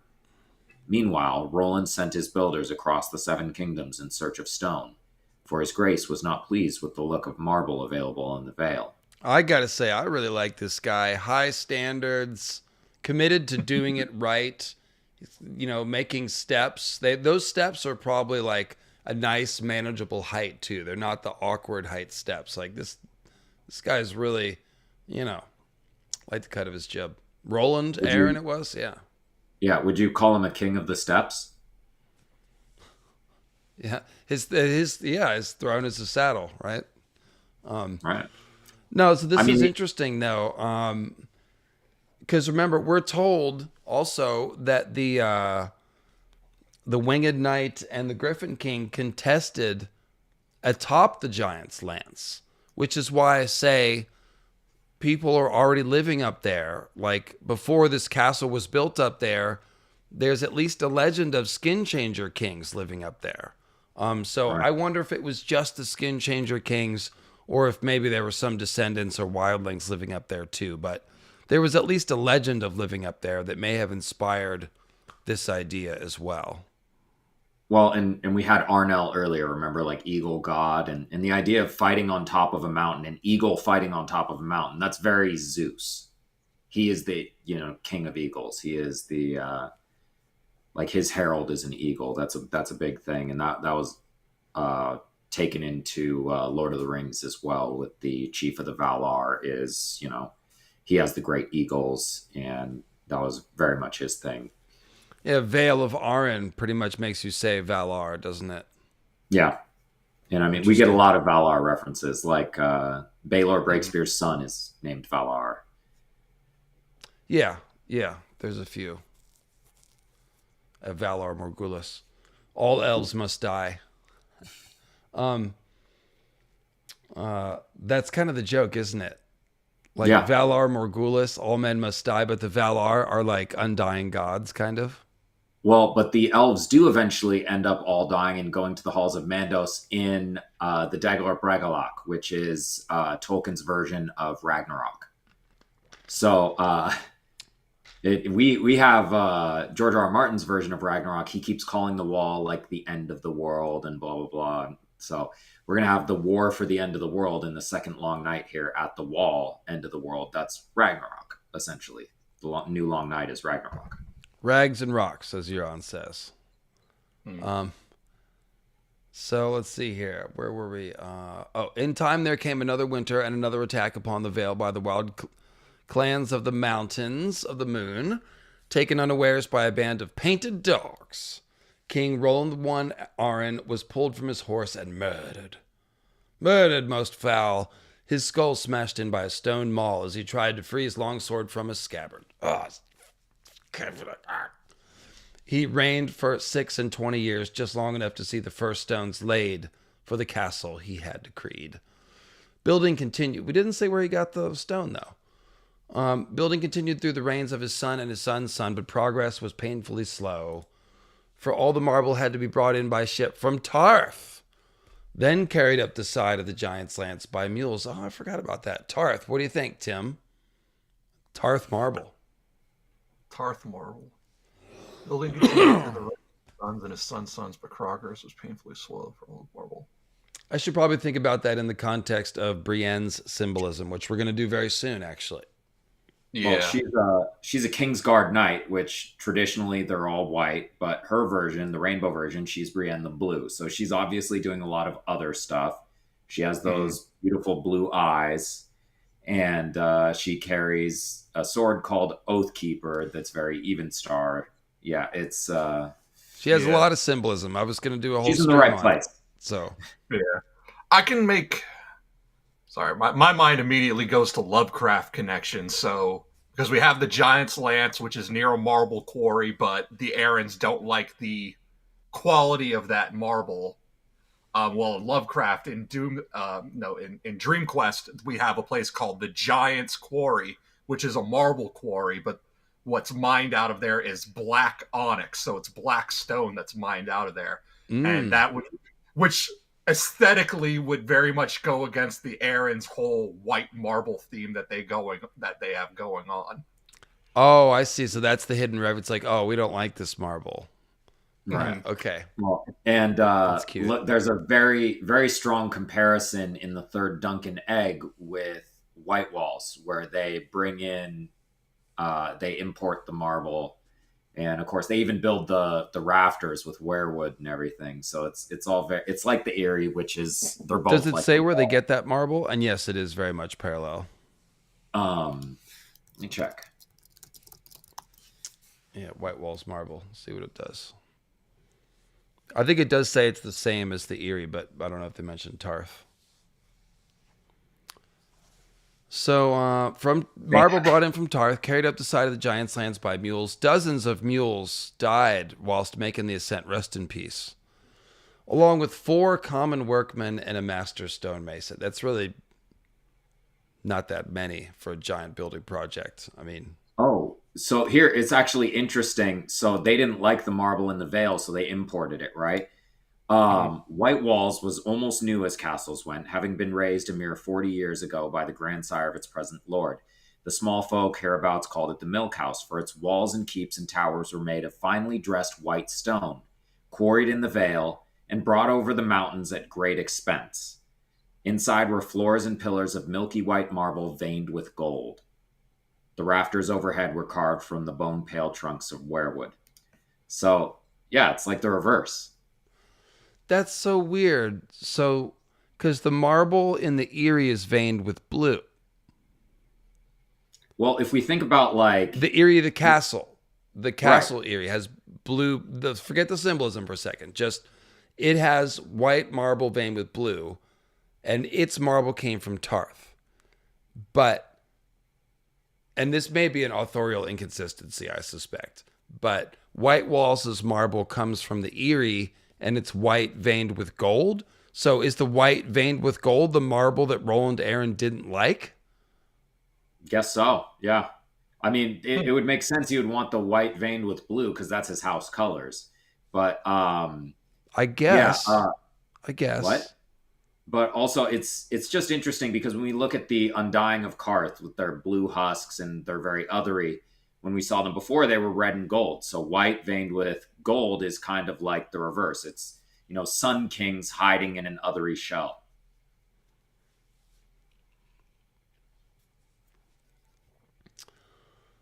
Yeah, it's that same the Weirwood tree, transformation as well with the gold tree ideas potentially, but I'm just trying to figure out where all the marble comes from. I suspect that maybe, I don't know if George has got all that straight. I mean, he forgets people's eye colors and stuff, and changes his mind. Right? Yeah. Where did that Tarth? Yeah, laughing a horse. So the Tarth thing comes from here, World of Ice and Fire. And the idea that White Walls is built from Eerie marble is going to be in Duncan Egg, which was written many years earlier. So he probably forgot that he wrote that and changed it to Tarth. Here. Yeah. Oh, and I love this quote by John the Fiddler. It almost looks as if it's made of snow. What's made of snow, John? The castle. All that white stone in the moonlight. What's like made John of snow? The Fiddler, John Snow, John the Fiddler. Yeah. Yes, a dragon in disguise with dragon dreams that were sent to him by a dragon's egg. Check out John's Dragon Dream for more. And John with his golden fiddle. John the Fiddler. White marble look good as a bitch. I guess the fiddle got to do anything though. Well, we're talking about the white veined with gold. So he's like a solar king that goes othery. Okay, I'm definitely going to have to rein you in. Look, we are 3.5. You just had a snack and you're all, let me tell you about symbolism. Pipe down, mister. We need to get through this stuff because I am going to pass out on camera otherwise, and that's not good. I think we just have to accept that King Roland was just that picky. White marble, but with gold veins, not good enough. F minus minus. I like the theory that he wanted to match his house colors. That works for me. I identify with that. I mean, we got a guy in the Iron Islands who built 10 towers because he couldn't decide on one kind of building structure. So the idea of someone is just this picky about their marble isn't unheard of. We need to take wealth away from these people.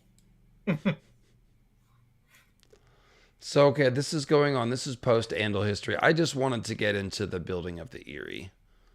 That's probably all that's going to be. Oh, let's read this legend. This is fun. Tim, go ahead with Alyssa.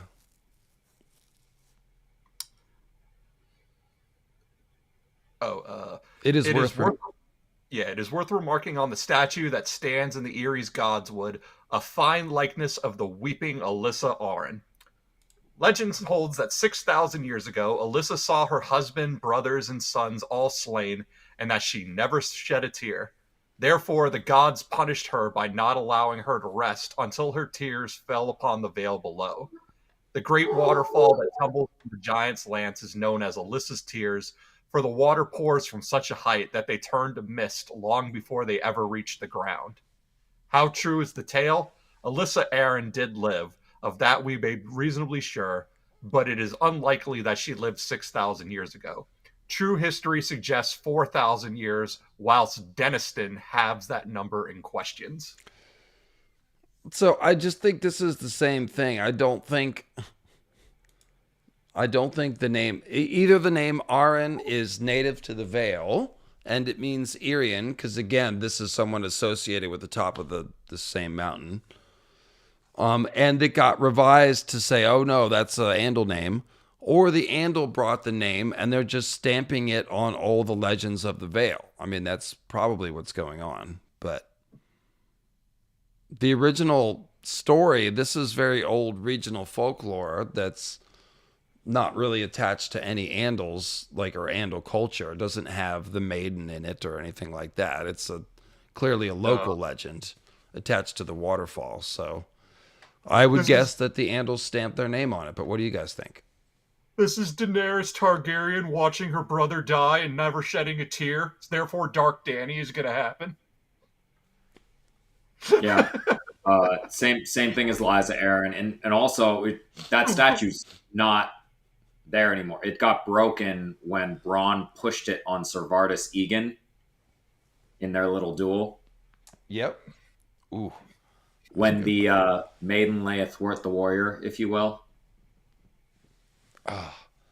Oh, yeah. No, that scene is great. I think we've done a whole chapter read on that one. Yeah. There's a lot of Knights Queen stuff. Let's see here. So that should be it for the Vale. Iron Islands.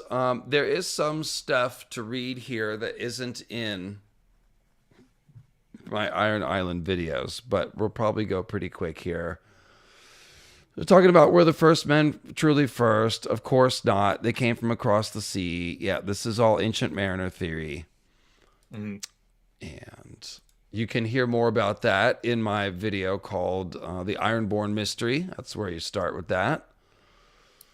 Let's see here. But let's get into the actual, some of their kings and stuff, as opposed to the discussion of their origins, which I've definitely covered. I'm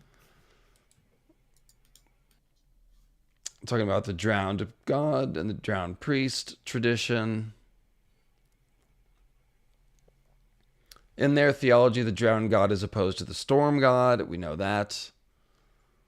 Some say the Iron Islands are named for the ore that is found there in such abundance, but the Ironborn themselves insist the name derives from their nature. That's stupid. It's going to be the iron ore. It's the dumbest thing I've ever heard. Why are they getting such good press when, the second they start talking about the people in the neck, they're like, and the least of the Northerners, some say. Almost as bad as the Wildlings. Shouldn't they not like the Iron Islanders? Everybody hates them. No, this is George going full ham with the Lovecraft stuff. It definitely is. And we've talked about Lonely Light Theory, that was the first place the ancient mariners came to, so they have more original mariner population, which is why the Farwinds are weird, which is a clue that skin changers come from the Great Empire of the Dawn, which I'll talk about soon in yet another Ironborn live stream. It's not going to be a produced video. It's too crazy.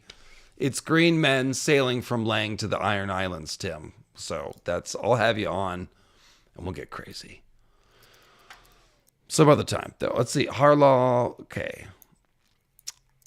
Yeah, let's start there. Harlaw. Go ahead, Tim.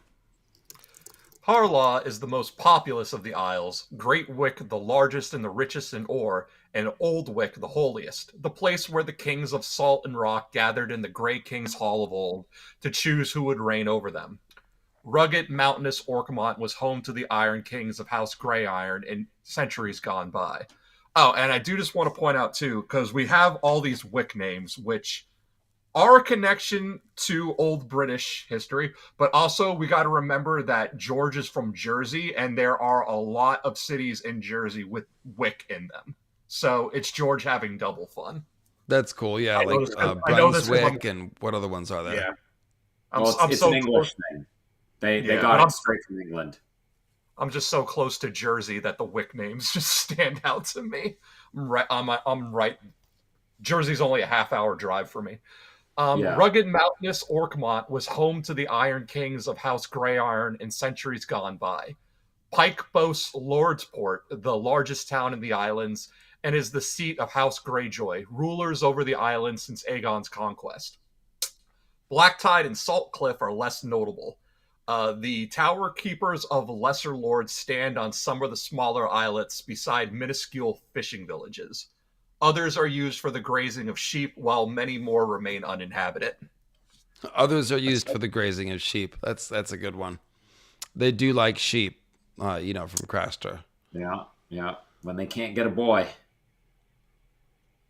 Oh, what is that? Actually, let's move on. I'm sorry. A second island. There's just...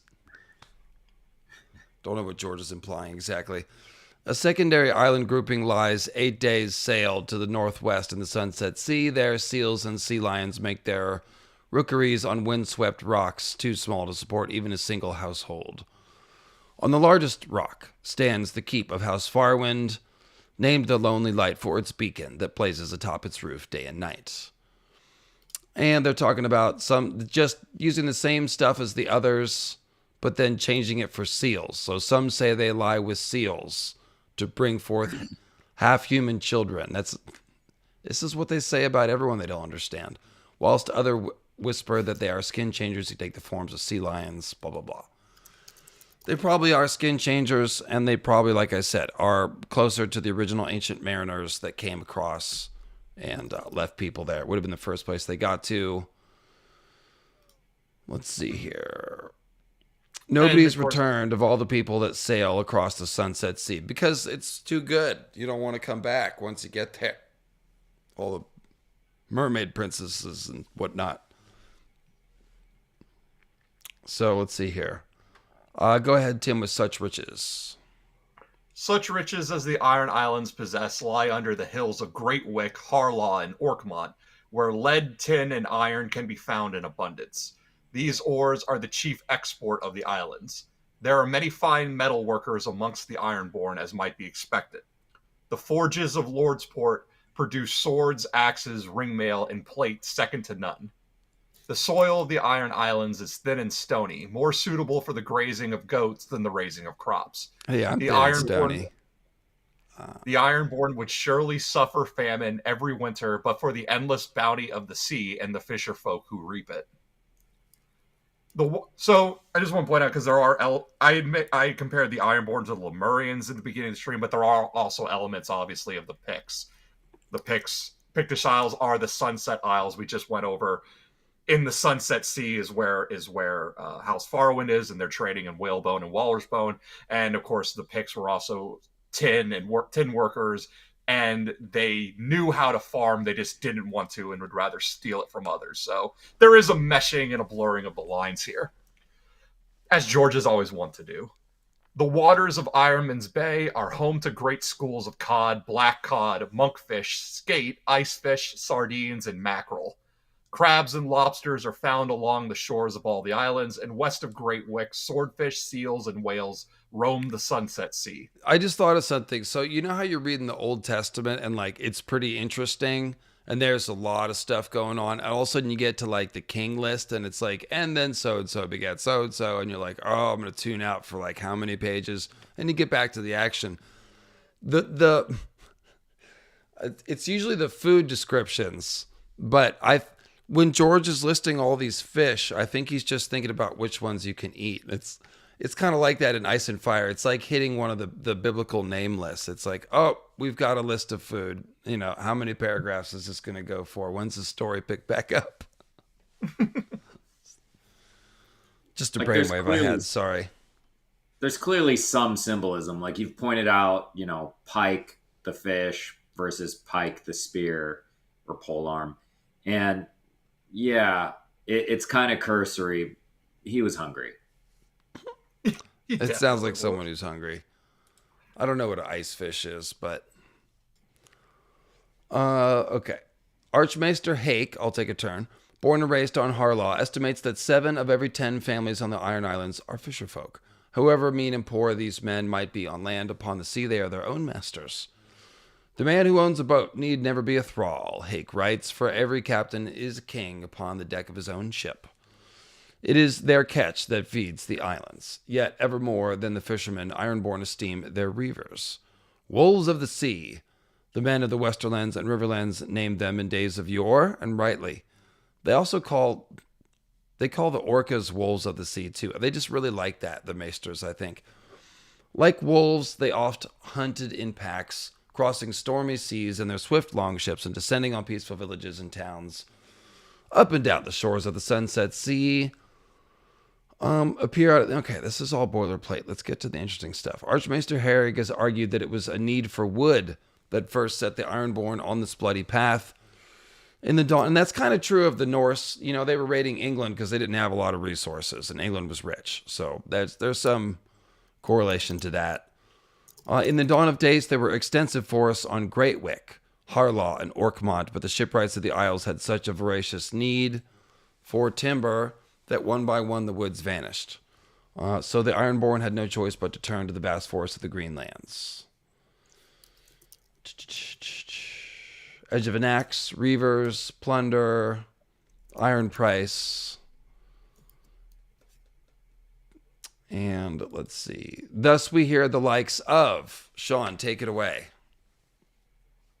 Thus we hear the likes of Torgon the Terrible, Yorl the Whale, Dagon Drum the Necromancer, Hrothgar of Pike and his Kraken Summoning Horn, and Ragged Ralph of Old Wick. So I just have to interject here because we've been talking about Beowulf. Hrothgar is the king whose hall is totally destroyed by Grendel and later Grendel's mother. And Beowulf comes to help him and basically gets made his heir. Oh, that's interesting. Yeah. So most infamous of all was Balin Blackskin, who fought with an axe in his left hand and a hammer in his right. No weapon made of man could harm him, it was said. Swords glanced off and left no mark, and axes shattered against his skin. So I would just cut in somebody's like the Necromancer. Check out my, which Ironborn video was it? It's in Deep Ones and Empire of the Grey King. But this is important. There's a necromancy link between the drums and Banefort, House Banefort. There's a necromancer there.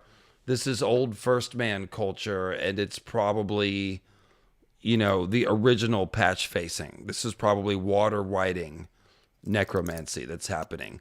Because why else would they have this tradition all over the Iron Islands of drowning people and resuscitating them, and then we're shown that Patchface really did drown and get resurrected by some mermaids or something under the sea, which means the Deep Ones. So if you look at my Deep Ones video, that is where it is. Basically what I'm saying is that the Deep Ones used to hybridize people on the Iron Islands, And the drowning is actually part of the ritual. So it's a test.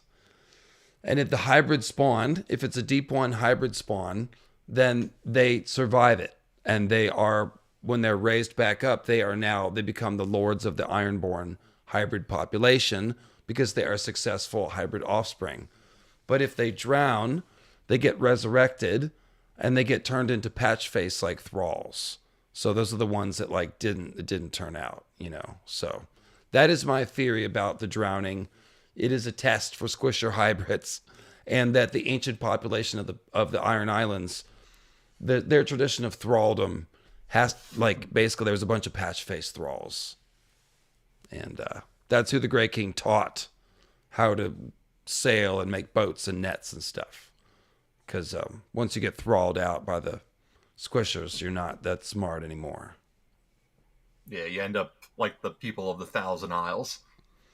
Can't remember who built your castle or anything like that. So, well, that's just from the brain damage of being drowned regularly and resuscitated.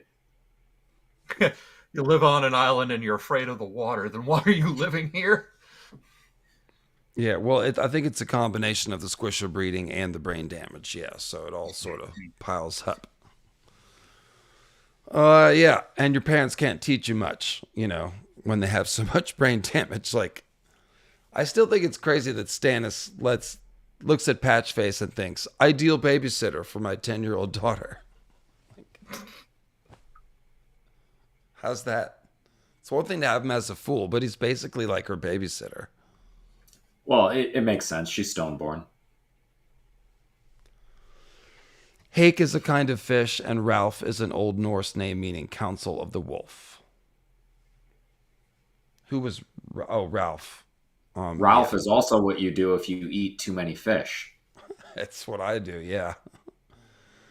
Balin black skin, so this might have been a whited person, potentially. But... it also, it's actually, no, Balin black skin, that's some of the first iron plate armor. That's what that is. Yeah. Black iron. Black skin. The first person that had black iron plate armor, yeah, they would be like, oh, we can't kill him. What is this? He has black, hard skin, He's invincible. We're going to start an entire new age of civilization named after this. Well, the wolves even refer to armor as hard skin. That's what they call it in the Wolf Dream. So that's probably what that is. Did such men truly walk the earth? It's hard to know. Since most supposedly lived and died thousands of years before the Iron Men learned to write, literacy remains rare in the Iron Islands to this day. Shout out Rodrik the Reader. And those who have the skill are oft mocked as weaklings or feared as sorcerers. Again, shout out to Rodrik the Reader. So much of what we know of these demigods of the dawn comes to us from the people they plundered or preyed upon, written in the old tongue and the runes of the first men. Go ahead, Sean. The lands the Reavers plundered were densely wooded but thinly peopled in those days. Then, as now, the Ironborn were loath to go too far from the salt waters that sustained them, but they ruled the Sunset Sea from Bear Island and the frozen shore down to the Arbor. The feeble fishing boats and trading cogs of the first men, which seldom ventured out of sight of land, were no match for the swift longships of the Iron Men and their great sails and banks of oars. And when battle was joined upon the shores, mighty kings and famous warriors fell before the Reavers like wheat before a scythe, in such numbers that the men of the Greenlands told each other that the Ironborn were demons risen from some watery hell, protected by fell sorceries and possessed of foul black weapons that drank the very souls of those they slew. That's This is some Elric stuff. I mean, it's obviously some more black iron stuff, but it could also be other things too. It's a bit of a conflation of a couple different things. Yeah. But there's definitely, this is more talk about them being hybrids from under the sea. Very consistent idea that we find here. That's true. It's because it's what they are. Some of their ancestors are from across the sea, and some of them are from under the sea. Both are true. Let's see. Whenever autumn waned and winter threatened, the longships would come raiding after food. And so the Iron Islands ate, even in the depths of winter, whilst oft as not, the men who had planted, tended, and harvested the crops starved. We do not sow became the boast of the Greyjoys, lazy asses, whose rulers began to style themselves as Lord Reaper of Pike, although I think that name is very, very old. Also, like, they just said they do not sow, yet they're reapers. Yeah. And the men of the Greenlands fall before them like wheat before a scythe. What are you saying, Sean? I'm saying that, well, I don't know. I mean, the idea is that a Grim Reaper is the winter version of a corn summer king who reaps the harvest. And instead of reaping the harvest, they reap souls. So he's doing that, but it's all very hypocritical. Exactly, because it's playing on, you reap what you sow. Like me reaping, oh hell yeah, this is great. Me sowing, oh Jesus, what is this? Well, that's the thing with the Greyjoys. It's like, well, no, we only do the first good part. We don't consequences. We don't deal with that. That's for other people to deal with. And of course, my theory on this is that this is an evidence of the different waves of populations here. The first people to the Iron Islands would have been first men who walked there because it used to be connected to the land, as all three of us believe is the case. And these first men, and also the maesters say that first men were the first ones there, they got there and met the squishers. So the first thing that's going on is a hybridization of first man culture and squisher culture. These are not sailors yet. The squishers don't teach you how to sail when they farm you. They do the opposite of that. They make you dumb. So they're getting farmed and they're developing beliefs about drowning and resurrection and stuff like that. But there is a lot of signs of farming culture here that are left over because the scythe is a symbol. It might be a taunt of the Greenlanders now, and obviously it's a Grim Reaper reference. But the scythe is a symbol that would be sacred to a farming culture specifically. That's just how that works. And if you look on Harlaw, they also use the scythe as a symbol. So again, the first men were farmers. The first men who got to the Iron Islands first would have been farmers. And so that's why we see the scythe and the farming stuff and the stuff about reaping. So the raiding culture came first before the fishing element came. Then when Grey King comes, he brings maritime knowledge and lifts these hybrid Ironborn people who forgot who built Pike and where they came from out of their lowered state and teaches them how to fish, as it says. He marries a mermaid. That's a hybrid of the current population because they're fish people. So he marries one of their princesses who's, maybe a little better looking than the others because, mermaids are pretty, but squisher hybrids, not always. So that's where their culture comes from. And then once they learn how to sail, then they combine that reaping and they become Vikings, essentially. So that is the order that I've put together for their layers of culture. But there's like a 13-hour playlist that you could watch to get the whole story. So, I mean, I could go on, but I want to keep this moving. I could go on, but I have. But I already did. Yeah, so there you go. But that's why I think Lord Reaper is old. And also the story about the first men finding the sea stone chair on the shores of Old Wick. Those would be first men. Grey King's not there yet. That's a squisher idol that's used for sacrifice to the deep ones. So that's why it's on the shore. This is all happening first. Yeah. And then by the time Grey King gets to Old Wick, that thing is gone. It's already been taken to Pike by the Greyjoys, who thought it was a good idea to sit on the thing. So there you go. Jesus, What did I miss? What Sean just typed in the chat about the Great King. His many seamen. I apologize for basically who I am at my core.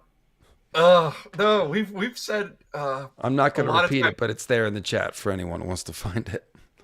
highbrow dick jokes. Okay, so thank you, Sean. Sean, no, you get to read now. The Reavers, go ahead. Oh God, I yelled at kids all this morning. I'm running out of voice. The Reavers brought more than gold and grain back to the Iron Islands. They brought captives as well, who would henceforth serve their captors as thralls. Amongst the Ironborn, only reaving and fishing were considered worthy work for free men. The endless stoop labor of farm and field was suitable only for thralls. The same was true for mining. Yet those thralls who were set to field work counted themselves fortunate, Herrig writes, for many and more of them lived to grow old, and were even allowed to marry and have children. Such could not be said of those condemned to work the mines. Those dark, dangerous pits beneath the hills, where the masters were brutal. The air was dank and foul, and life was short. Most of the male captives brought back to the Iron Islands spent the remainder of their lives at hard labor in the fields or mines. Some few, the sons of lords and knights, and rich merchants, were ransomed for gold. Thralls who could read, write, and do sums served their masters as stewards, tutors, and scribes. Stonemasons, cordwainers, coopers, chandlers, carpenters, and other skilled craftsmen were even more valuable. All right, so Kelly, I can't go into Garth Greenhand mythology. I did that last week, my man. Did he ensure the harvest? I don't think so. I think that's just mythology. I don't think he actually made plants grow. He's a weird god. But yeah, I can't. Thraldom was a common practice amongst the first men during the long dominion over Westeros, further support for the Ironborn having descended from the first men, as I was saying. Thraldom should not be conflated with chattel slavery. As we see, it is different. They retain certain rights. They're not property, and their children can become real Ironborn. And it was women the Reavers prized most. Okay, that's more Squisher lore. The Squishers usually abducting women, so that's kind of a parallel. But Vikings did it too, so there you go. They can have one rock wife, but many salt wives. We know that. So this is just Ironborn customs here. Yeah. Any babe born on the Iron Islands is Ironborn, so literal anchor babies. Makes sense. Makes sense. Yeah, Driftwood King, Grey King, that's all in my playlist. We're not covering that. I did that already. Noah King has it right. No, see, it's not actually slavery, bro. Yeah, it is, though. It is. It definitely is. It's just there's different forms of slavery, basically. It's slavery with extra steps. See, our slavery's not quite as bad. Yeah. You're no longer...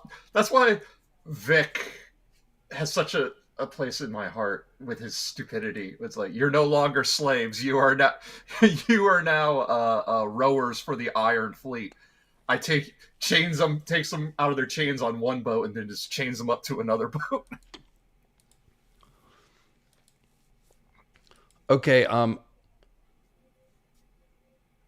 here we go. Let's pick up right here, Tim. This is something I haven't done in my videos.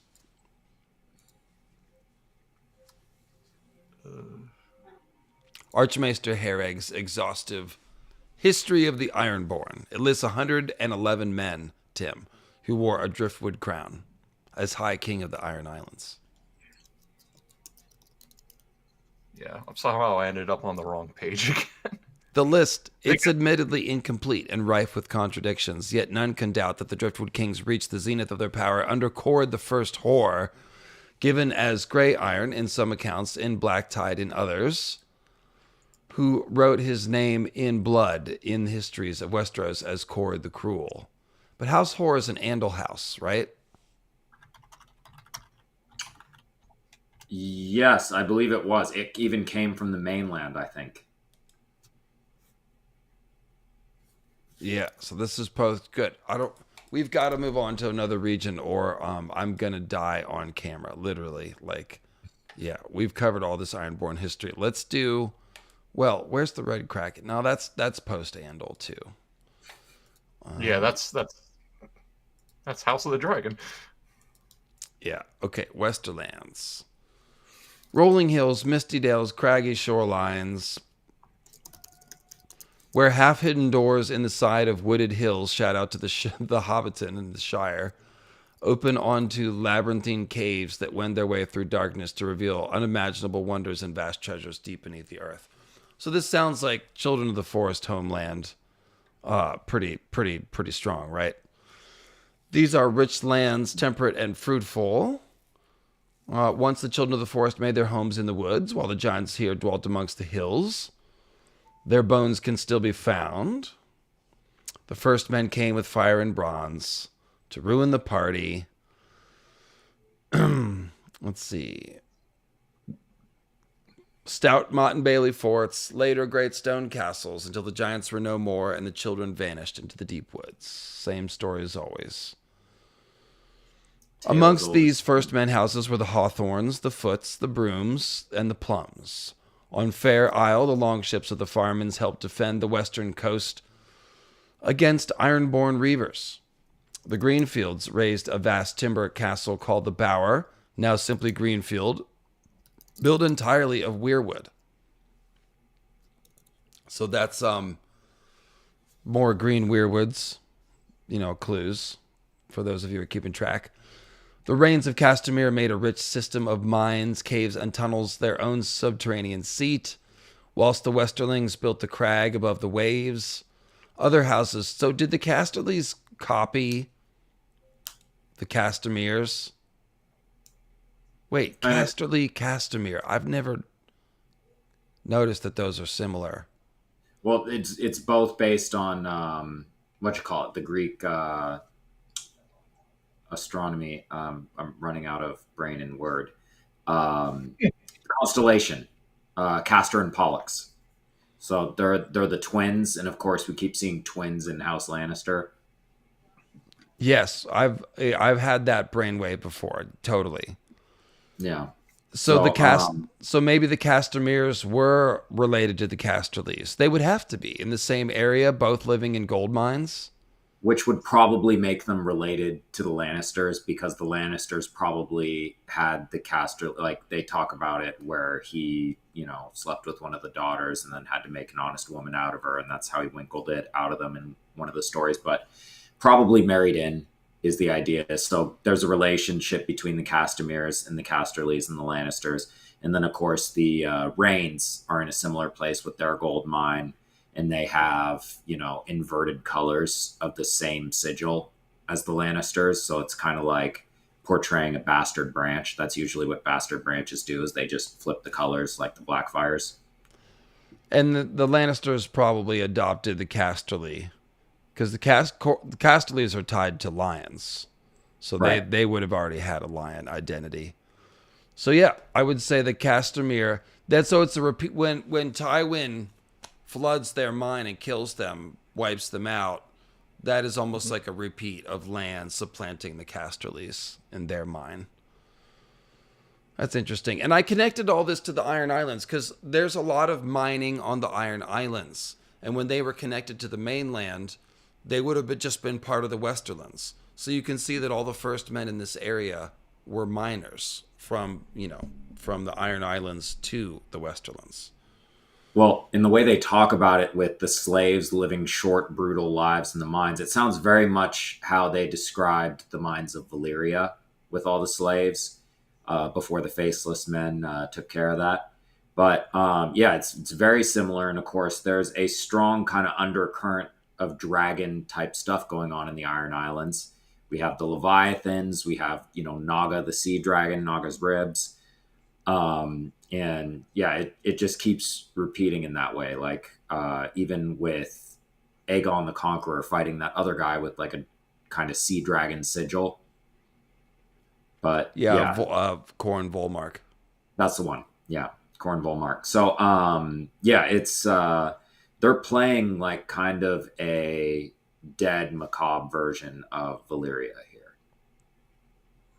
It's very like, Okay. Yeah, Echo of Numenor type thing. Mm-hmm. Let's see. That's the way the Andals maesters always describe the mines, but the children live in the tunnels. They aren't slave mines. I didn't think we said they were slave mines. Yeah, they're like, it doesn't count as slaves. Oh, are you? What? That's the way the Andals maester. Are you? Are we talking about the gold mines in the Westerlands or the mines in the Iron Islands? Because we're talking about the mines in the Iron Islands with thralls. Yeah, we weren't talking about slaves over here. You could be behind, possibly talk. You might need to refresh your stream if you're behind. I always figured the people who were mining the gold in Casterly are miners who are getting paid. That it doesn't discuss it at all. It doesn't say anything about thralls over here, but yeah, the point is originally the children of the forest were living down in these caverns, no doubt. It says the whole Westerlands is full of caverns, and that's consistent with them also being full of, ore to mine. So, pick up the history here, Tim. Other houses. Other houses sprang from the loins of legendary heroes of whom tales are told to this very day. The Crake Halls from Crake the Boar Killer, the Baneforts from the Hooded Man, the Use from the Blind Bowman Allen of the Oak, the Moorlands from Pate the Plowman. Each of these families became powers, and some in time took on the style of lords and even kings. Yet by far the greatest lords in the Westerlands were the Casterlys of the Rock, who had their seat in a colossal stone that rose beside the sunset sea. Legend tells us the first Casterly lord was a huntsman, Corlos. I was about to say Carlos. Corlos, son of Castor, who lived in a village near to where Lannisport stands today. When a lion began preying upon the village's sheep, Corlos tracked it back to its den, a cave in the base of the rock. Armed only with a spear, he slew the lion and his mate, but spared her newborn cubs. An act of mercy that so pleased the old gods, for this was long before the Seven came to Westeros, that they sent a sudden shaft of sunlight deep into the cave, and there in the stony walls, Corlos beheld the gleam of yellow gold, a vein as thick as a man's waist. The truth of that tale is lost in the mists of time, but we cannot doubt that Corlos, or some progenitor of what would become House Casterly, found gold inside the rock and soon began to mine there. To defend his treasure against those who would make off with it, he moved inside the cave and fortified his entrance. As years and centuries passed, his descendants delved deeper and deeper into the earth, following the gold, whilst carving halls and galleries and stairways and tunnels into the rock itself, transforming the gigantic stone into a mighty fastness that dwarfed every castle in Westeros. Though never kings, the Casterlys became the richest lords in all of Westeros and the greatest power in the Westerlands, and remained so for hundreds of years. By then, the Dawn Age had given way to the Age of Heroes. That was when the golden-haired rogue called Lan the Clever appeared from out of the east. And so go ahead and pause here. There was a couple things. First of all, we've mentioned a couple of famous, occult trees from European folklore. Hawthorne and Yew went by, so that was kind of cool. Let's see here. What else was there? I got one. So this guy's name. Hang on a second before I lose it. There's a little bit of the moonlight shining on the keyhole for to get into Smaug's cave full of gold here, with the sunlight lighting up the gold in the cavern, and then they turn into gold miners. Go ahead, Sean. It's also a fertility motif when we're talking about a golden shaft here, but it's his name is basically the same as Corlys Velarion's. We've long had this idea that the people who came to Westeros were mariners from across the sea, and Corlys, goes on his great voyages all across the world, across the sea, and comes up with amazing riches, right? Well, that's what this guy is doing. He comes east from Ashai in the Great Empire of the Dawn. and he finds this great golden mine, and he gets his riches from across the sea. And and of course, a dragon person. Corlys Velaryon is House Velaryon. He's a Valyrian. And, the great Empire of the Dawn, we've always long thought that they were dragon riders before the Valyrians. So are you saying that the myth of Lan the Clever coming from across the sea is conflated with Corlys, or? No, I'm saying it's a parallel. Like Corlys Velaryon is playing out a similar idea. They have the same name for a reason. We should be thinking about them in similar ways. All right. Because, that would be the implication, would be that Corlys came from across the sea. So then that might be the source of that story for Lan. Maybe Lan's local and Corlys isn't. Because if Lan is a son of Garth the Green or Floris the Fox, then he's not from the East. He's local. Right. Yeah. And that kind of confusion is absolutely something that would happen when you have your cultural bottleneck after the Age of Heroes. So that's what I'm saying. I'm rolling with your observation that Corlys has the same name as the Sea Snake, and that all makes sense because he even went to Asshai and came back. So he is a dragon person coming from Asshai named Corlys, who builds his own castle. Mm-hmm. And he found the Sun Chaser there. Yes. Yeah. And so here we have Corlys chasing the sunbeam to find gold and then build his own castle. So that's an interesting one. Okay. I like this. Lan is not an Andal. He's local. It's Corlys. He's from the Great Empire of the Dawn. Very funny. Okay. Very good. I'll have to think about that more. So another one of these Eastern myths, though, that come with this whole lion thing, is the tale of Hyas, who is brother of the Hyades and the Pleiades. So whenever I did like this King in Yellow talk in reference to the Ironborn, I talk about the Hyades because that's what the red star Aldebaran follows. In Greek myth, these are all daughters of a Titan Atlas. Well, Atlas also has a son named Hyas. Hyas is a huntsman who tries to steal a lion's cub and is in turn killed by the lioness.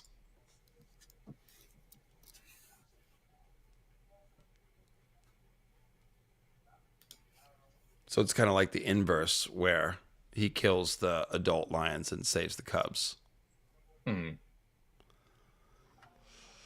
So the truth of that tale is lost in the midst of time. Okay, I read that. Corlys or someone became progenitor.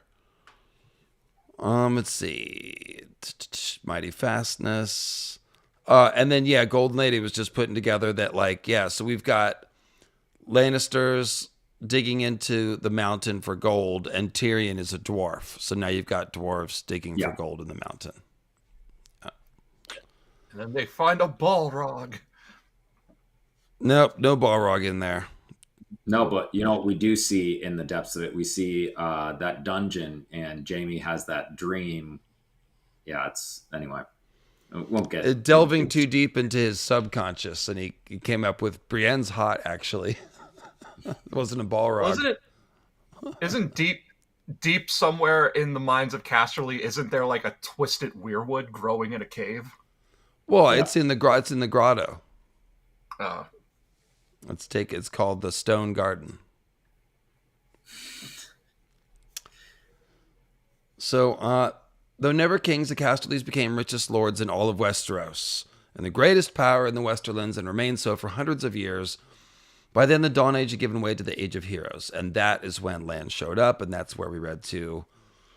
So, the legends are fun. We didn't read the legends last time, so the precise method by which he accomplished this remains a matter of conjecture. In the most common version of the tale, Lan discovered a secret way inside the rock, a cleft so narrow that he had to strip off his clothes and coat himself with butter in order to squeeze through. So that would be a reference to skin changing if we're looking for symbolism, right? And sex, probably. Taking off his clothes and getting all buttered up. That's nasty, Sean. Yeah. Well, and I mean, I also wonder if that's kind of a Rip Van Winkle reference there to sleeping and dreaming when he winkled Casterly Rock away from the Casterlys. I'm sorry, Sean, say it again. I'm just wondering if maybe that's kind of like a cheeky little Rip Van Winkle reference to like sleeping or green dreaming to get Casterly Rock from the Casterlys. He said it. He winkled Casterly Rock from the Casterlys. Might be kind of a stretch, but just I see the word and he could have used a lot of words there. What's the rest of the Rip Van Winkle story? I just remember that he sleeps for a long time, but there's more to it. Well, he wakes up old with a gray beard. Let me look that up real quick. He sleeps for 20 years after drinking magical liquor. It was by the same guy who wrote Sleepy Hollow, so there's definitely a lot of symbolism in it, a lot of very up George's alley, and George has definitely made a number of Sleepy Hollow references. Kelly Johnson, when George Martin comes out with the last books, that's when my Great Empire of the Dawn theory will be complete. Yeah. Until then, need help out here. Okay, so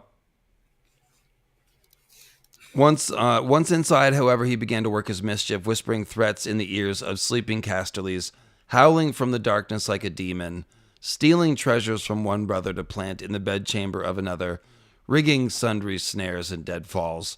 By such methods did he set the Casterlys at odds with one another, and convince them the rock was haunted by some fell creature that would never let them live in peace.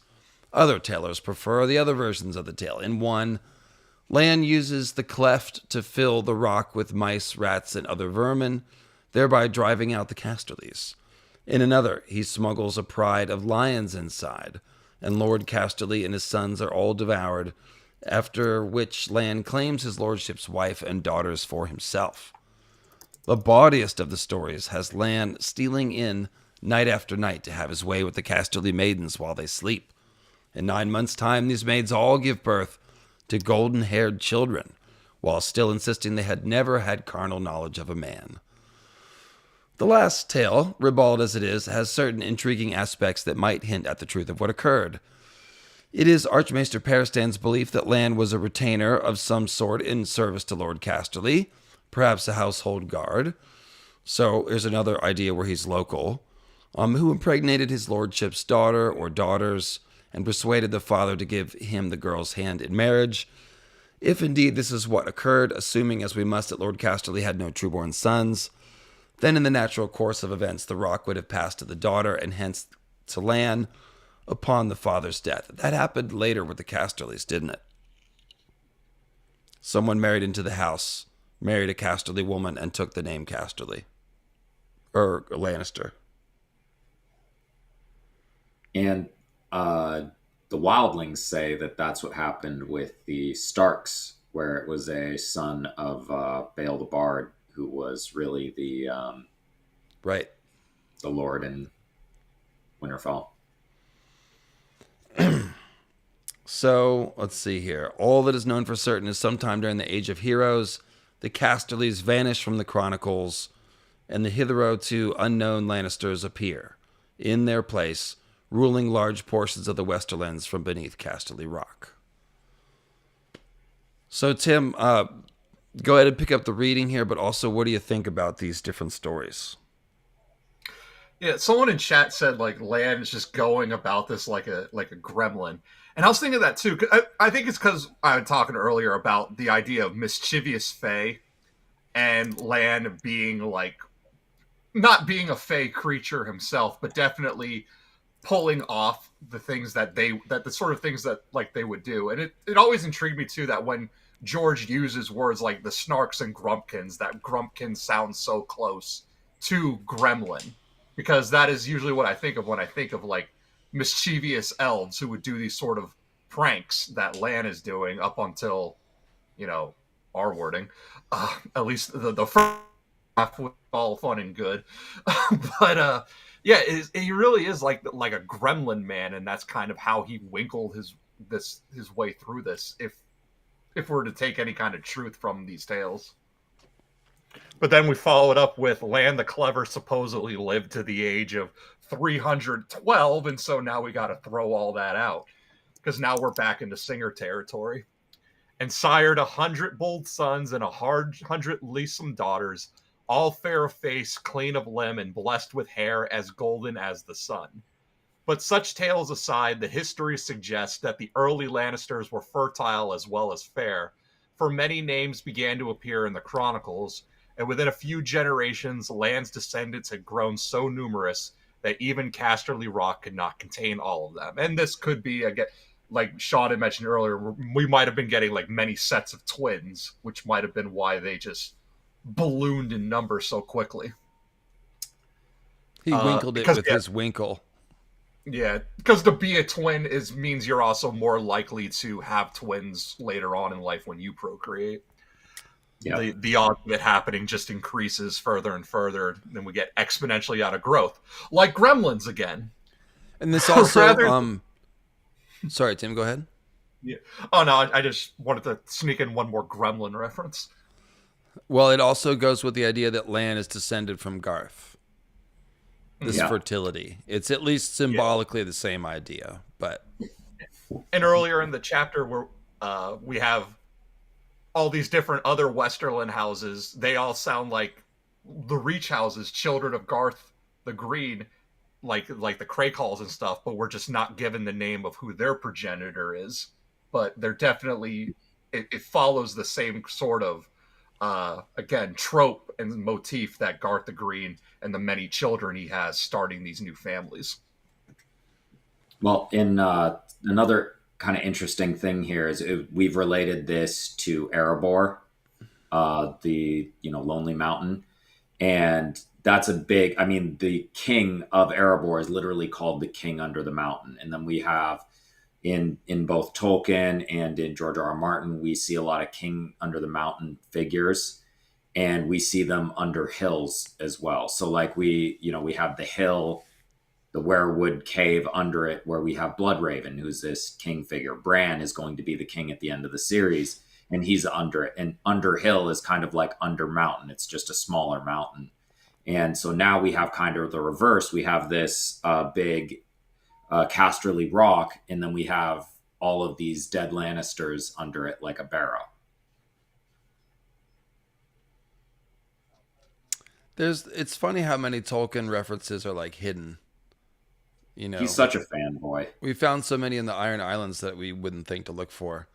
Adam is asking if the Lannisters were descended from Garth or the Children of the Forest, they would have green dreams or warging or something, but I don't think they do. Au contraire. It's the also Children of the Forest list the great lions of the Westerlands in with the direwolves and unicorns as being special animals, which implies that they were favorites of skin changers in days of yore, and we see that a lot of Children of the Forest used to live here, so... Well, and that's also 8,000 years ago. Not everybody who used to be... those bloodlines fade. Yeah, because the magic lions are gone. There's no lions in the Westerlands anymore. They used to be there, but they're gone, And they do have those green eyes, yes. Okay. We see with the Starks that their skin changing, in Bran's case, green seeing, it was all really initiated by the fact that they had those direwolves. So if there are no lions to kind of set off the Lannisters, they may be screwed. So Lan never called himself a king, as best we know, though some tales told centuries later conferred that style on him posthumously. The first true Lannister king we know of is Lorien Lannister, also known as Lorien the Lion. A number of Lannisters through the centuries have been dubbed the Lion or the Golden for understandable reasons. They're not very creative. Who made the reigns of Castamere his vassals by wedding a daughter of that house and defeated the Hooded King Morgan Banefort and his thralls in a war that lasted 20 years. Lorien might have been the first Lannister to style himself King of the Rock, but it was a title his sons and grandsons and their successors continued to bear for thousands of years. However, the boundaries of their kingdom did not reach the full scope until the arrival of the Andal invaders. And that is where we read last time. So, Lorien the Lion. Is Lorien just Lan? I know that we would call his wife the Lady of Lorien. Hmm. I, Actually, I want to ask Sean your opinion on this one because this is something that came up when we did the Ironborn, when the whole idea of the Hooded Kings and the Banefort came up with Arthurian legend, and I connected Morgan Banefort to Morgan Le Fay, who is Arthur's sister, the bane of his existence. So it's like a gender bent Morgan Le Fay with Morgan Banefort, and I want to get Sean's like, what's your take on that? Well, it's a tough call because for the most part, Morgan actually is not Arthur's sister. In almost all of the Arthurian tellings, they're not actually related. But then there's kind of the pop version of it. And George likes his pop history and his pop faux history and all that. And the actual relationships aren't going to be like, it isn't important if it's not, technically they're related. And he definitely makes references to Mordred, who originally was not related to Arthur. And then later he was his nephew. And then later he was like his bastard son. So it gets really complicated. Morgan is originally part of a group of a number of clearly Fey women, like Morgan Le Fay. She's very clearly from a fairy type history, and she's magical, and she has her own land through the mists. So, yeah, I mean, I could absolutely see it just because of the way that George likes to look at these things. And he makes a lot of references to Morgan, period, and he loves to gender bend his things with his Fisher Queens to the Fisher Kings. So we've literally already seen him gender bend Arthurian legend. I would say absolutely in Morgan Banefort. And there's a number of other things going on. Like Bane is one of the knights. One of the, so Sir Bane. Cool. I want to get someone who knew Arthurian legend better, second opinion, so I'm not just talking out my ass. I got it right. With a name like MacArthur, I got to know it. Mm. And then, so they've got more on Casterly Rock here. What does it say that they didn't already say? Oaken gates and iron portcullises. Okay. I always, whenever I see that, I always think like the prison of the werewood net from before. It's hard to say because he uses it everywhere. Right, but and it's like oak and iron guard me well, and that works for either a shield saving you or it works for a prison holding you, and all of the prisons are oak wood with iron bars. Interesting. It says, before the coming of the first men, it seems likely that the children of the forest and giants made their homes in the great sea-carved caverns at its base. That's where the weirwood tree is. So that kind of fits. It was already there. And that just shows you, weirwood trees aren't planted in the middle of first man castles. First man castles are built around weirwood trees every single time. So that's pretty cool. Let's see here. Bears, lions, wolves, and bats. Hundreds of mine shafts. Red and yellow gold. There's plenty more. The mines are tapped out from the show. It was such a bad, no, not Casterly Rock. Let's see here. The Casterly's made a ring fort at the peak. That's cool. Thrice the height of the wall. Or the high tower, so that's about 2,000 feet or more. 2 leagues long from east to west. Riddled with tunnels, so it's really, really big. There should be more. If we had only had a scene at Casterly Rock, there'd be more art of it. It really is incredible to think about. George says we will see it. Yeah. The weirwood is a queer, twisted thing whose tangled roots have all but filled the cave, choking out all the other growth. Interesting. It's got a port inside the cave. 200 feet high, the entrance.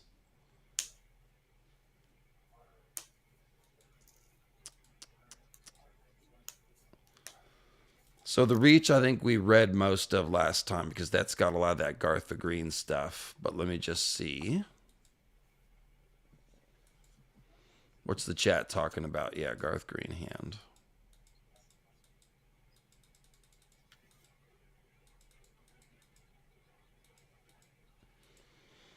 Literally read all of this word for word. Gardener Kings. Yeah. Then we almost did it again the next week.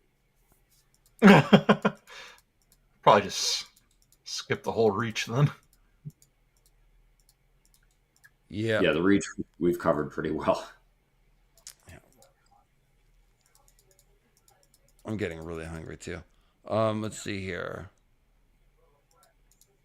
Stormlands, we read the Coming of the First Men part. House Durrandon.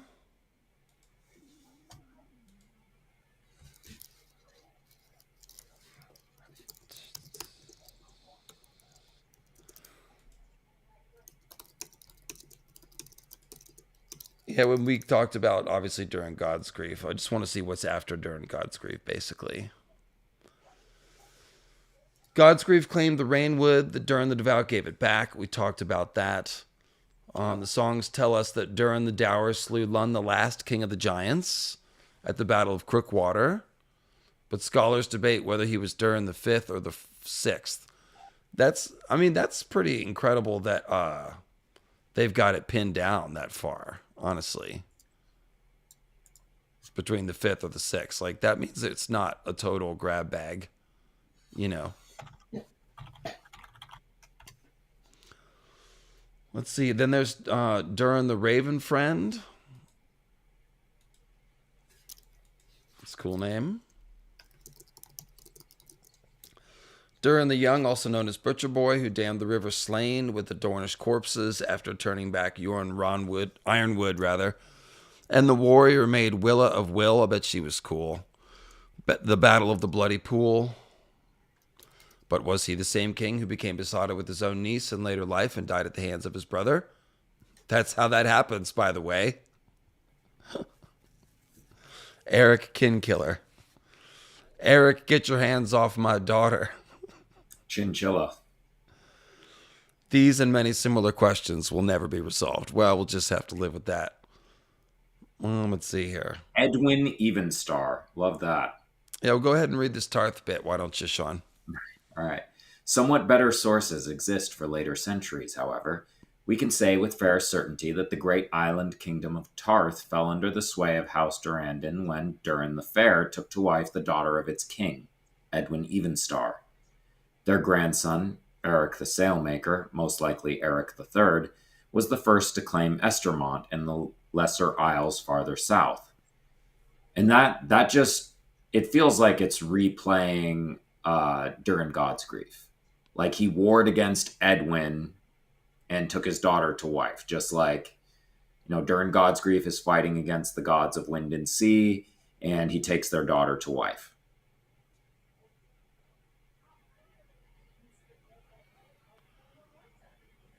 Yeah. I'm sorry. I was just, Sean, to be fully honest with you, I don't know if you've checked the news, but the Warriors lost in overtime. Yeah. Yeah. And it was, yeah. Jonathan Kuminga, DNP, third leading bench scorer in the league. Then the Warriors didn't score off the bench. It's sort of just like, I learned that about 2.5 hours ago. And it's just like periodically it just like flashes into my brain while you're reading. Playing. He's been wanting to give him a DNP. It figures he would wait till this season, this game. That's just awesome, really is. In any case, you were just saying that this legend parallels during God's Grief. Is that what you were getting at? Can you explain it to me one more time? I'm sorry. So House Durrandon, we have Durin the Fair took to wife the daughter of its king, Edwin Evenstar, after fighting against Edwin Evenstar. So, like, the idea is he fought against him and took his daughter to wife, just like Durin fought against the gods of wind and sea and then took their daughter to wife. And just as Oren Baratheon takes the daughter of the last Durrandon king to wife and also adopts their whole sigil and family crest and only just imposes his last name. Becomes the new storm god, storm king. Storm King. That's pretty cool. And their grandson is Eric the Sailmaker. So he's like master of the storm. Because yeah, the daughter of the Even Star. That's just if we're comparing, brain is cooked. Elenai to Nissa, then she's a Star Woman. But well, yeah. and again, like somebody in the chat mentioned it, but it's Hero King Lug with Baelor, Evil Eye's daughter, sneaking into the tower, taking her for a wife, blah blah blah. Which I don't know how you get a wife in that situation, but good quick work, I guess. Fenrisayan has been trying to mention Baelor the whole chat, and I've been politely not answering because I have to do a whole stream about that. I've talked about Baelor of the Evil Eye, but it's not really central to what we're doing here, so I've chosen not to go in that direction. But Fenrisayan, I am slowly making my way through Irish mythology for real. So there'll be more of it coming. We might do a whole Irish folklore lore summit. So we'll all put on Irish accents. We will talk about the Dagda and all that stuff. I am learning about that. I need to get up to a certain level of expertise before I feel comfortable sort of weaving it and talking about it, because it is a little confusing at first. So, in any case, it was another Durin, the 10th, who extended the kingdom northward to the Blackwater Rush, and his son Monford I, who crossed the Great River, defeating the petty kings of House Darklin and House Mooten, and seizing Duskendale and Maidenpool, prosperous port towns. Then we've got Durin the 11th, the Dim, and his own son Baron the Beautiful, yielded up all he had gained. So we had a dumb one and a beautiful one who was probably also dumb, and neither of one of them did well. Yeah, Baron the Beautiful sounds like he has himbo energy. Yes. Mm-hmm. So there were long years when Durwald the First ruled in Storm's End. The Massies broke away. Tarth revolted. And even upon Cape Wrath, a challenge arose from a woods witch known only as the Green Queen, who held the Rainwood against Storm's End for the best part of a generation. So that's cool. Like Green King of the God's Eye, Green Queen of the Rainwood. These sorts of throwback, she probably was a Green Seer, or a Skin Changer. She probably was. And they come from strongholds of the Children of the Forest, like the Rainwood. So that kind of jives. And, needless to say, she's a Nissa figure.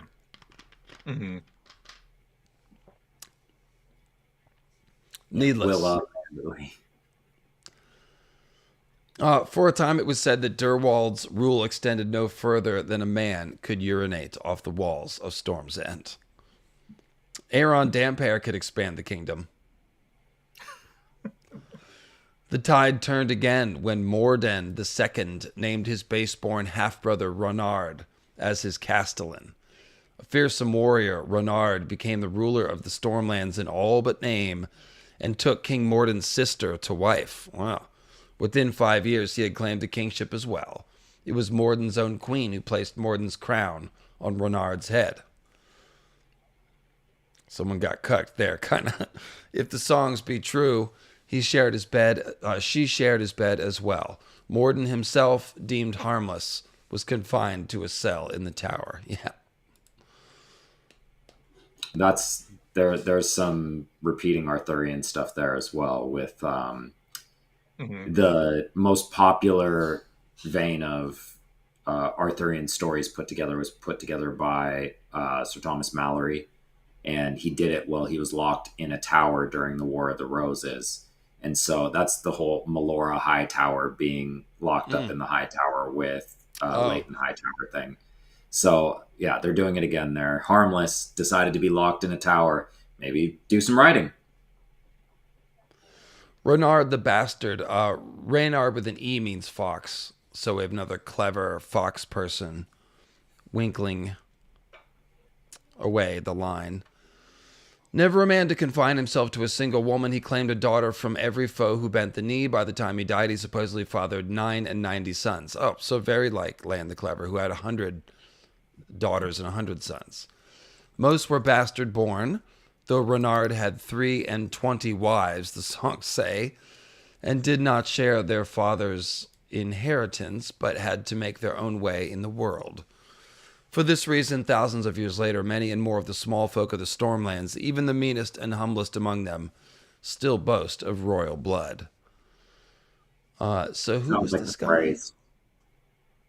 Sounds like the phrase, all having to make their own way after Walder Frey dies. Yeah, a bit. Bawdy fellow. Renard, all right. Andals in the Stormlands, we read it.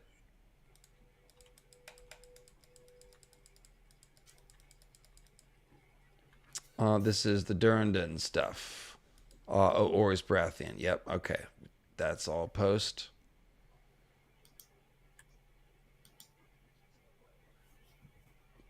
The Men of the Stormlands.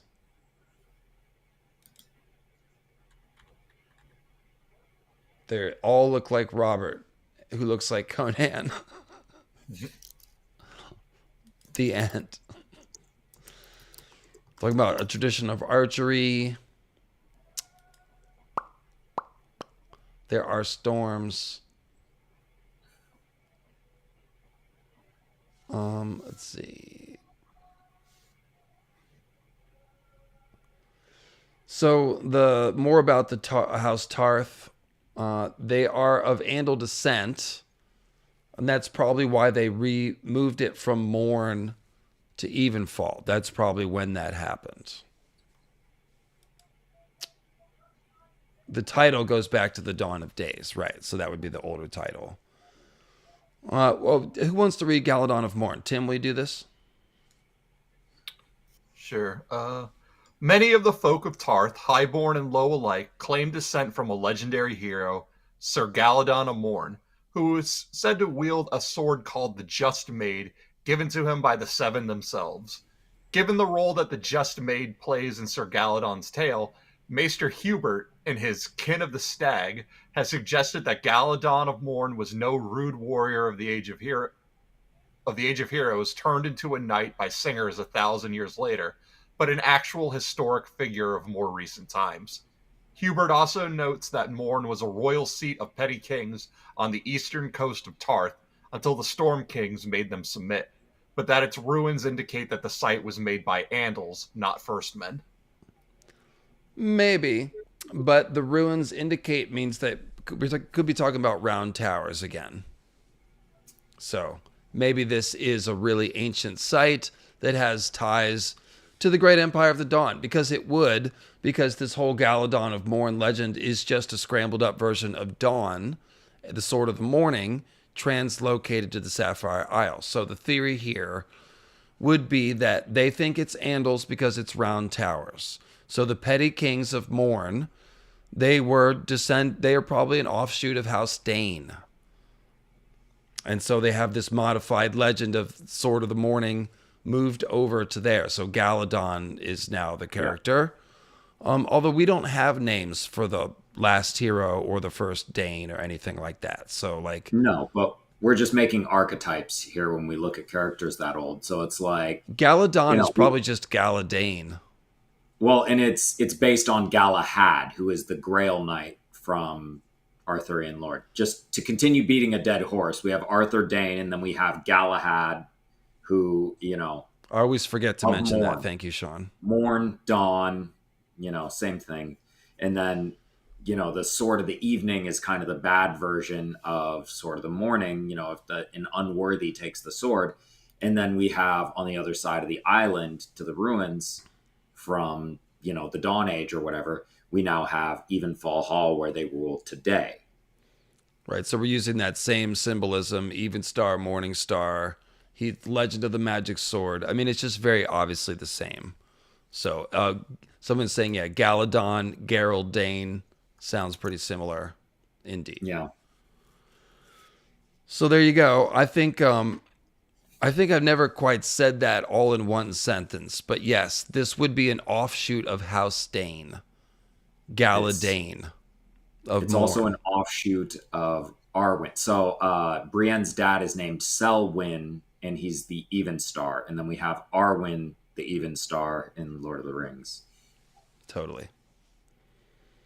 And Serwyn of the Mirror Shield is similar name to Selwyn, so that could be related because Galadon is a dragon slayer and Serwyn is a dragon slayer. So there you go. There's a little something. The fiercest. Okay, yeah, we know they're all like Robert. They're very fierce and stormy and stuff. They're like hammers, you know. And they're horny and yeah. Marcher Lords talking about Blackhaven with its forbidding black basalt walls and bottomless dry moat. That's actually kind of metal. That's like Kaya Kaya Naya from the Bones Mountains or something. Night Song of the Singing Towers, House Cailin, that's Nightingale stuff. It's Lords of the Marches, they don't hold dominion over the other Marcher Lords. Famous for their warriors and singers alike, House Cailin has a storied history that stretches back to the Age of Heroes. The Cairns are wont to say that the nightingales of their house have been seen on 1,000 battlefields, and the histories show that Night Song has been besieged no less than 37 times in the last 1,000 years. That's kind of nuts. Thank you, Kimberly LaFay. Let's see, next are the Rainwood, where the trees rule.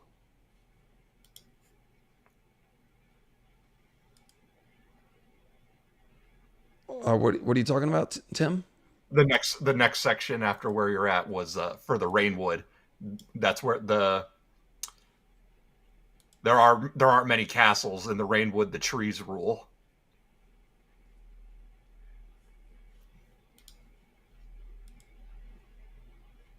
And now the rains. I don't see that.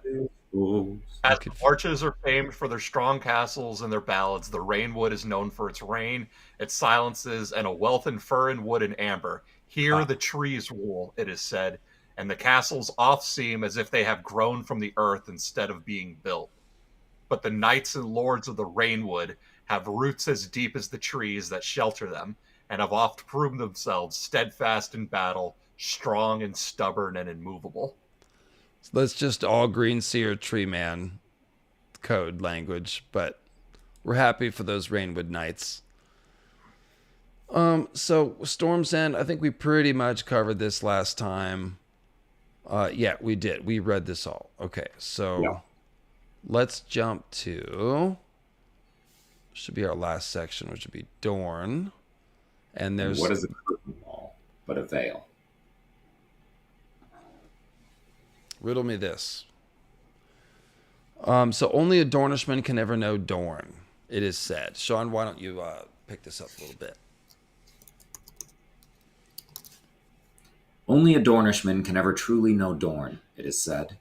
The southernmost of the seven kingdoms is also the most inhospitable, and the strangest to the eyes of any man raised in the Reach or the Westerlands or King's Landing. For Dorne is different in more ways than can be told. Actually, I'm sorry. Let's get to the history. This is just going to be more general stuff. Let's see. I keep forgetting how these are structured. Yeah, sandstorm, scorpions. This is all stuff that we know about Dorne. We want to get the history. Let's see. I think we read this in particular, actually. There are no cities in Dorne. Talk about the shadow city of Sunspear. It's like a town, planky town on the green blood.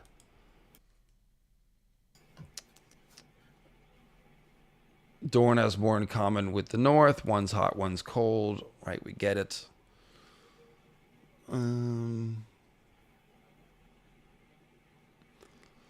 Let's see. It's true because the first men got here first, but like we said last time, they sort of pass through. Not many stay. The children of the forest called Dorne the Empty Land for good reason. That's funny that the Maesters know that. That means there's probably no weirwoods in Dorne. Stony soil, it's all desert. Yeah, I guess that kind of makes sense. The weirwoods wouldn't really break through there from the undergrounds. Let's Even Garthorian hand could not make flowers bloom. Yeah, there you go. Dorne's legends make no mention of Garth. So yeah, the Green Men must not have really been there. Instead, he led his people through the mountains to the fertile reach beyond. So yeah, that's the thing about the map here. Let me zoom out just a scratch. The Arm of Dorne is connected to the Rainwood. So they probably didn't walk through Dorne at all, because why would you? It's a desert. So they would have walked from the Broken Arm to where it says Cape Wrath and the Rainwood, through the mountain pass here, and then through the marches, and then into the Reach. That's the way it would have gone. It comes to me, it may not have been a desert back then, before the Broken Arm is broken. Oh, that's true. That could be. Yeah. So the evidence could be erased also in the desert. That's a good point. That's a very good point. The climate would have shifted. Hard to say which way. If the children call it the empty land, that suggests maybe it has been a desert for longer. And they do know that the Sea of Dorne used to be an inland sea. So they probably would have mentioned it if it wasn't a desert recently. So I'm going to say that it has been a desert. But you could still be right, because the Disputed Lands isn't, and Dorne is. So I don't know if I necessarily think that that's what happened. I'm just thinking it's something that might be in our minds, just with how much the climate has shifted, and we literally have a myth explaining why the climate shifted, all that. I mean, we do have, because when we did like our Past the Bone streams, we note there is widespread desertification going on in Essos, so it can't be ruled out that some happened in Westeros, especially. Yeah, absolutely. Absolutely. I agree with that. So it says that the first men who did choose to remain, mostly settled along the Green Blood, digging canals and ditches. Others preferred to dwell beside the narrow sea, so the eastern shores of Dorne are more forgiving than the southern.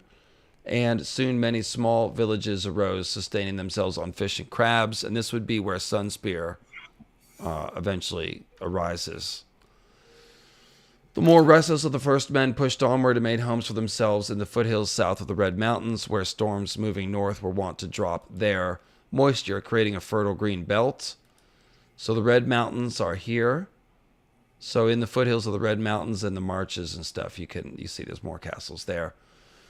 Those who climbed farther took refuge amongst the peaks in hidden valleys and high mountain meadows where the grass was green and sweet. Only the bravest and the maddest dared strike out inland across the deep sands. A few of those found water amongst the dunes and raised holdfasts and castles on the oases.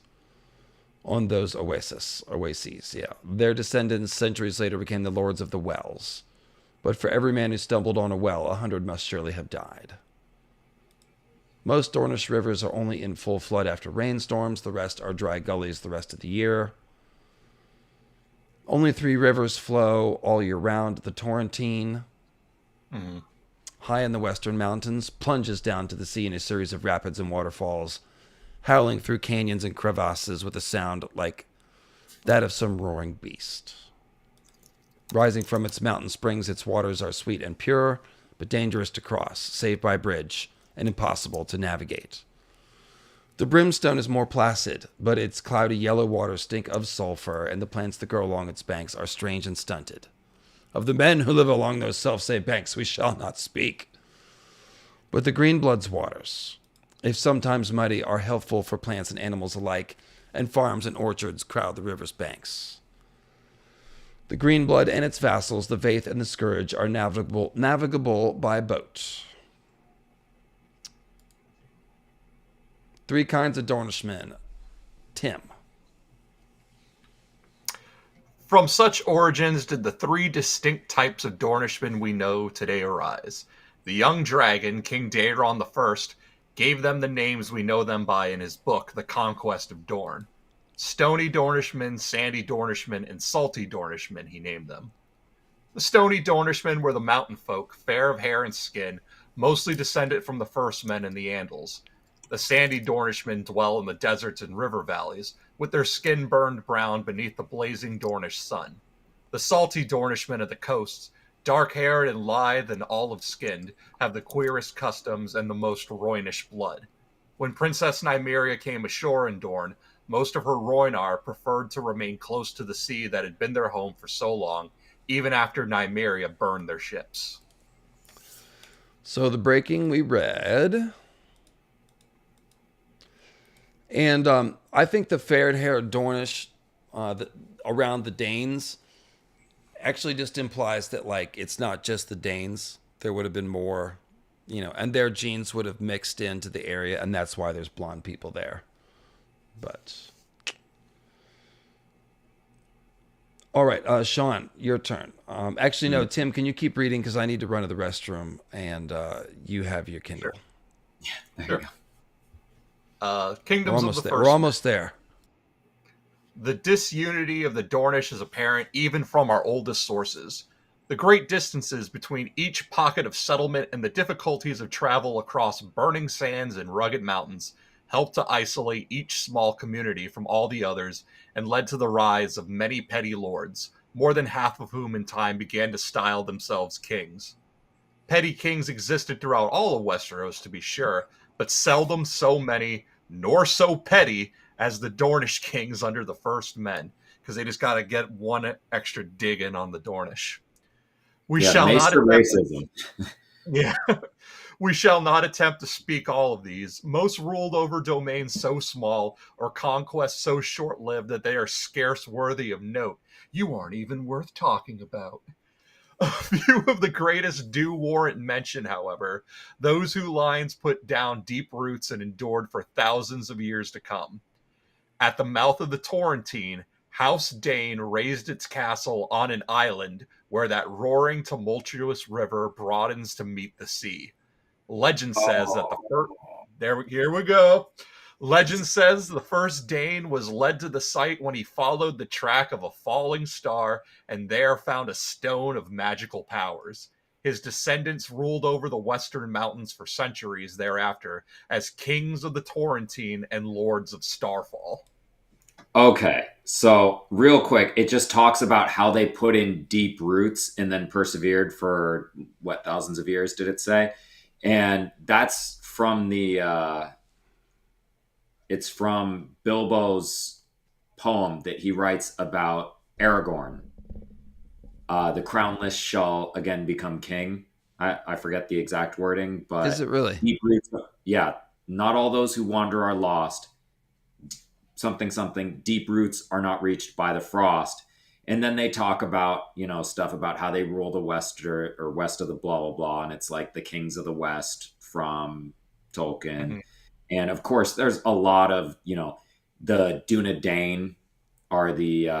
don't even start with the whole list. There's a million correlations between the Danes and Numenor. That's just cool that you spotted yet another one. Tolkien stuff. That's it. Yeah. Dunedain, technically, but it looks like Dunedain. So before anyone corrects us. And isn't this some Numenor stuff with them being on an island and all the star motifs? Yeah. Yes. Yeah, I guess Starfall itself is a star island. Right. I mean, Great Empire of the Dawn is more like Numenor, but they do live on a star island, I guess, because it's where a star landed. Okay, that's funny. I mean, he could be referencing Mario Kart, but I think it's Tolkien. Okay, nice. Well done. Mamma mia. Somebody want to continue? Or Sean, why don't you pick it up? North and east. North and east, beyond a great gap in the mountains that provided the shortest and easiest passage from Dorne to the Reach, House Fowler carved its own seat into the stony slopes overlooking the pass. Skyreach, that seat became known for its lofty perch and soaring stone towers. At the time, the pass it brooded over was commonly known as the Wide Way. Today we name it the Princess Pass. So the Fowlers took for themselves the grandiose titles of Lords of Skyreach, Lords of the Wide Way, and Kings of Stone and Sky. Sounds very Veil-like.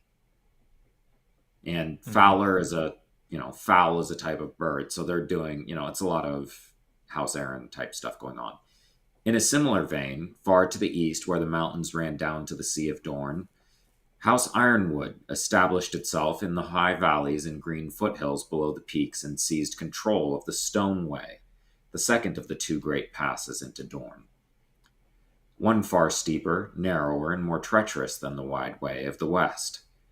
Well protected and comparably fertile, their lands were also well timbered and possessed of valuable deposits of iron, tin, and silver as well, making the Ironwoods the richest and most powerful of the Dornish kings. Styling themselves the Blood Royals, lords of the Stoneway, masters of the Green Hills, and high kings of Dorne, the lords of House Ironwood in time ruled northern Dorne, from the mountain domains of House Will to the headwaters of the Greenblood, though their efforts to bend the other Dornish kings to their will were seldom successful. So pause right there. Someone in the chat has your poem, and there's a couple of things going on.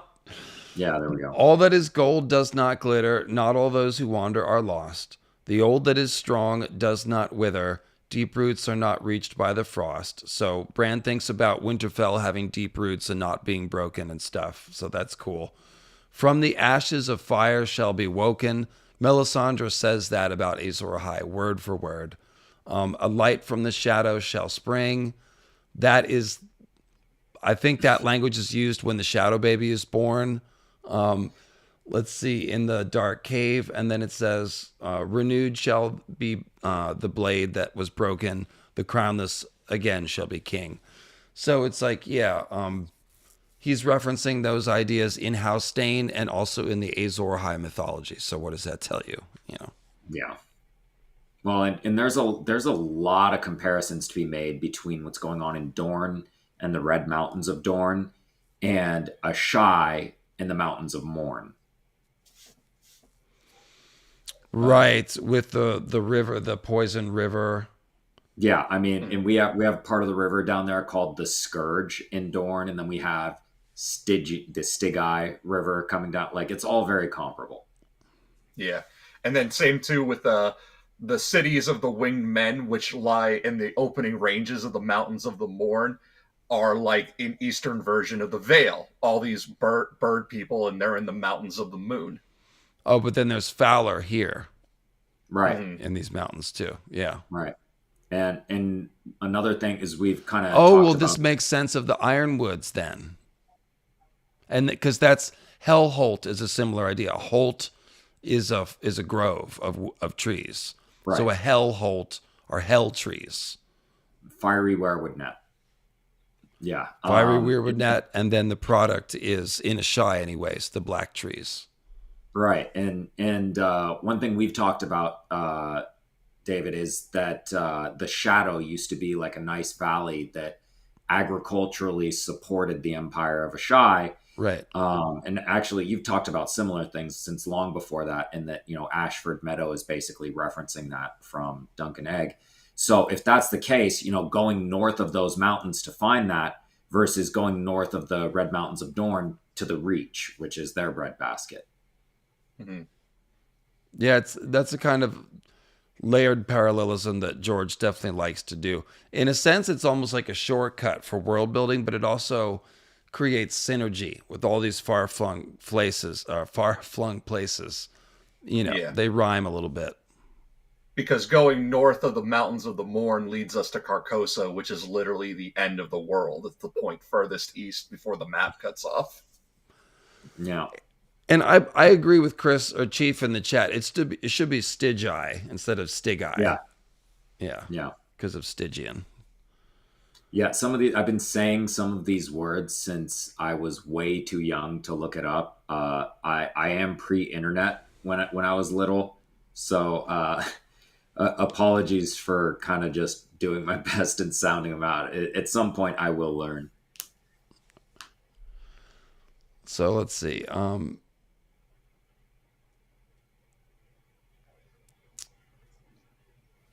Tim, will you pick up a second rival High King of Dorne?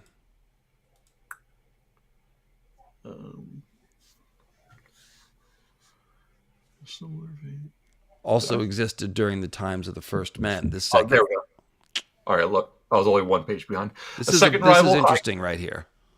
Yeah. During the times of the First Men, ruling from a great wooden motte and so there's our Motte and Bailey castles again, on the south bank of Greenwood near Lemonwood, where the river flows into the summer sea. This was a curious kingship, for whenever a king died, his successor was chosen by election from amongst a dozen noble families that had settled along the river or the eastern shores. The Wades, Shells, Holts, Brooks, Hulls, Lakes, Brownhills, and Briars all threw up kings who ruled from the high hall amongst the lemon trees, but in the end this curious system broke down when a disputed election set the royal houses to warring against one another. So we got a king's moot amongst the lemon trees, and it devolves into a brawl.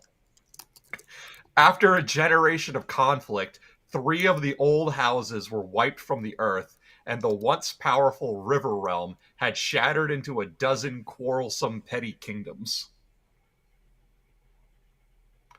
Other small kingdoms existed elsewhere in Dorne, in the deep sands, amongst the high peaks, along the salt shore, and on the isles and the broken arm, but few of these ever approached the power and prestige of the Danes of Starfall, the Fowlers of Skyreach and the Wide Way, and the Ironwoods of Ironwood.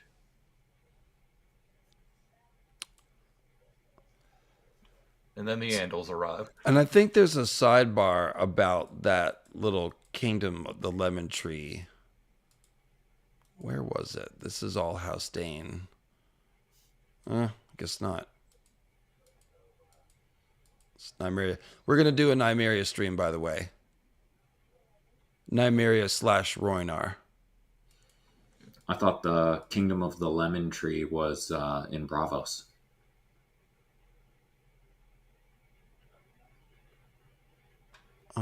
No, we're talking different things.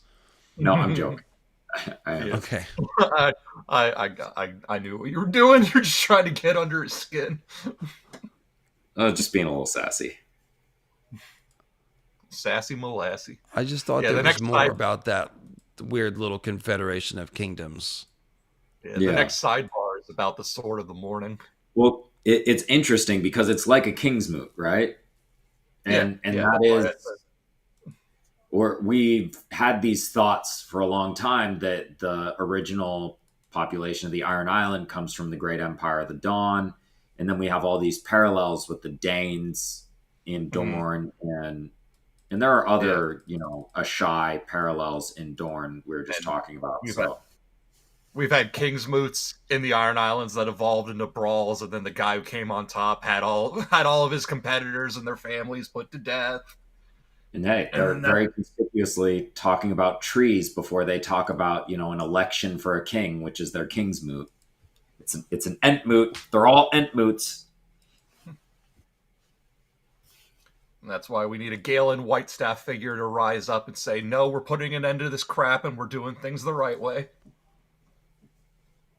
Yeah, religion fixed everything, just like in the real world. What was the name of that?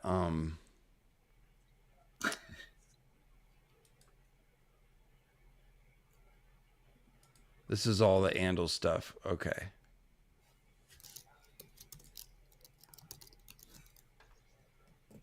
What was there a name for this kingship? Oh God. It just says a second rival High King of Dorne also existed and ruled from this Motte and Bailey castle on the south bank of Greenwood near Lemonwood. I don't remember anything other than thinking about Sansa when they talk about it. Just because she likes the lemon cakes. It's not a reasonable thing. No, it's 6 hours in, Sean. No, it's not. I'm not even making a parallel. It was just kind of weird association. Yeah, I don't think there's anything anymore that other than this paragraph that we just read about this. It just says high hall among the lemon trees. Well, and that amongst a dozen noble families. So you're getting some of your last hero math. Yeah, and it's just like, it's the significance of it being among the trees is what I was thinking of, because it's by green something. Okay, that'll about do it. All right. Yeah, because this is the last kingdom, and now the Andals are here. So there you go. Well, let's see. Age of Heroes. It's when a lot of houses were established, as we've seen, and many of those houses are still with us today. Rest in peace to the ones that aren't. And the rest is history, right? Yeah. Closing thoughts, Tim? Yeah, we can see 6 hours, right? And we went over so much because we start with Conan, and then we got Sean with his Arthurian knowledge, and we're always going to pull in Lovecraft and Tolkien. So it just shows again, what George's world building and just the way he's able to blend in ideas from other writers and then create a whole new thing out of them. It just shows just the mastery of this craft. It's quite the collage. We owe a lot to him, but George, we also remember George is standing on the shoulders of giants like Tolkien and Howard and Lovecraft. I'm always going to sing the praises of Robert E. Howard. Man wrote voraciously. He only lived to be 30, and he gave us, and I mean, I spent 45 minutes just trying to go over how much Conan's impact was on that. So yeah, got a lot done in a very short amount of time. And he had very little to work with. Like, for example, Tolkien was a professor and he was educated at Harvard, whereas Robert E. Howard found a library. He was a good old boy from Oklahoma. Yeah. Yeah, he did a lot with a lot less. It was very, very impressive that for that era and his lack of access. Yes. Taken from us way too soon. And then less than a year after his death, we lost Lovecraft. So besties going out one right after the other. Yeah, I mean, Lovecraft was genuinely insane, which might be why some of his ideas were so novel. But that was both of them did a lot of very interesting, innovative stuff. Cool, folks. Well, one thing I will say is if you're watching now and you're a member of our Discord, stay tuned for some announcements. I'm going to be doing a private stream pretty soon for just people in the Discord and the Patreon, which will be then set to be edited and turned into a produced video that everyone will eventually get. But the recording sesh will be Squisher and Patreon only. So watch out for that announcement on Patreon and Discord. And if you want to join either one of those, the Discord link is below. And the Patreon link, that will get you an invite to the Discord, or you can join with the channel member Squisher button, and that'll get you invited to the Discord. So that's it. And thanks for coming. Make sure you're subscribed to these guys' channels in the description below. And it's time to get some food and a nap and take care of our pets. So there it is, guys. Thanks for joining us these almost 6 hours. Oh my God. All right. See you next week. And like I said, maybe with a video this week. All right. Stay tuned for that exclusive Patreon stream. I'm psyched to see what you cut. All the naughty stuff. Yep. Yeah. It's something I'm going to be experimenting with doing more of. So. Woo. All right, guys. Love y'all. Cheers. Good night.